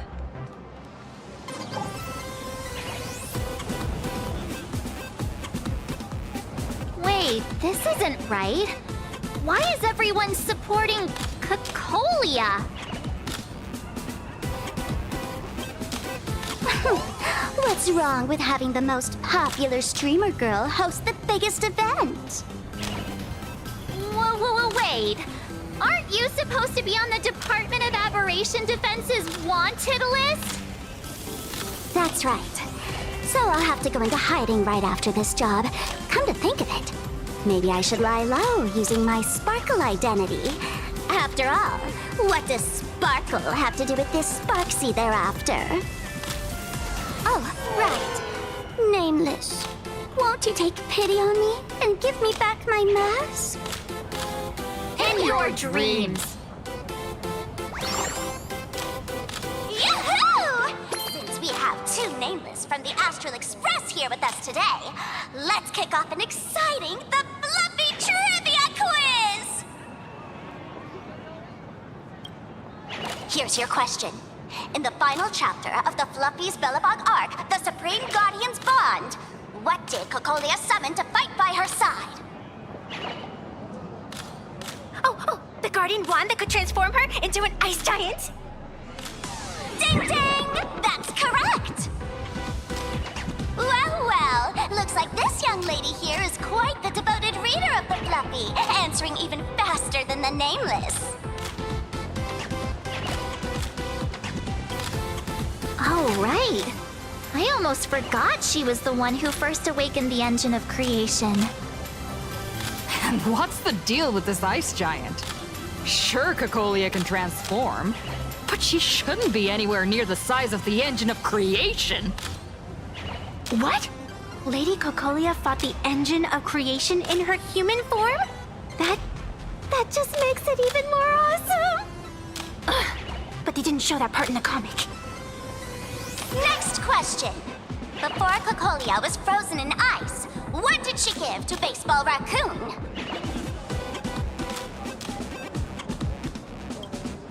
Oops, wrong answer. The Flaming Lance. In the end, the little raccoon used that lance to channel everyone's light to Cocolia, restoring her power so she could descend in her wildfire form. Ding ding! That's correct! Every time I turn to that page, I can't help but burst into tears. Actually, I inherited this flaming lance from the previous Supreme Guardians when I got stabbed right through the heart. What are you talking about? In Belobog's final battle, wasn't it like this?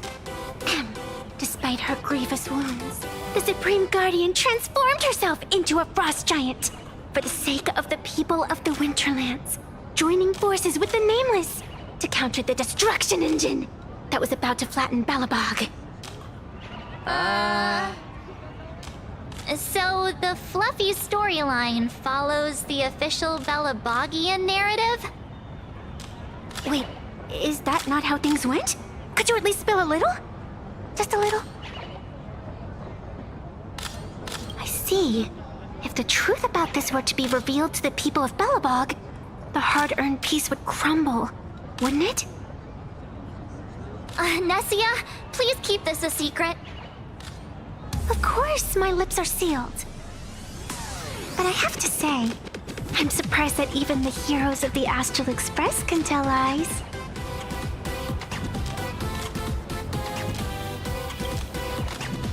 Not really. They say lies don't last forever. And while Belobog's future may be built on a lie, I hope it can endure for a long, long time. Because those people are all my friends. Thank you for telling me about this. The Phantasmoon games make supplicants wear masks.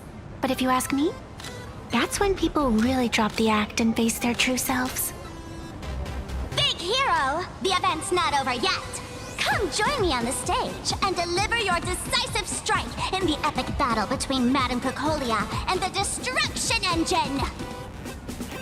Me?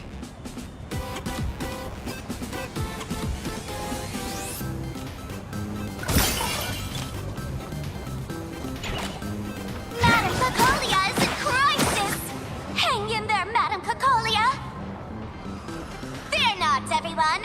I can see our hero approaching! Today, we are honored to welcome to Star Rail Fest the hero of the Astral Express, one who survived the Battle of Belobog, the Trailblazer! Let me hear you say the name of the Will of Preservation's successor! Trailblazer! Trailblazer! Trailblazer! Trailblazer! Come on, warrior from beyond the sky! Show us that legendary scene again! Ignite your flaming lance! Charge up Madame Cocolia with your power, and let her hear our calls! The host is calling for you. Time to take the stage, great hero!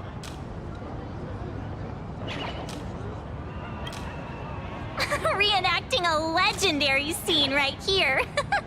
Oh, good thing I'm not the one up there. Big hero. You're gonna shout that line when you ignite it, right?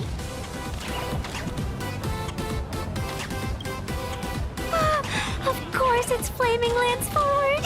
You've got to shout it really loud! Flaming Lance forward!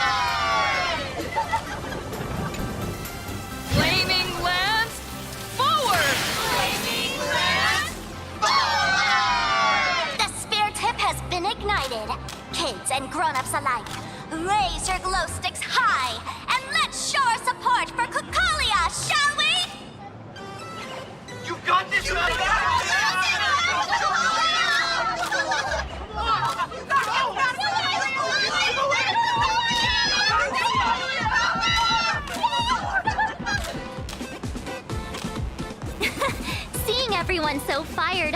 me want to join in on the cheering too. You've got this, Madam Cacolia! Don't give up, Madam Cacolia!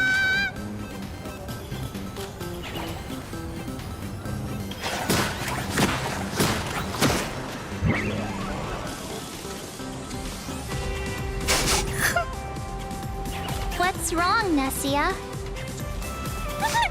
I'm getting all emotional. This scene takes me back to the moment I first cracked open the Fluffy Across the Blue comics. The Speeding Express, Dazzling Cosmos, and a bunch of quirky yet adventurous companions. I know the story is fiction, but I really want to be part of it and travel with you guys. But leaving home, that's not exactly easy for me. Thanks for the love. And hey, traveling with the little animals aboard the Fluffy still counts as traveling with us in my book.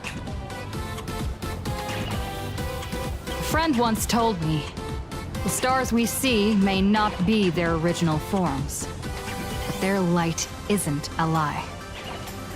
Our story is that very light. Being able to connect with friends like you through stories is probably the most precious part of this journey. Well said. Shall we head to the next exhibition area then? All right, let's get moving.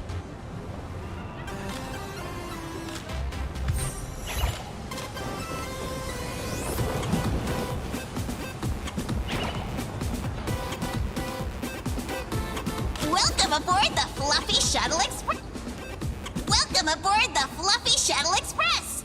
Are you ready to head to our next stop, the Xianzhou Lafu exhibition area?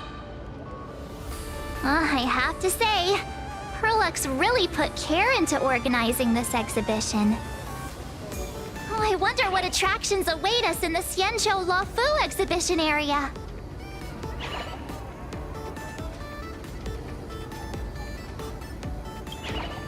Welcome aboard the Fluffy Shuttle Express. Together, we'll trailblaze into the future. Next stop, Xianzhou Lafu exhibition area.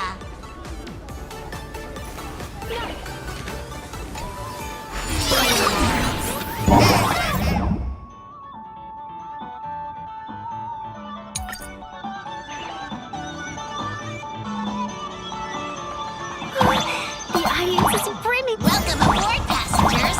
The Fluffy Shuttle Express is about to depart. Next stop, Xianzhou Lafu exhibition area.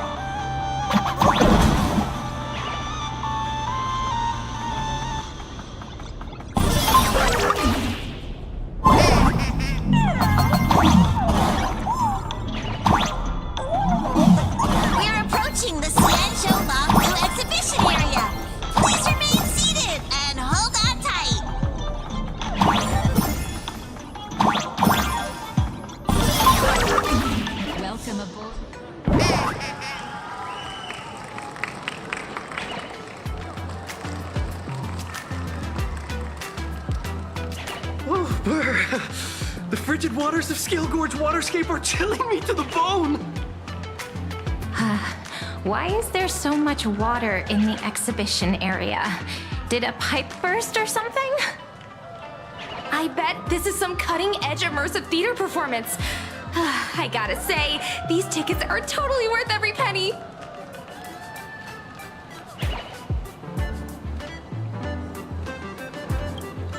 Based on what we saw in the Bellabog area, the Fluffy's adventure on the Xianzhou should be...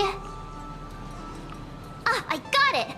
It must be Woof Woof Dawn teaming up with Jing Yuan Yuan to battle against Lord Ravager Fanti.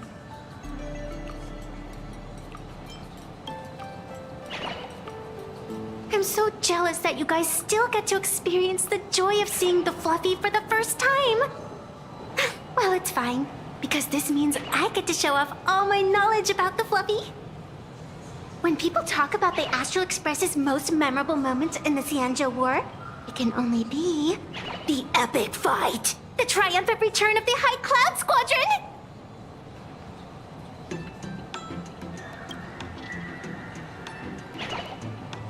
When people say squadron, they mean a bunch of superheroes teaming up. Did I get too excited? Sorry. I really got carried away. Not at all. I'm guessing this High Cloud Squadron must be referring to the Xianzhou's High Cloud Quintet, right? Did a memo snatcher steal my memories? When we fought Fantilia, did we really have that many people helping us? 5 at once? Oh, I can't take it anymore. I'm bursting with curiosity. Quick, let's go inside and take a look.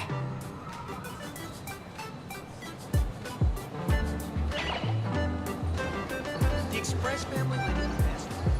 Why do all the reporters from Boba Weekly look so... What an exquisite Xianzhou outfit.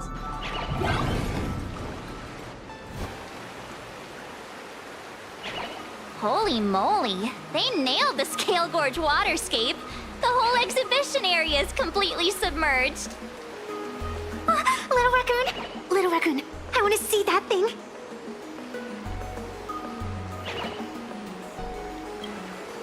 Nessia means that thing.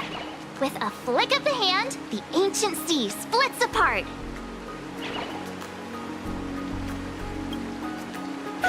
Wolf of Dawn, I've actually been a huge fan of yours all along. From the very first page of Volume 1, Chapter 1, I was already captivated by you.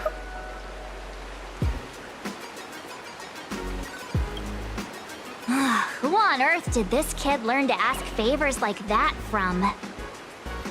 From March Bunny in the comic, if you must know. What? This is absolutely the biggest personal attack on me ever! Never mind. I'll go ask someone about what's going on.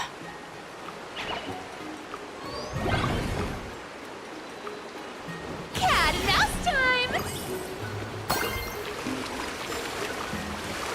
Hey, host, this immersive theater is getting a bit too immersive, don't you think?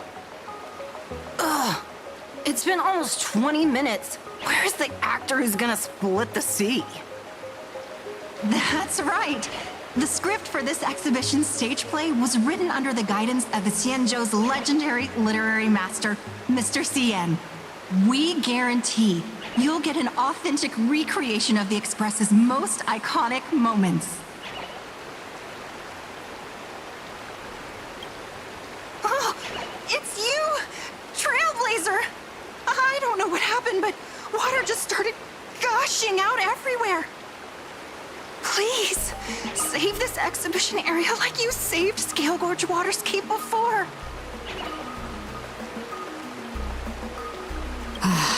All right then.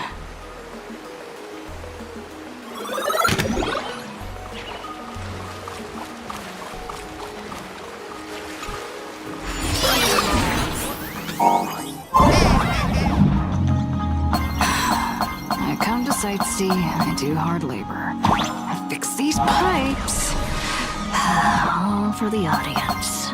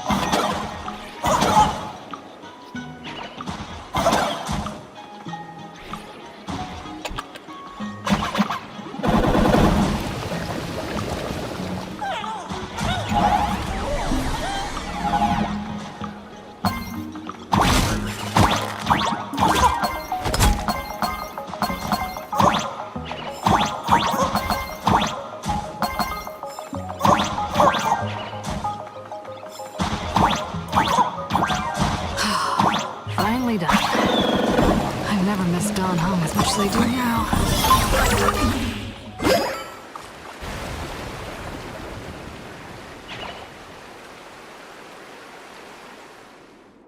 Welcome, dear visitors and spectators. At this moment, you've arrived along with the Astral Express at the ancient and mysterious Xianzhou! It's the Xianzhou Luofu! Oh, that's right. The Xianzhou Luofu Scale Gorge Waterscape! Let's give thanks to the Trailblazer, hero of the Astral Express, who not only saved the Xianzhou Luofu, but also happened to save our little venue today. Whew, and now, it's showtime! Adapted from the true adventures of the Astral Express, we present Battle at Scale Gorge Waterscape! High Cloud Squadron, assembles! Thanks to the support of Full Wish TV, we invited the 4 main stars of the action hero series, Daybreak Squadron, to perform in this show! And now, Trailblazer, please come up on stage and reenact that heart-stopping battle where you drove away the Lord Ravager! Ha! We meet again, the Nameless.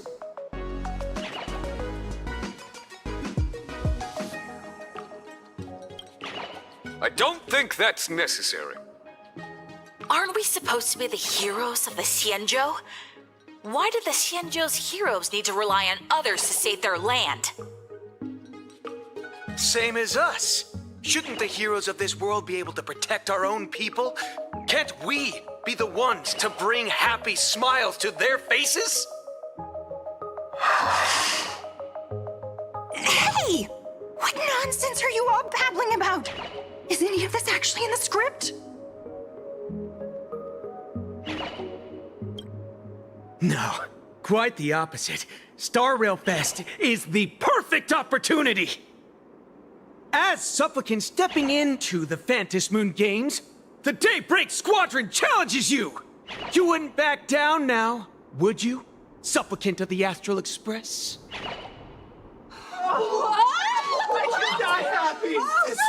This is amazing! The Daybreak Squadron is even better in person!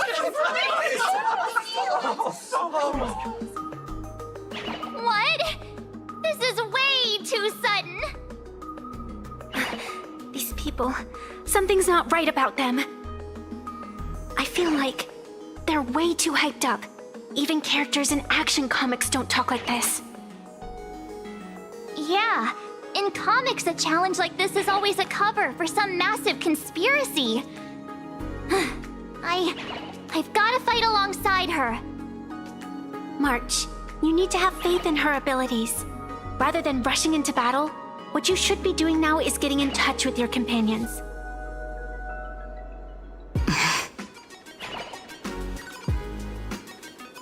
This is Star Rail Fest. Even if you defeat me, you'll never gain everyone's approval.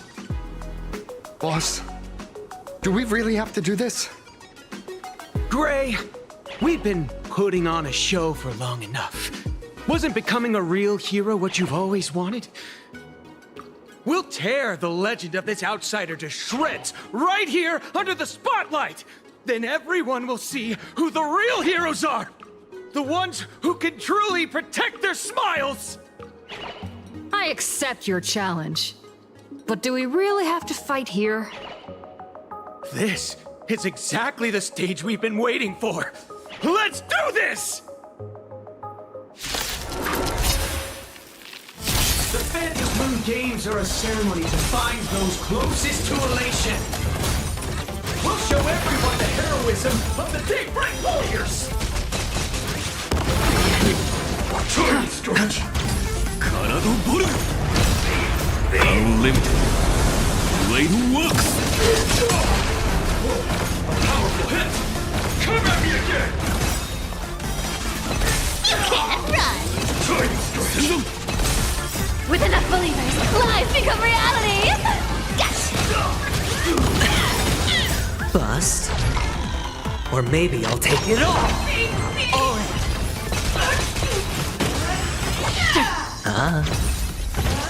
Amateur. Our bodies have been transformed, so we'll be just fine. You don't stand a chance against me. Outrage. Watch your head. Found me. Doesn't hurt. You adjust. Teach me your move. Doesn't hurt. Doesn't hurt. Amateur. For justice. I'll give it my all. You can't run! With enough believers, lies become reality! Spend freely. Unlimited. Blade works. Have you calmed down now? Can we talk? Once a supplicant's challenge begins, it won't stop until one side falls. Don't get it wrong. This is just a prelude to the real showdown, witnessed by the Phantom Moon!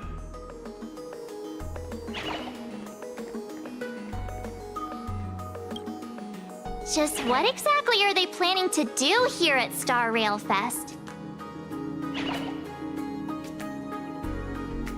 Is this the supplicant lurking beneath the surface that Pearl theorized about? But which of the 4 Daybreak warriors is the supplicant? Well, judging from their strength, I think it might be the red one. Forget it. We should go check out what's happening outside the exhibition area.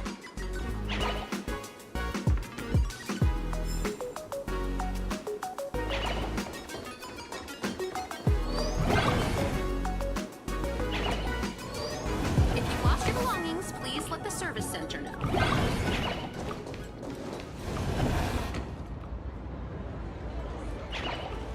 Interrupting a show for no reason. But to be honest, I wasn't dying to watch that High Cloud Squadron Assembles play anyway. So, don't tell me this whole Cienjo story is also something Blurry made up? Funny. Can't say I'm surprised at all. I wouldn't dare take credit for what I didn't do, since it was in fact General Jing Yuan and Dan Heng who teamed up to defeat Phantilia. As for the High Cloud Quintet, it's been over 700 years since those 5 made their mark. I know it may sound wild, but Cienjo folks generally live really long lives. You've read the Fluffy comics, haven't you? Pretty sure they covered all that lore in there. Yeah, immortality. Some see it as a curse. But personally, I don't think the abundance is as terrifying as their reputation suggests. I almost forgot we're not in the Cienjo anymore. Should be fine to talk openly about the abundance now, I guess. Yeah, that's not an issue. But the Cienjo's attitude towards the abundance isn't totally baseless. We've clashed with the Borisin, fought against the Mara Struck. Just imagine if we hadn't won that battle against Phantilia back then. The universe would have ended up with an immortal, indestructible Lord Ravager. Actually, I think the abundance and elation make quite a good match. After all, only with infinite life can one pursue infinite joy. In my opinion, those who are alive have the right to choose death. But they also have the right to choose to live on. After all, there's always something out there that makes tomorrow worth waking up to. Wow. Getting all philosophical on me now. When this kid gets serious like that, I swear you can practically see the wrinkles forming. Since we're talking about waking up, shouldn't we head over to the Penacony exhibition area next? Huh. You want to keep exploring? We need to be a bit more careful now, don't you think? I mean, the Daybreak squadron already came gunning for us. Who knows if there are other supplicants lurking around, just waiting to make their move. Oh, come on, March. Don't be such a worrywart.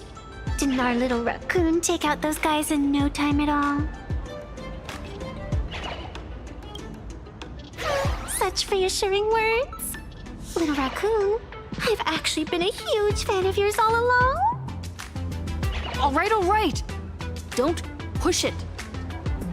Here we come, Penacony! Exhibition area!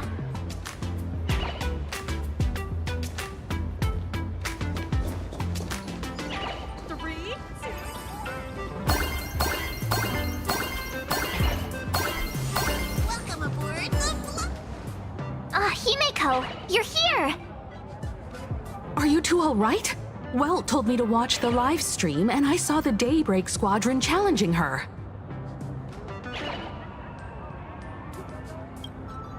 You did well.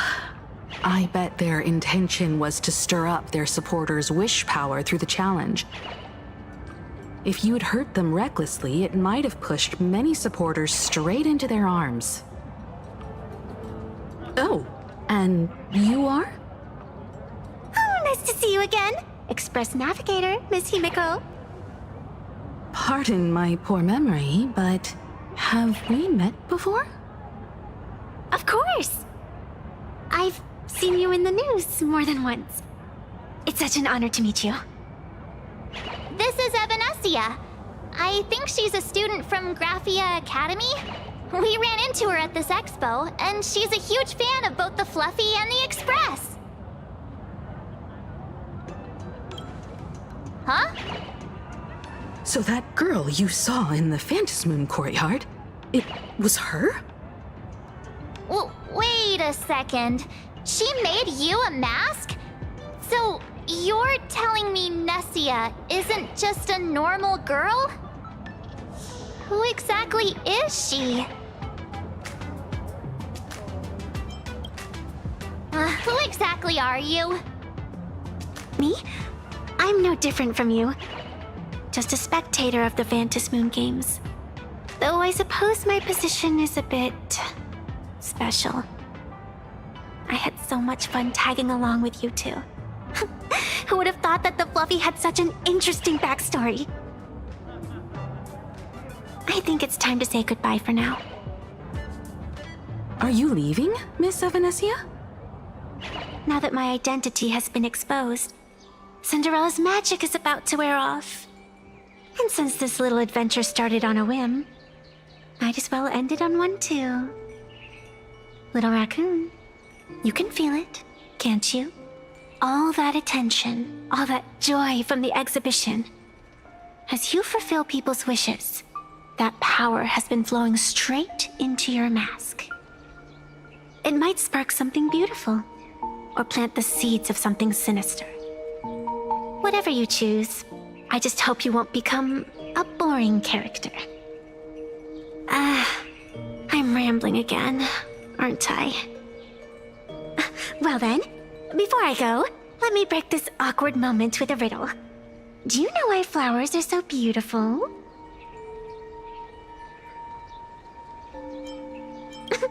What's wrong?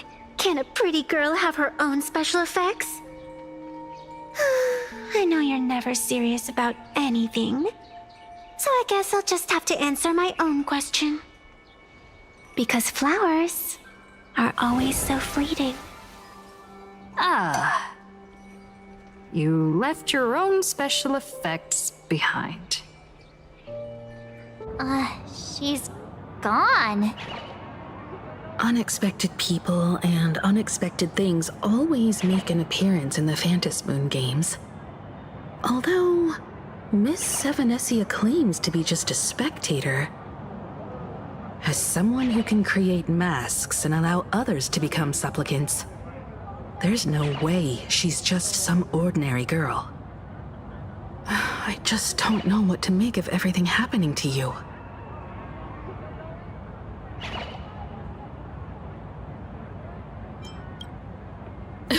Sorry, I'm just being overprotective. All right, time for us to head out. Where to? Let's continue forward to the next stop, the Penacony Exhibition Area. I have a feeling that the Daybreak Squadron's challenge isn't over yet. As the stars of this exhibition, if you left just to avoid conflict, all the spectators might think you chickened out and fled. Ah, darn it! This whole Daybreak Squadron business has got me on edge. Somehow I can't shake the feeling we're being watched. Here's some good news. At least we aren't completely without help. Pearl's people are on their way to the Penacony Exhibition Area to join up with us.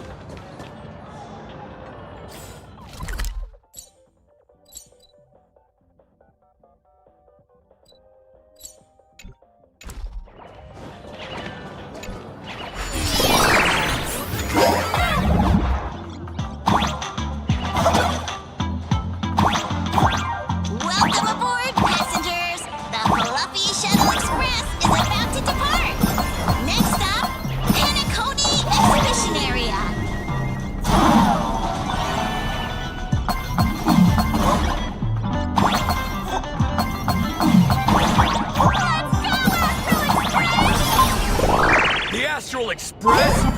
Just another IPC lapdog. For Planarcadia! Let's go, Daybreak Squadron!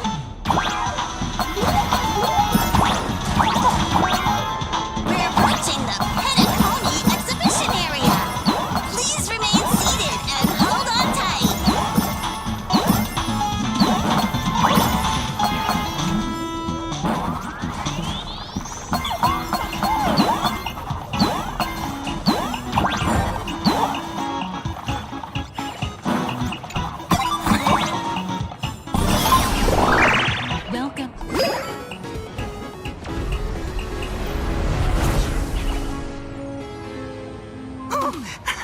Would I get run over by the Express if I lay down on the tracks?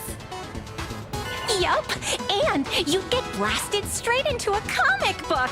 Who knows? Maybe you'll be reborn as some superhero or something? That's what I call true happiness! It's hard to believe they recreated the scene where the Express crashes into the Great Septimus. All the previous exhibitions were so hilarious, but they really nailed the Great Septimus part.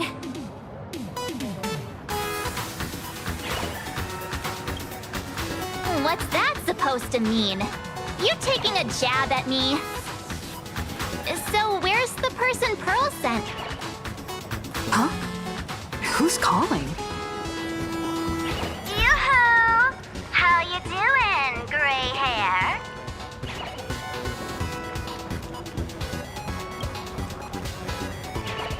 I heard about your big fight with the superheroes, and since I actually respect you as a rival, I thought I'd give you a heads up.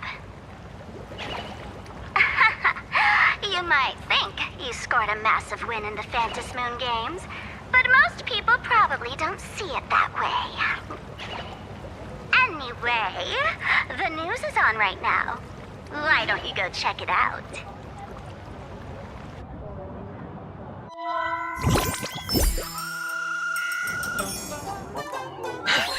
Just moments ago, an extremely violent incident broke out at the ongoing Star Rail Fest exhibition venue. The Astral Express supplicant Trailblazer brazenly launched a brutal attack on the beloved local heroes, the Daybreak Squadron. The scene descended into total chaos. Oh my! This is terrifying! Didn't this nameless just defeat Sparksy and save Graphia Academy? Was that victory still not enough? Could she, like the defeated Sparksy, now be a threat to everyone's safety? How chilling! In the video footage from the scene, the Trailblazer claimed her act was to demonstrate the so-called trailblazing spirit of the Astral Express to this world. You don't stand a chance against me. Isn't this what she calls the Trailblaze? Using brute force and violence to strike down the guardians of this Arcadia and trample over our own heroes? Was it a sudden violent outburst? Or was this the moment her true heartless nature finally came to light? Full Wish TV will continue to follow this shocking incident. Stay tuned and don't go away. It's all over the internet now. Some say you're a violent maniac. Others think you're behind the bloodbath in Delphbrook, that you're the second herald of death. Oopsie. How are you feeling right about now,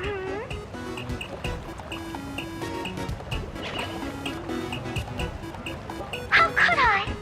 As a famous streamer, poor little Sparksicle has always been troubled by constant cyberbullying. And then there was some nameless from the Astral Express who gave me quite the beating IRL. Of course, someone's definitely pulling strings behind the scenes and stirring up drama. As a top streamer in this field, Sparksicle can spot these tricks from a mile away. Oh, right. Didn't you also do a TV news interview? It's not about what you said, it's that you said it. Here, let me send you the interview video. I won't go any further, but since you managed to defeat Miss Sparkle... No, I mean Miss Sparksy. I don't want to see you embarrass yourself in front of those clowns. Good luck. See you around. Hi! Trailblazer. Sorry to bother you. We're with Full Wish TV. It's our lucky day running into you here. Do you have a moment? Keep it brief. I've got plans later. First question. Seeing as Planarcadia was the starting point of the Express's new voyage, how would you describe your impressions of this place? Planarcadia. Everyone's chasing the latest trends. Looking for fun. Interesting! Throughout the history of the Phantasmoon games, it's been extremely rare to have such a renowned cosmic figure as yourself participating. As the Astral Express's supplicant, what kind of changes do you hope to bring to this world in these games? Show everyone the strength of the Trailblaze to change this world. That's an impressive answer. Speaking of which, after joining the games, you immediately went to defeat Miss Sparksy, who represented the Masked Fools. What are your thoughts on potentially facing native supplicants in the future? The other native supplicants? Way too dangerous. I'd rather defeat them through violence. Speaking of local supplicants, we've noticed that Star Rail Fest is Perlux Corp's way of rolling out the red carpet for the Express. There are rumors that the IPC is also sponsoring the Express. So, I have to ask, are you representing the Express or the IPC in these games? At the end of the day, this is a festival for the IPC's interests. Madame Pearl and Perlux extended such a warm invitation. I'm not one of the guests. I'm the master of this place.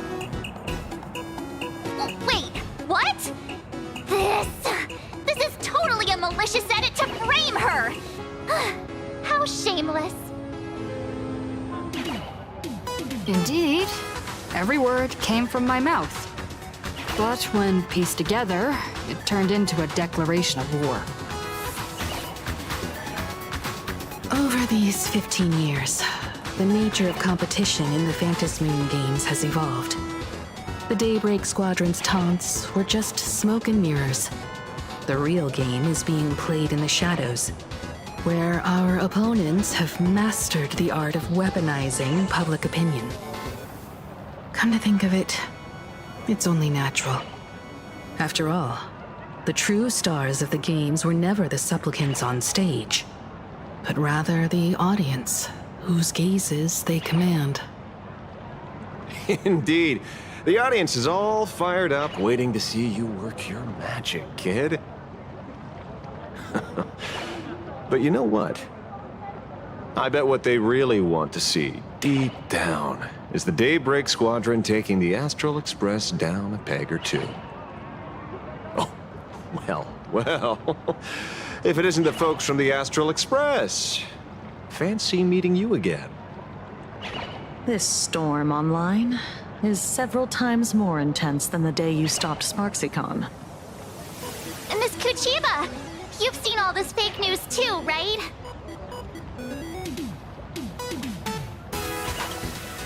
Sorry, got a bit held up on the way.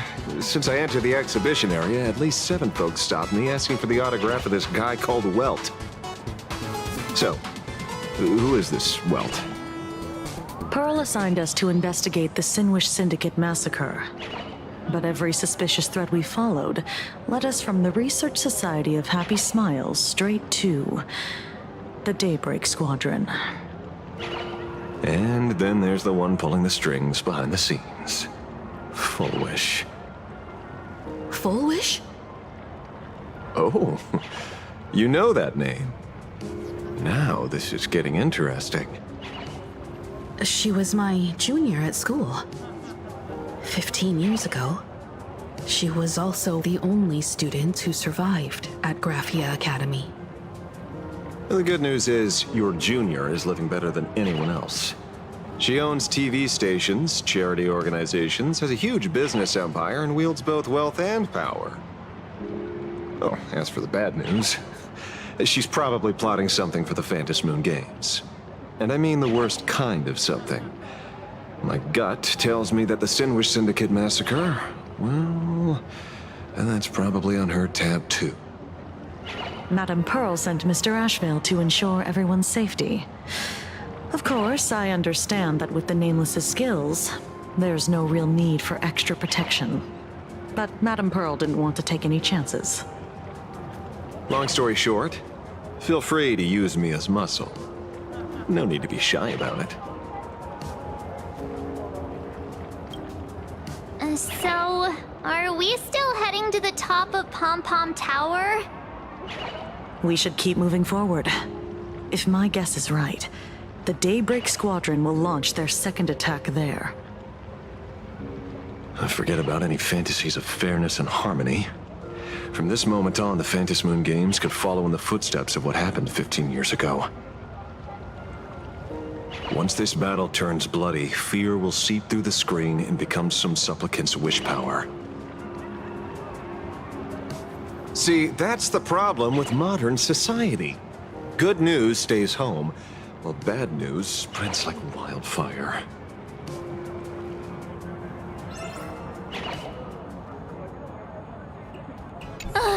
Daybreak Squadron. I thought they were fans of the Express too, but in the blink of an eye, we somehow became enemies. They might not be the real enemy here.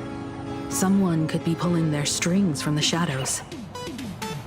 If possible, I'd rather persuade them to back down, since once a battle starts, it'll be like pouring fuel into a fire, stoking the audience's bloodlust. A Phantom Moon game like that would only descend into madness. And I certainly do not want to see what happened 15 years ago repeat itself on these lands.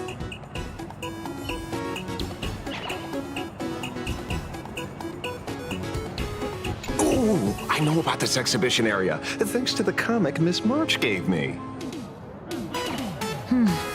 Wouldn't have pegged you for a comic book reader. I flipped through it on my way to pay respects to Costide. Even though that volume's story was pretty random, all over the place, it was quite interesting. A group of furry animals took over the Soul Glad soda factory to wake up the other animals in Penacony.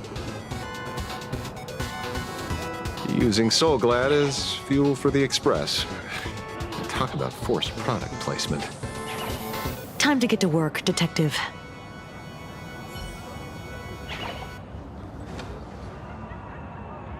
To move forward, we'll need to fuel up the shuttle express first.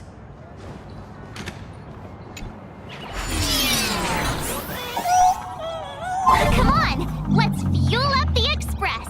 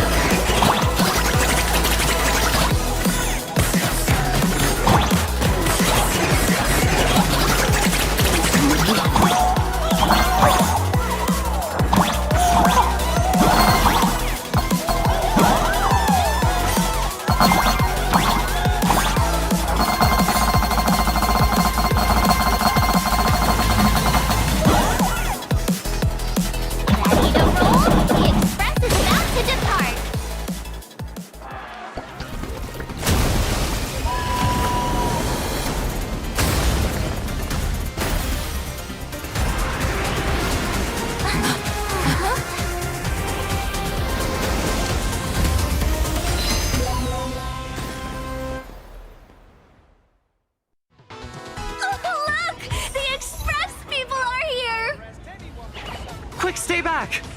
It'd be terrible if you got caught in the crossfire. Astral Express! We've been waiting for you for quite a while.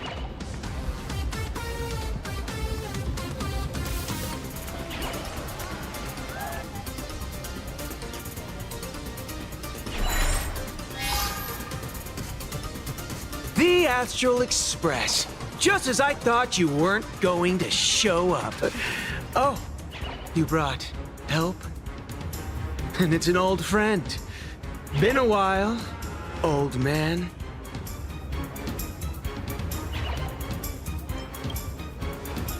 Don't be so paranoid.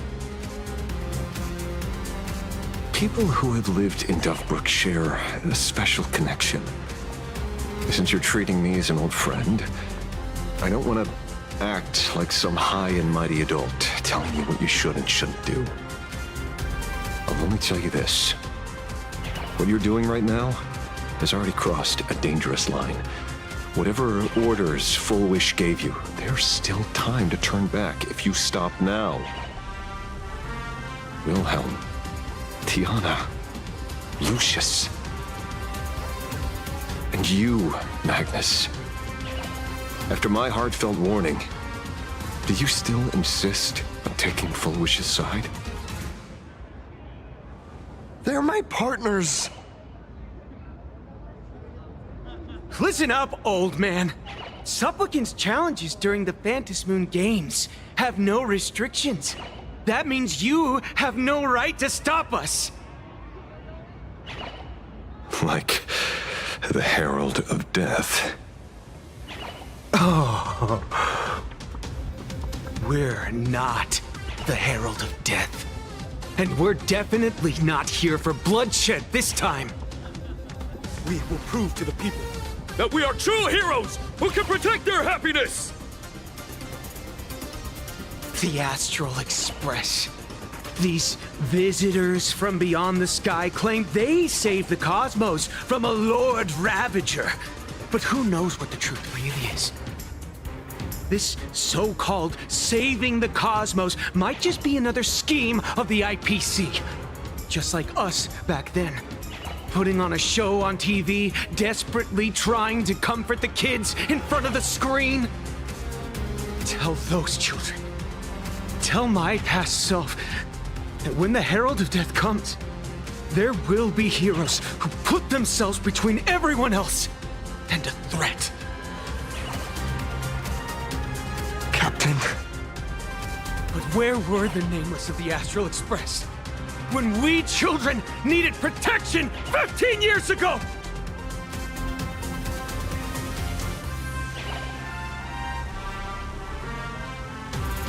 Ray, don't be fooled by these flashy, cosmic heroes.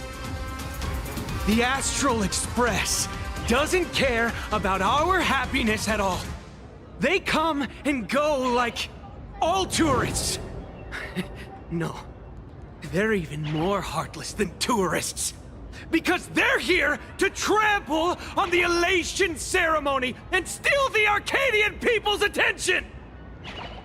They replaced our fantasies of heroes with their own image, all to satisfy their vanity called the Trailblazing Spirit. Tell me, have you ever, even for a moment, felt what it's like to tremble on blood-soaked ground at dusk?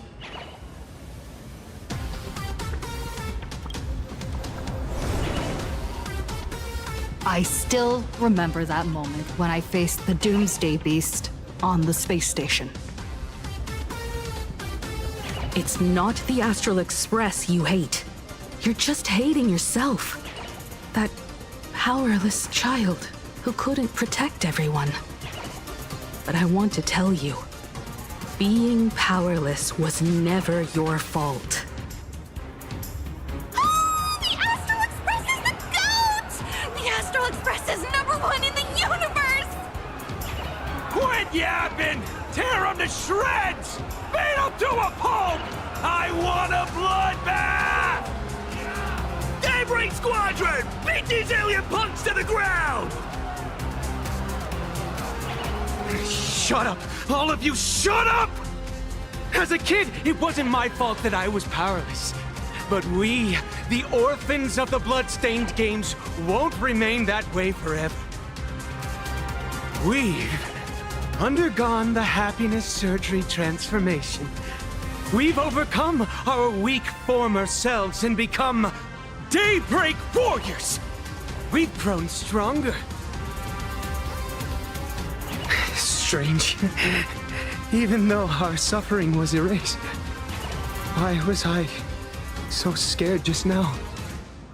And why were there tears?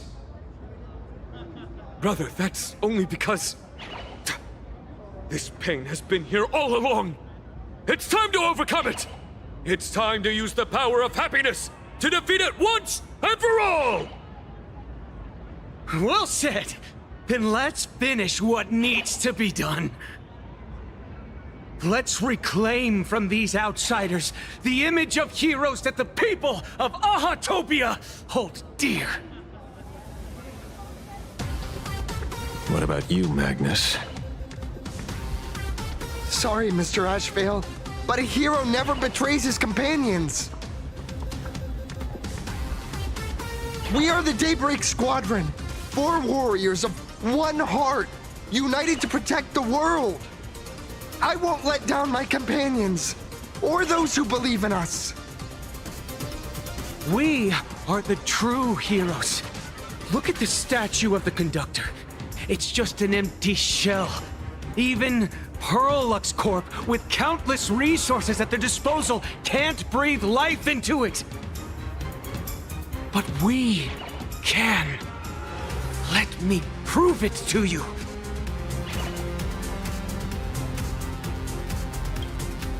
Stop them! Don't let them drag the Astral Express's name through the mud! I shall provide the wish power to awaken it. I shall become its skeleton and allow it to stand! I shall turn into the fuel that drives it forward! I shall become the core that makes the engine sing the song of eternal joy! Happy! So happy! Happiness! The Express is about to warp happily! Cleanup initiated! Unclean! Eliminate! Everyone will be happy!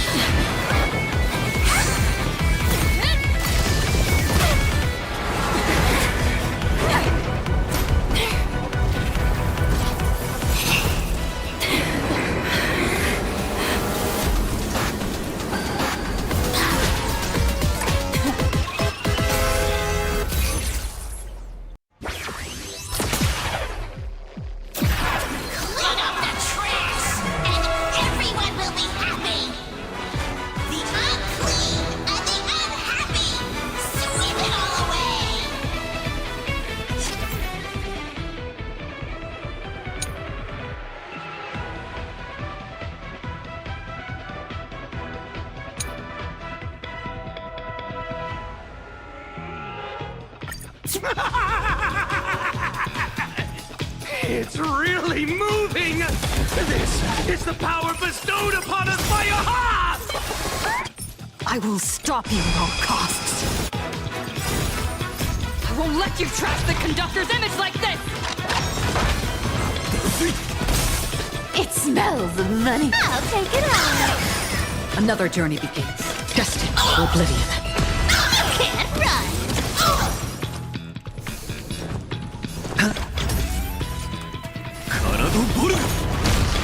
Insufficient cleaning power! Do not disturb! Amateur. Come to me. Cute. With enough believers, lies become reality. Yes. I weep for the departed. It too shall fall. Did you hear that? Aha is beckoning us! We don't have to be afraid anymore! Let smile spread! Let laughter be eternal! The Astral Express is nothing but the IBC's lapdog! No worries. We've already dealt with them. Won't mind handling a few more. What did you say? Do not sweep away pain together! I'll take it out. Do not disturb! Free will, or was it on the still waters of oblivion? You can't run. The dice have bust.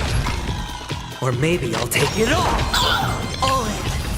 Do not disturb! Spend freely. Cleaning begins! Dirty trick. Watch your head. Cute. With enough believers, lies become reality. Yes! This place is dirty! Insufficient cleaning power!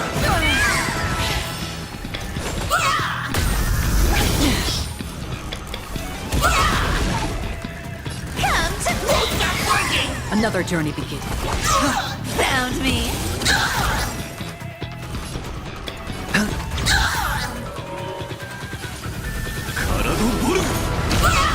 We promise to protect the Arcadia! Filth! Pain! So much! Eliminate pain!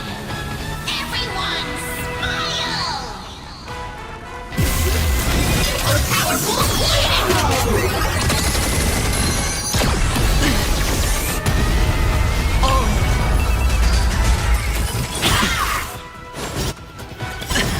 The dice have been cast. Bust. Or maybe I'll take it all. Watch your head.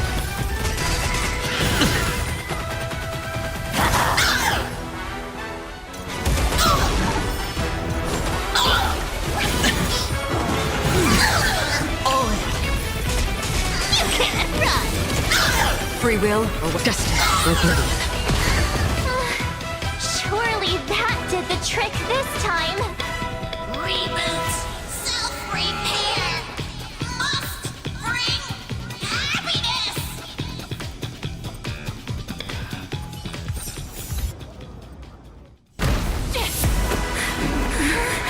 With everyone, we'll be happy!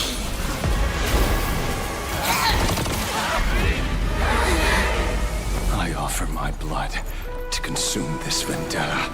I offer my heart to shoot down this injustice. I, lead Hunter La Mancha, call upon you in the name of the Star Hunt Oath. O Skybow, gaze upon this broken-legged wolf and steer my hunt toward victory! So happy! Now arriving at Terminal Station, land of sneering gods. Welcome back into the gods' embrace! Shh. Quiet now. It's time for bed.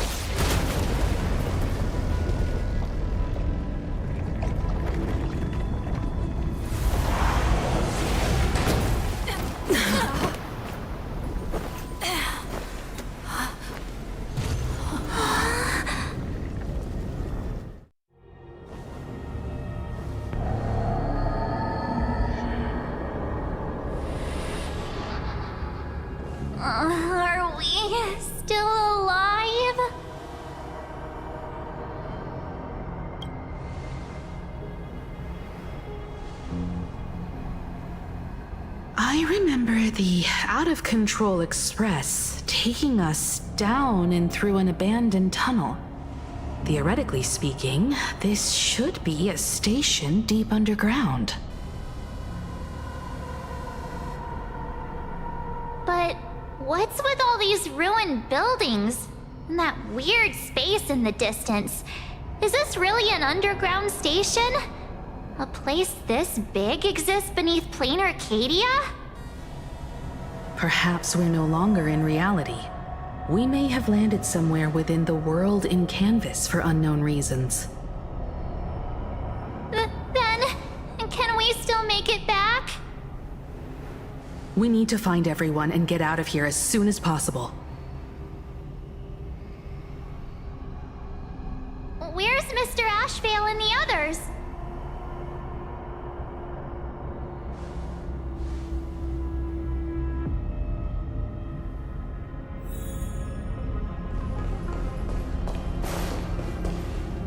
We've been reborn. See? I knew we weren't like those Sin-Wish Syndicate trash. You're right, Red.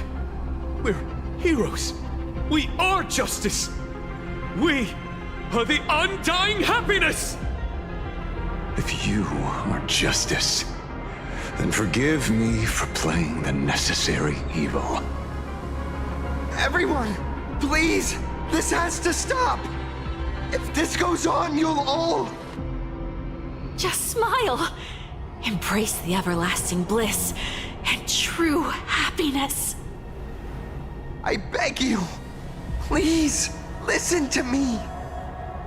It's not too late. We can still go back to the Department of Aberration Defense with Miss Kuchiba and explain everything. It's no use. They are just creatures that can only react to joy now. All shall be blessed with happiness. All shall live forever. So smile and laugh. And let our laughter infect all of Planarcadia. My senior, Mr. Ashvale, I'm begging you. Please tell them that it's not too late.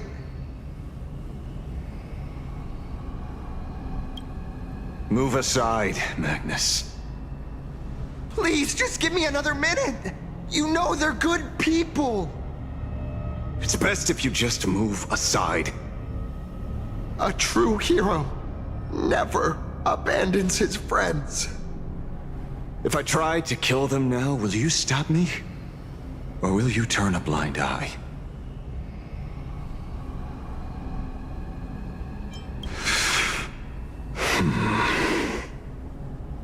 A tribute of life unto death, and the debt paid in blood.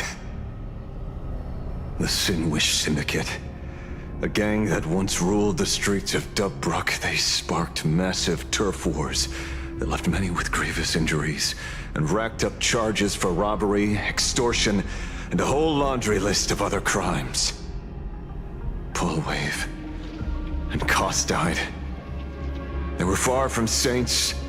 Any good deeds they did in their lifetimes were just like a few pretty soap bubbles floating up from a stagnant pool of filth.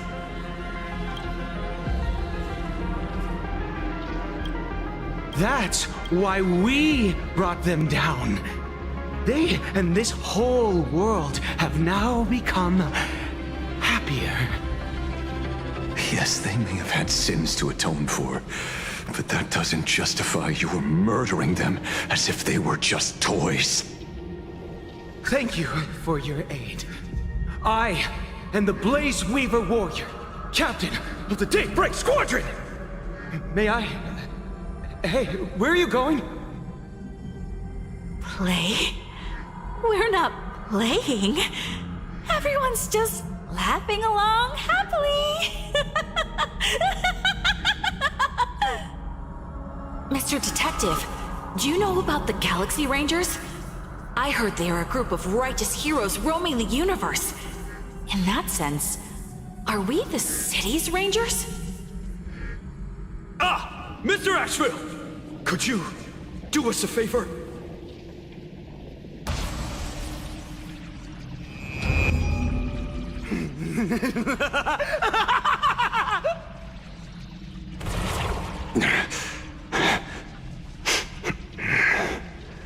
This familiar scent.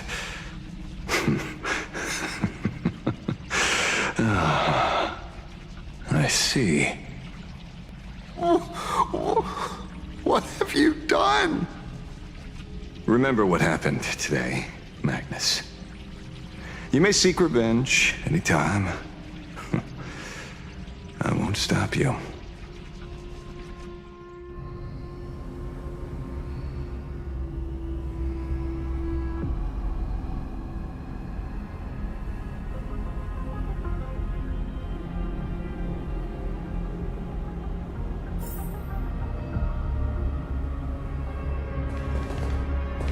And so concludes the new Herald of Death case.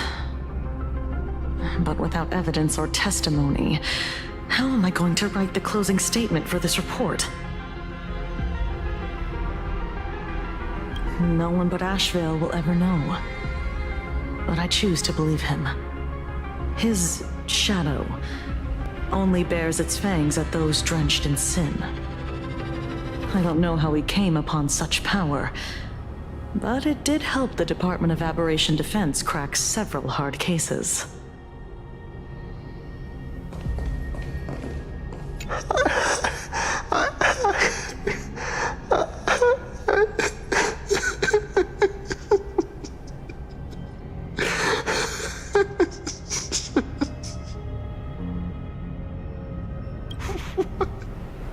What have we done?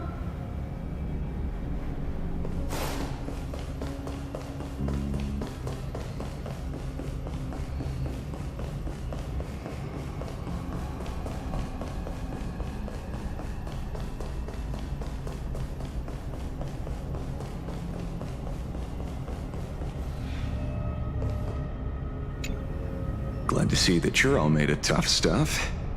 I was just fretting over failing my chaperone duties. La Mancha, leader of the Galaxy Rangers. I've heard about you, but only in legends past. Then you're well informed, Nameless. I'd expected the name to be long forgotten by now. So much for turning over a new leaf.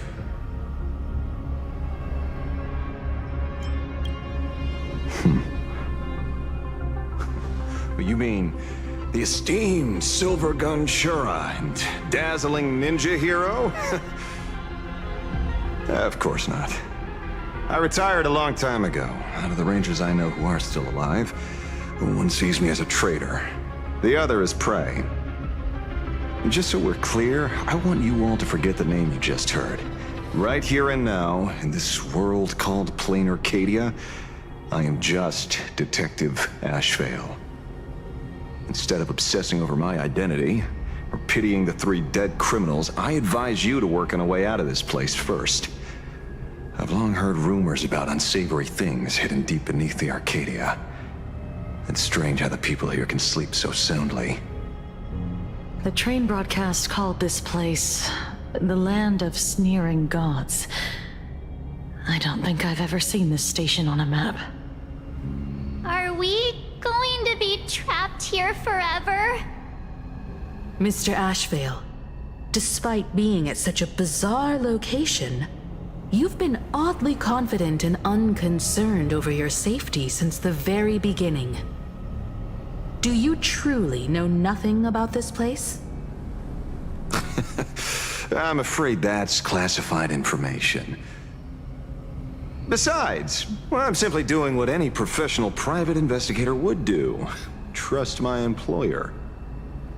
It's time to show us the trinket Pearl gave you, kid.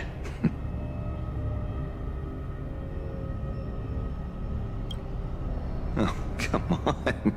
Didn't Pearl give you a chip? We're in good hands, as long as she can track your location with that thing. A tracking device. Again. Akavilli.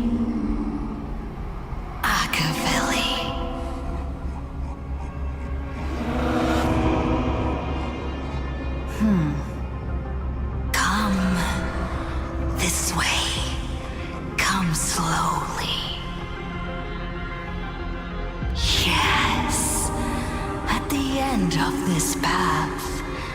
Come, I beckon you. There's someone calling for me from someplace deeper.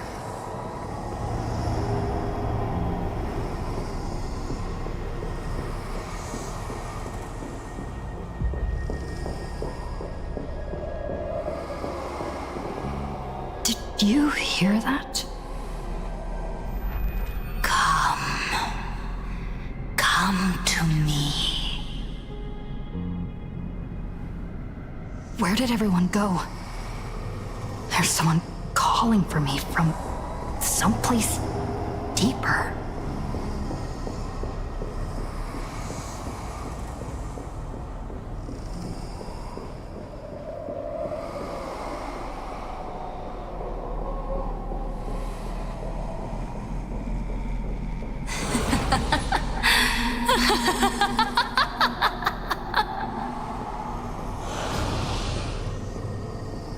Over here. Keep going forward. Come here.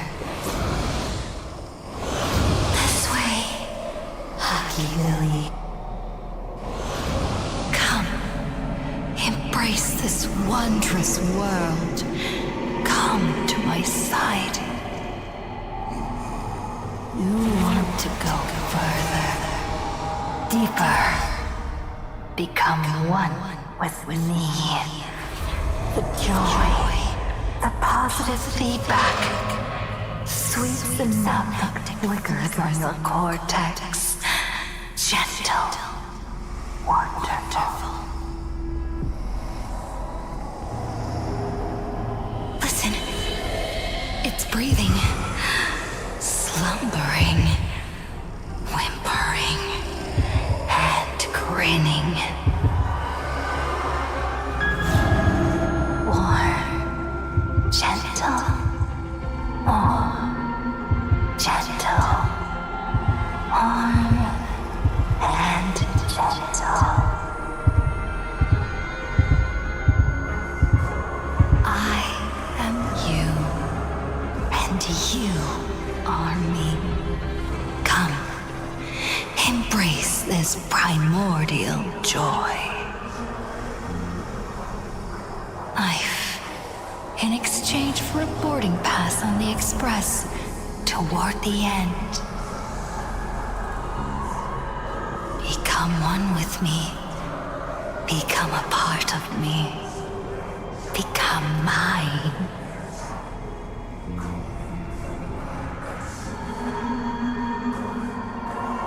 Let's go deeper. I want to go over there.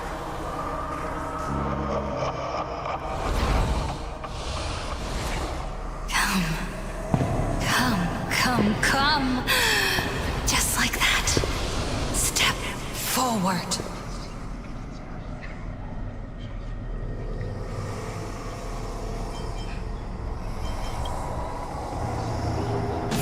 That's far enough, kid. My golden principle while working on cases in this world is to keep my curiosity in check and not get involved with matters beyond the case itself. Especially things that already look considerably dangerous. However, the thing that slumbers in the deep here does look awfully familiar.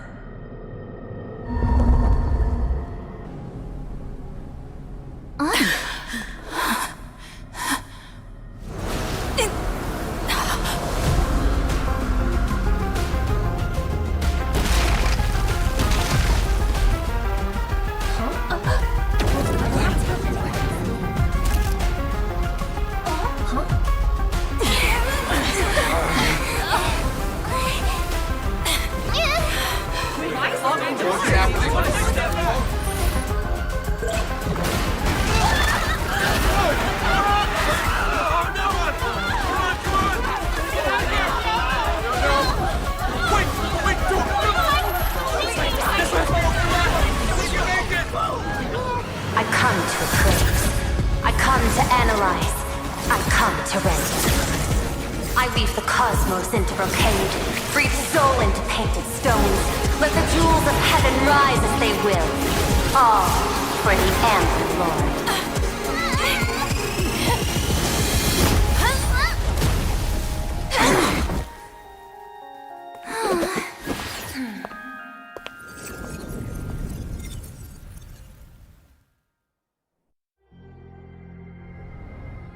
We meet again, everyone. Fortunately, her lucky chip helped me locate you. Please accept my sincerest apologies for not intervening in time and putting all of you in danger.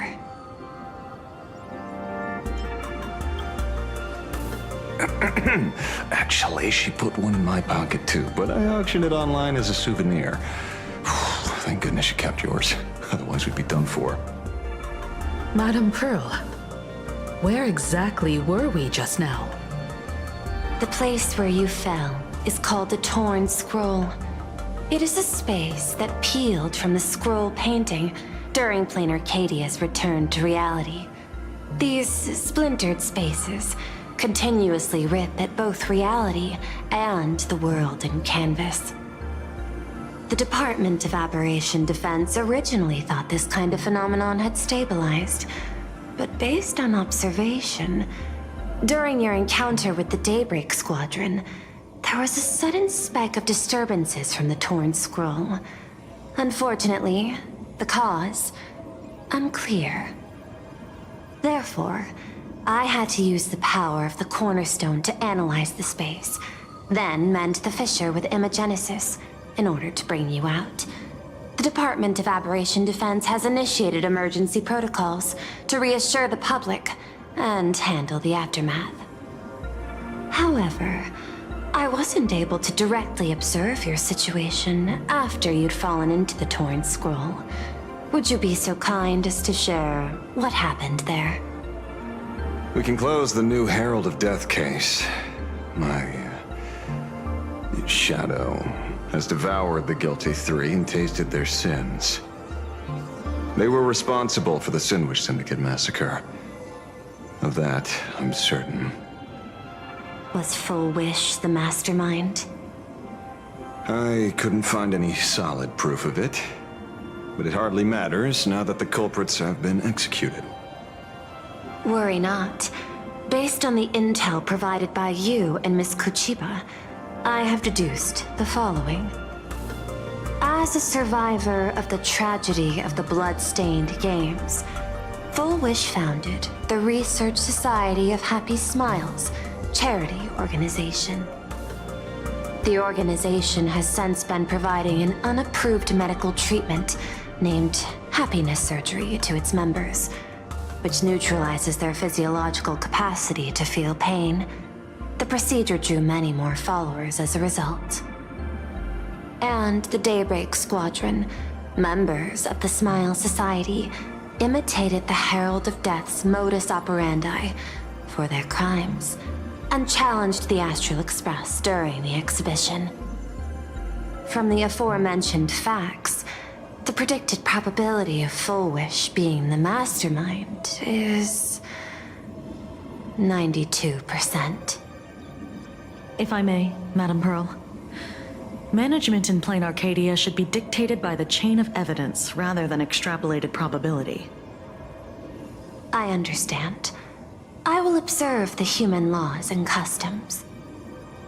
In any case, we have achieved our goal through Star Rail Fest, luring the supplicant with ill intent out of hiding.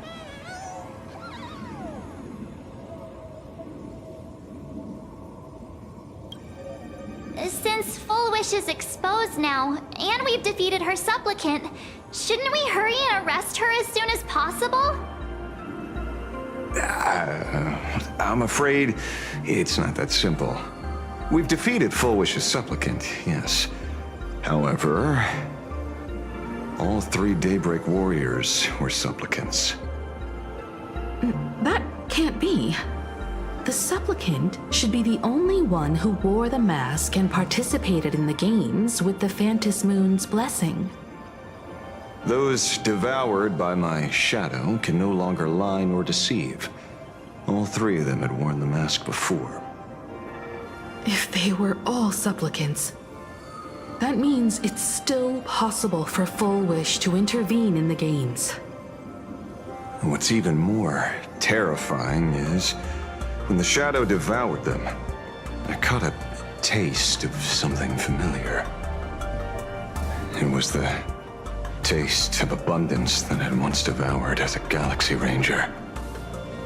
What?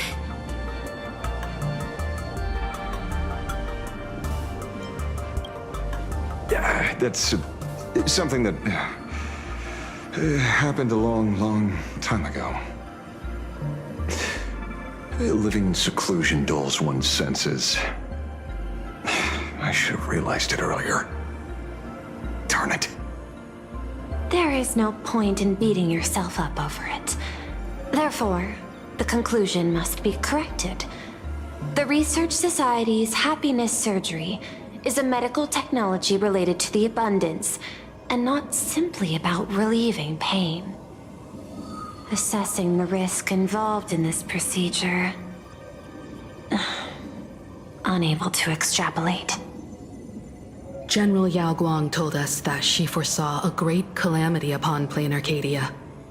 According to her divinations, Blade, the Stellaron Hunter, could be its catalyst. So that's why she asked me for the authority to extradite Blade. Regardless, none of us had anticipated this. Planarcadia's calamity had already taken root, long before the arrival of the Stellaron Hunter.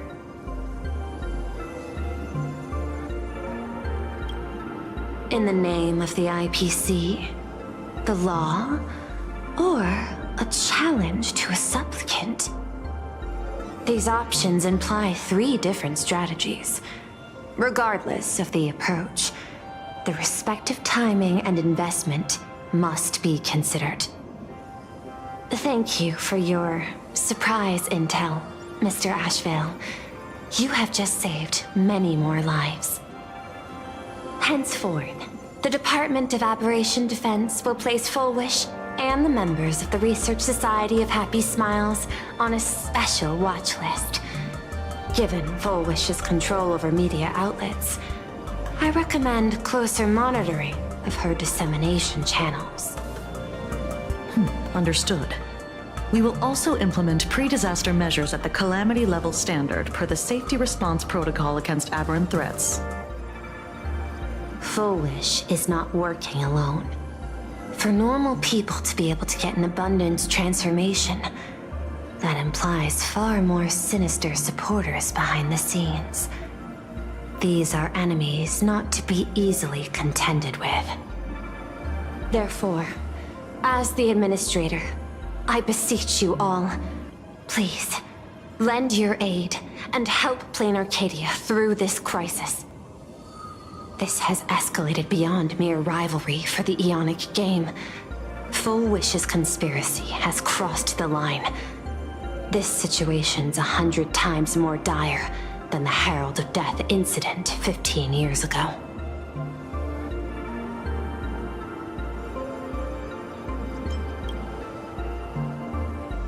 Please, Madam Pearl.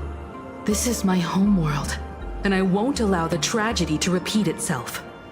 Besides, there may be an even greater conspiracy behind all this. As a Nameless, it is my duty to see it through to the end. Indeed, there are old scars and fresh wounds to settle. For the way she toys with life, and the taste of that flesh, Full Wish must be held accountable once and for all. You have my eternal gratitude. I won't forget this bond from our shared trials. Now then, I shall prepare an action plan, as well as share relevant information with General Yao Guang. The seed of abundance planted by Full Wish must be uprooted and eradicated as soon as possible.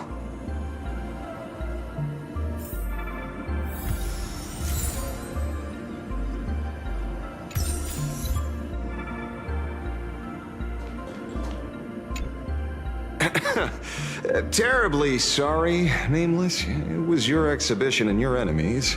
And there I was, stealing your spotlight. Curious. I wonder how much wish power my appearance this time accumulates for the mask. Oh, don't be like that.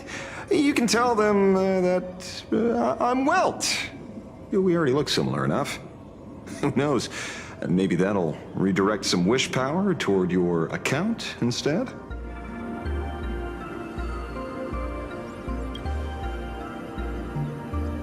We fought side by side in the past, and, well, I know a few faces. But, as they say, the honeymoon phase never lasts. I heard some of theirs were still looking for me before I went into my last cryosleep. I'm counting on you to keep this a secret.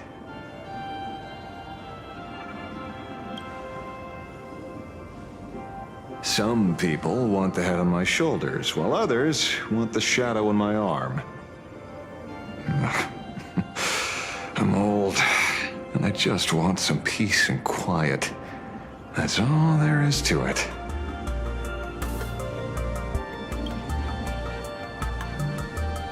What? Itching to get rid of me already? Well, you're not that hasty, are you? An even greater prey just joined the game. Sure, she could be small fry by your standards, but in terms of viciousness, she might surprise you yet. Before the supplicants go their separate ways, Full Wish is definitely a good hunting target for us to align our goals.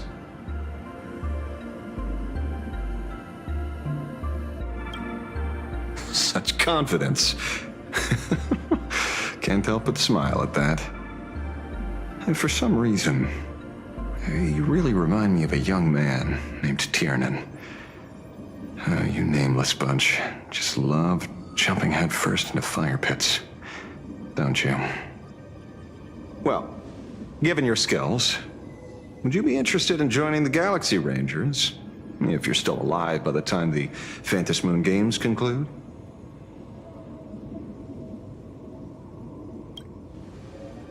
Good answer. I apologize for my presumptuousness.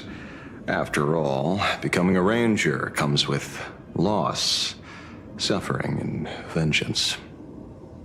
In that case, I will take back my words. Young Nameless, may you never have to tread the path of a ranger.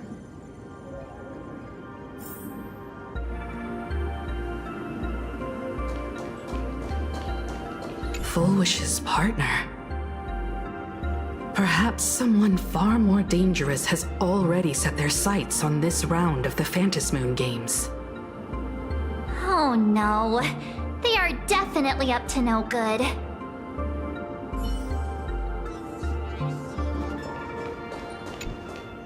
So it's true. The captain and the rest really did kill all those people from the Sinwish Syndicate. And this Full Wish is also plotting something terrible. This is absurd. It's been 15 years since my life turned into a montage of nightmarish amalgams. And it's still going.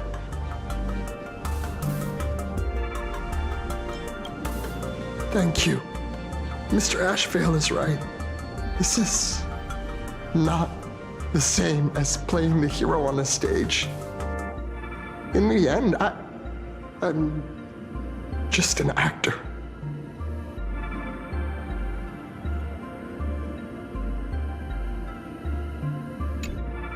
Oh, leaving now. We're counting on you, hero of the Express.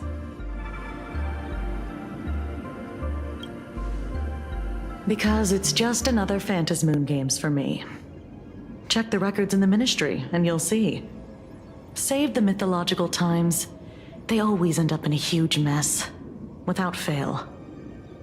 Maybe that's precisely why AHA designed it this way, so they can watch humanity stumble over arbitrary obstacles we impose on ourselves and others. Otherwise, they'd probably die from the boredom of an orderly universe.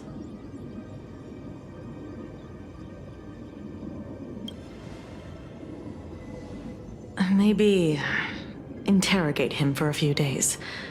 Get a strong light, render him unable to eat or sleep well, and he will probably spill everything he knows about the Smile Society. And once we've picked his brain, we'll let him go. It's almost time. I should get back to work too.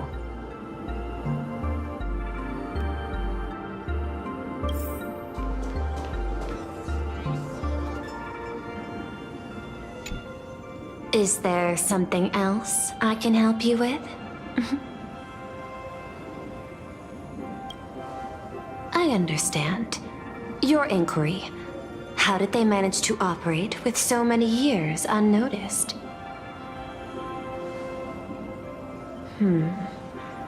I had put them on a temporary watch list before, due to significant decreases in crime rates in certain regions.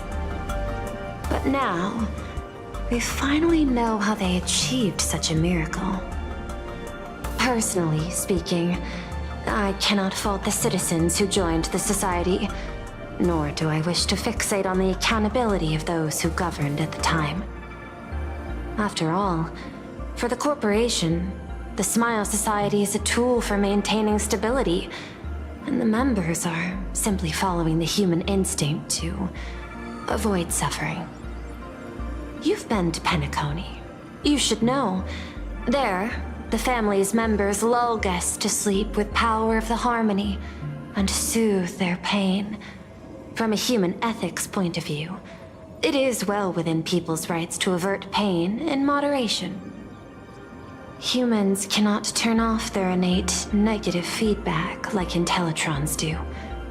I understand and deeply sympathize with that. My assigned theme is analytical art, but at the same time, I am fortunate to be appointed governor of a world. The portrayal and sublimation of pain in human works of art shine among humanity's greatest treasures. Tragedy, elegy, and lost epics.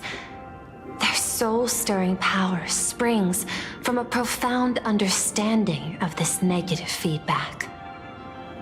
This so-called happiness surgery does more than just obliterate people's perception of pain. It strips away human complexity and turns what was dynamic and brilliant into a monotonous blotch. To me, governing this world is like creating a painting. My vision is to maintain the diversity of life forms and preserve their potential for growth and change. The Research Society has disrespected my work. Thus, my duty and theme have become one and the same. I will do all that I can to cleanse the misguided strokes of the Research Society from this land. Thank you again for lending your aid, Nameless. I will begin extrapolation of our next steps now.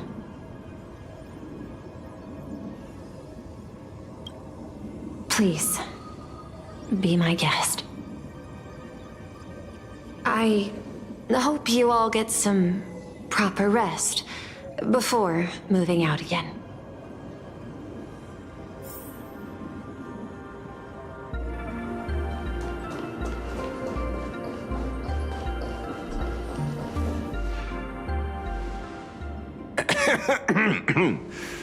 You know, I'm not here to be an ornament.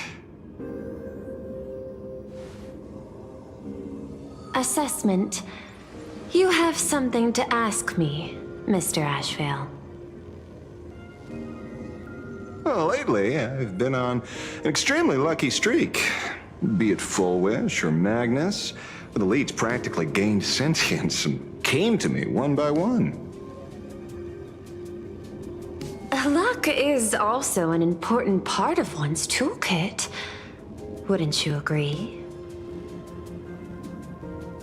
I'm beginning to think you're the one behind it all. You tasked me to investigate the Society and protect the Astral Express, which all led to me unleashing my shadow on those people. Just so you can confirm your hypothesis. You had everything planned out since the beginning, hadn't you?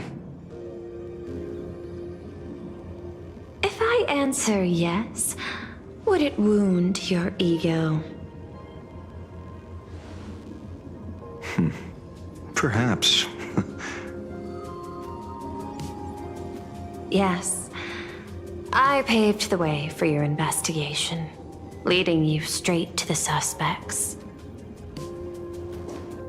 Through you, I confirmed my suspicions about the Research Society.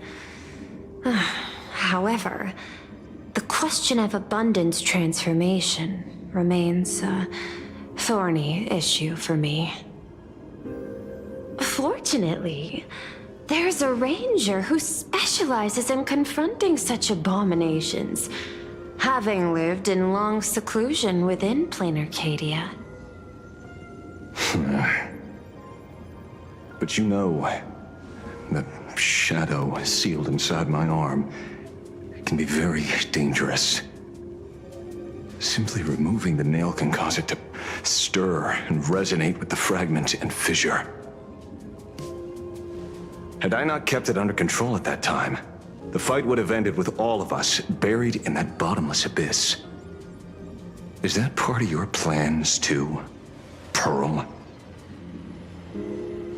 Humans fear the worst, but to the Intellitrons, such fears are merely irrational deterrents. Wasn't the mask of elation I gave you enough to pin down the shadow? That gift you found through the guidance of the Express Navigator, Star Seer, I see. That very shadow that devoured the Swarm and Lord Ravager Zulo 10 amber eras ago. That very shadow that devoured Shuhu, the Emanator of Abundance, hundreds of years ago. You won the bet. You sure know a lot about this. Please, allow me to correct you. My ethical parameters prohibit engagement in probabilistic gambits. Accordingly, I operate by acquiring sufficient information to ensure zero margin for error. Then again, you are the species that brought art into existence as a form of expression. That seed of creation exists even in the most ignorant of humans' minds. And for that, I love and admire you. Whether you believe it or not, I will honor our initial agreement, Mr. La Mancha. At the moment of victory in the Phantasmoon Games, I will free you from all sufferings and fulfill your wish. To let a Galaxy Ranger die peacefully in his bed.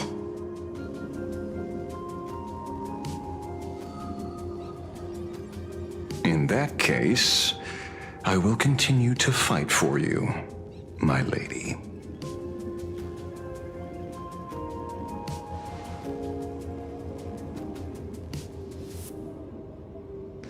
Oh, right. You mentioned several times wanting to replicate the works of Graphia. I don't know much about art. But I was considering that, despite the lack of artistic quality in your strokes when sealing those fissures today, to the people of this world, your creation is just as important as the works of Graphia. Not a single innocent soul was lost on this day because of your protection. Looking back to the ancestral painter of the Cinderth Age, do you truly think she cared about the artistic value of each stroke when she created world and canvas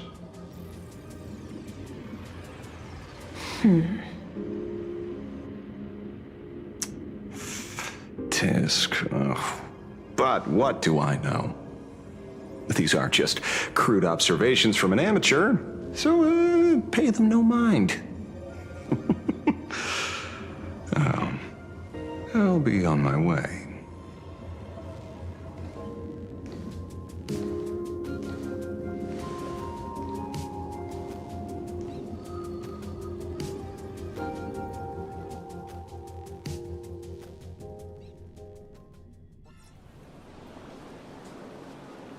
We meet again, Ashen Detective.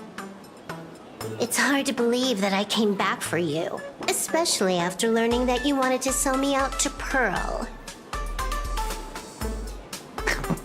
We gotta thank nature's gift. The 6.1 billion credits reward has appeared again. Fortunately, I bypassed you and struck a deal with that Intellitron instead. Regrettably, my current bounty stands at 0. Do you always turn your customers over to the police? How impressively short-sighted. No wonder your clientele is so small. Speaking of short-sightedness, no one rivals the Stellaron Hunters, aka Destiny's slaves, isn't it? You are all fated to march toward the finality, and nothing can stop you. On the contrary, there are many paths for us, as long as that person can see. In other words, he can't see the trajectory of your destiny in this world during this mission? Take a guess. I've heard about what befell Euphorius. The war among the Eons is now inevitable. Whether it's the IPC or the Express, they are fighting for an uncertain future. And in the world where the Elation is the center of attention, there will eventually be more than one Eon interfering. Even a Destiny slave would not be able to see the path ahead. Keep guessing. We're getting pretty close. Enough of your games. I'd say it's not too late to rename the planet Adlevin. It's still too early to despair, old man. I came prepared, but I could use a helping hand. 30 million credits. Pay or die. Come on, give your friend a discount, will ya? Say 0 credits? I ain't your friend. I meant him.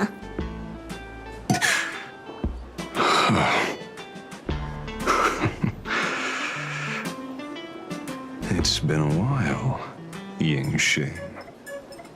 It's been too long, Mr. La Mancha.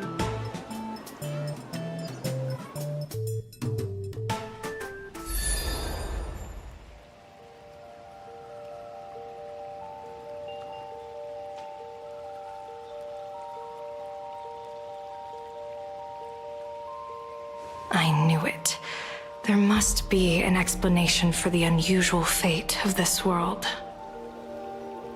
Though I lost sight of the sparrow, I discovered a mysterious tree. I finally found the heart of the Phantasmoon games, thanks to this little birdie. Mr. Sunday, do you sense me? There's no reaction from the bird. What's wrong with it? Hello? Is anyone there? Can I get somebody here? No one's here. No one. That's a lie. I saw a pretty girl hiding right here through the bird's eyes. Who are you? That's none of your business. None of your business. If that's how it's going to be, then I'm done playing nice here. If my eyes weren't playing tricks on me, The ancient tree here must be the ambrosial arbor of abundance, yes? Little girl, are you going to keep playing hide and seek, or will you come out and have a proper conversation with me?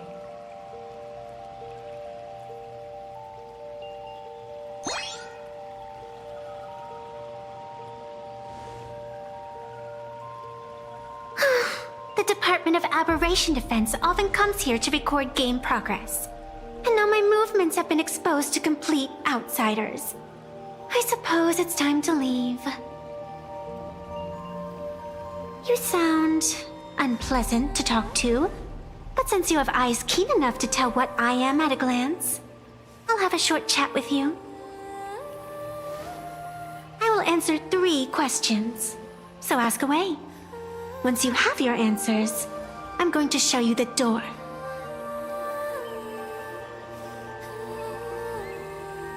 I wanted to question why the Joy Seeker would permit the ambrosial arbor of abundance to take root in a world they had blessed. But given their carefree nature, there was probably never any restriction to begin with. On my second question, are you a Fey-kind native to Ahatopia, or are you one of the long-life species shaped by the ambrosial arbor? Aren't you good at divination? Can you help me take a look whether the slip on my head says wheel or woe?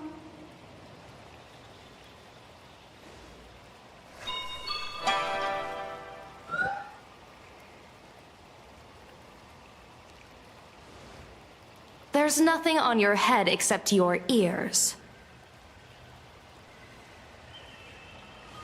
And that itself is the answer. I am the arbitrator who determines the outcome of the Phantom Moon Games. I am the raging waves of joy, and the living pulse of this world. Diviner of the Xianzhou, the weal and woe you behold are but a single petal fallen from my hand. It blooms with the morning, and withers by evening, reducing to dust in a fleeting moment. My true form is the Panarch Elwood, the embodiment of instant and eternity.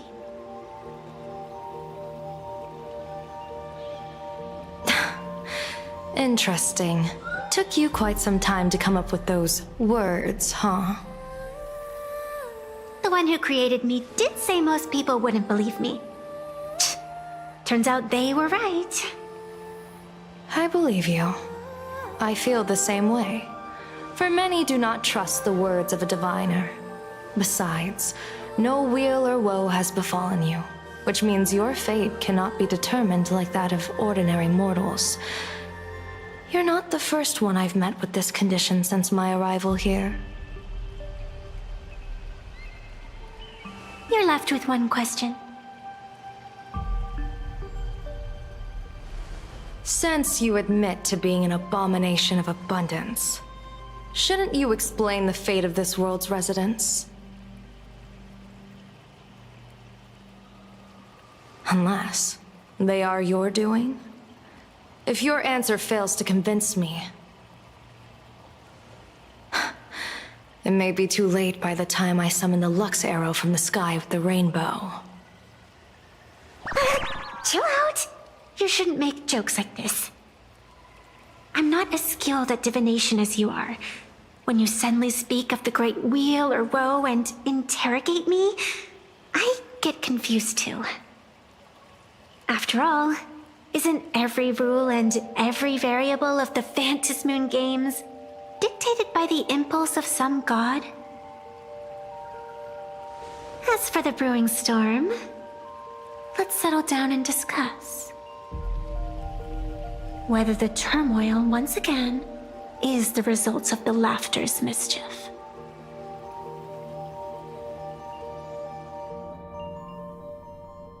This entire day has felt unreal. We had situations lined up one after another, and a growing crisis on our hands. The Research Society is insane to meddle with the power of abundance. There's no telling how many have already undergone the happiness surgery. Full Wish witnessed the tragedy caused by the Herald of Death 15 years ago.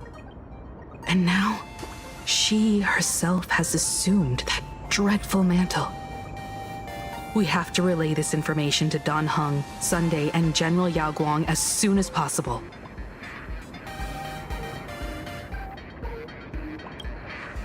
Full Wish is definitely aware of the enemies she's facing.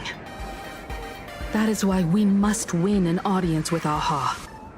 At the very least, we need to stop Full Wish from winning the game. Yeah. The thought of the Research Society of Happy Smiles going through with their plan gives me the chills. It's been a long day, and all of you must be very tired. Take this chance to get some proper rest. I'll go meet Weld back on the Express. March? What about you? The best way to recharge is to waste time. So, I'm staying outside for some fresh air. Sounds good. I was thinking of heading to the streets for a walk.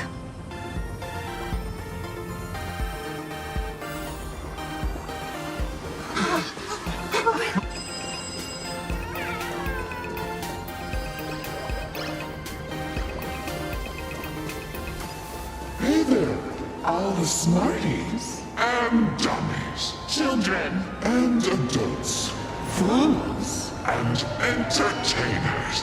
Can you all hear me?